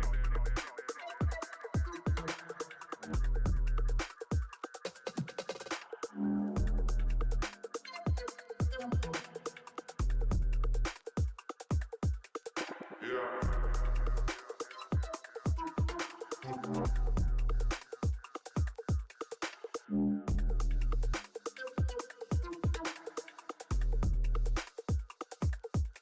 Sharper than.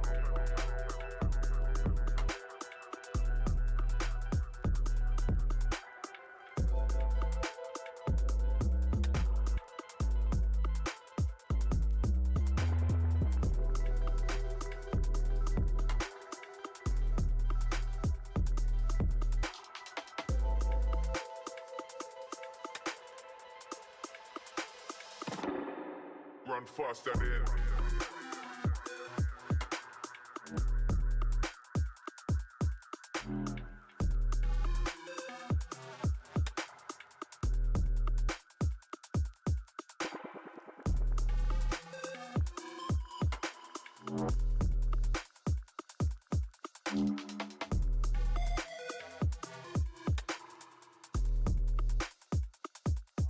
Big blast in them.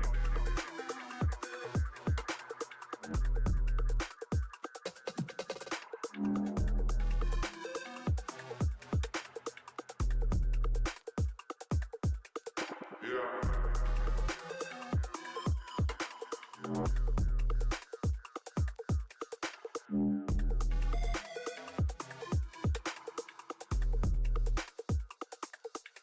Sharper than.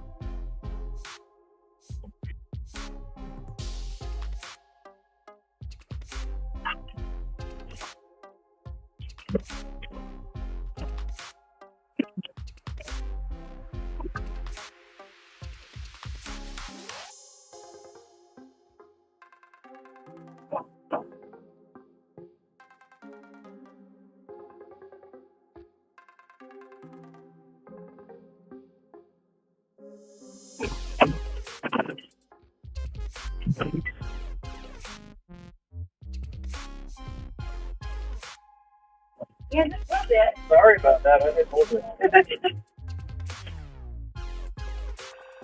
There's a candle up there. Yeah. Sorry. I remember, aren't you? Been a while.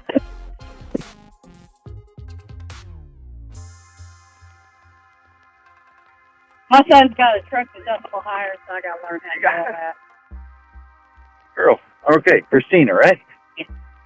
Russell, right? Yes, me. Dash it out for God. Well, I look trustworthy, don't I? That's just like you did too. Yeah. Please. Have a good.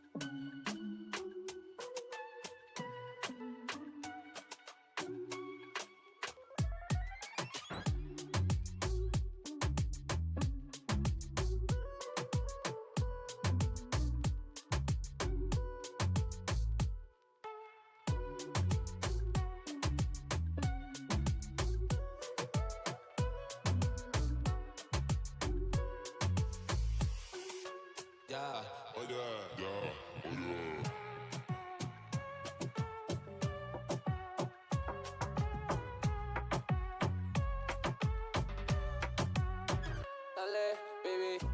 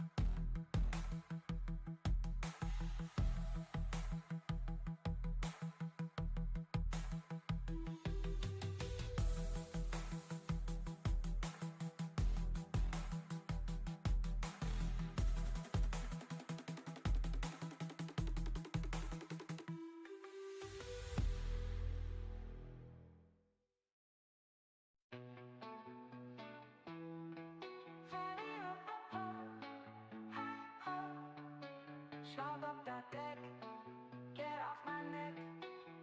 Content strike, ain't got me a check.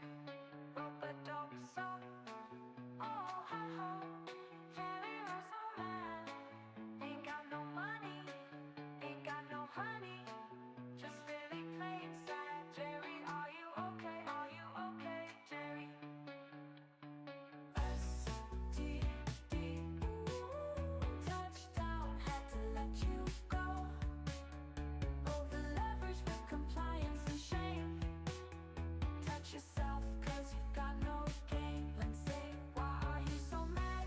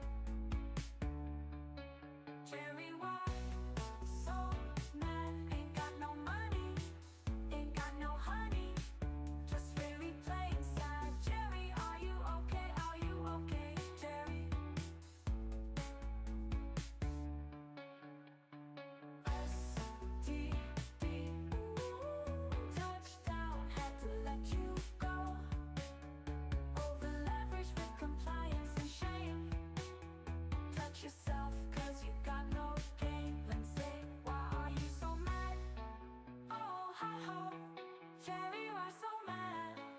Ain't got no money, ain't got no honey, just really plain sad. Jerry, are you okay? Are you okay, Jerry? Jerry, why so mad? Ain't got no money, ain't got no honey, just really plain sad. Jerry, are you okay? Are you okay, Jerry? Jerry, why so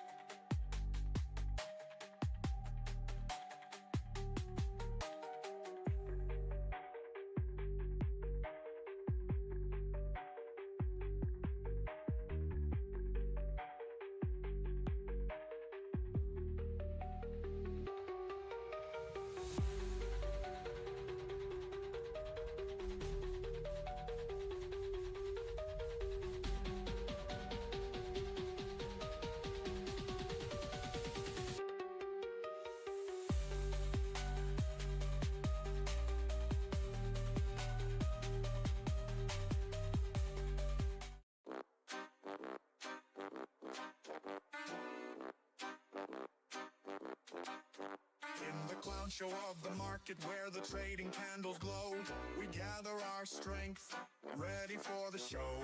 Loyal to each other, we rise up, no fear. Together we're a force, the apes, we are here. We were born in the chaos, rising up so free. Holding tight like we're meant to be.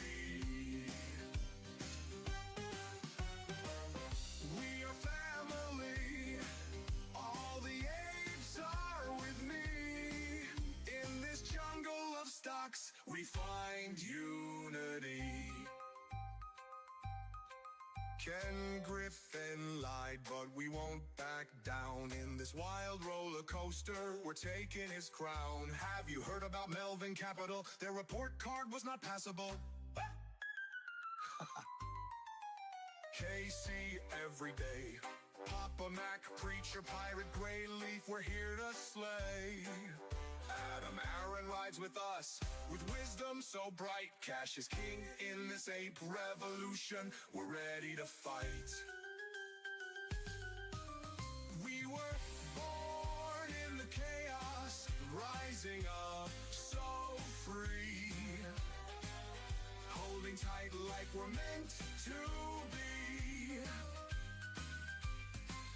We are family, I got all my apes with me. In this circus of stocks, we find unity.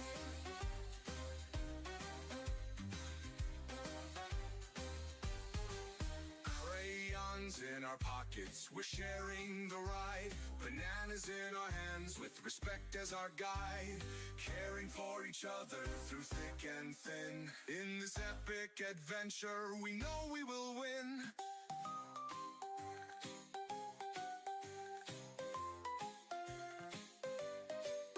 Popcorn in the air, we're ready for some fun. With every single trade, together we will run.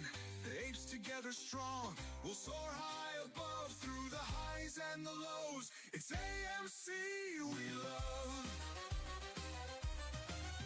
We were born in the chaos, rising up so free.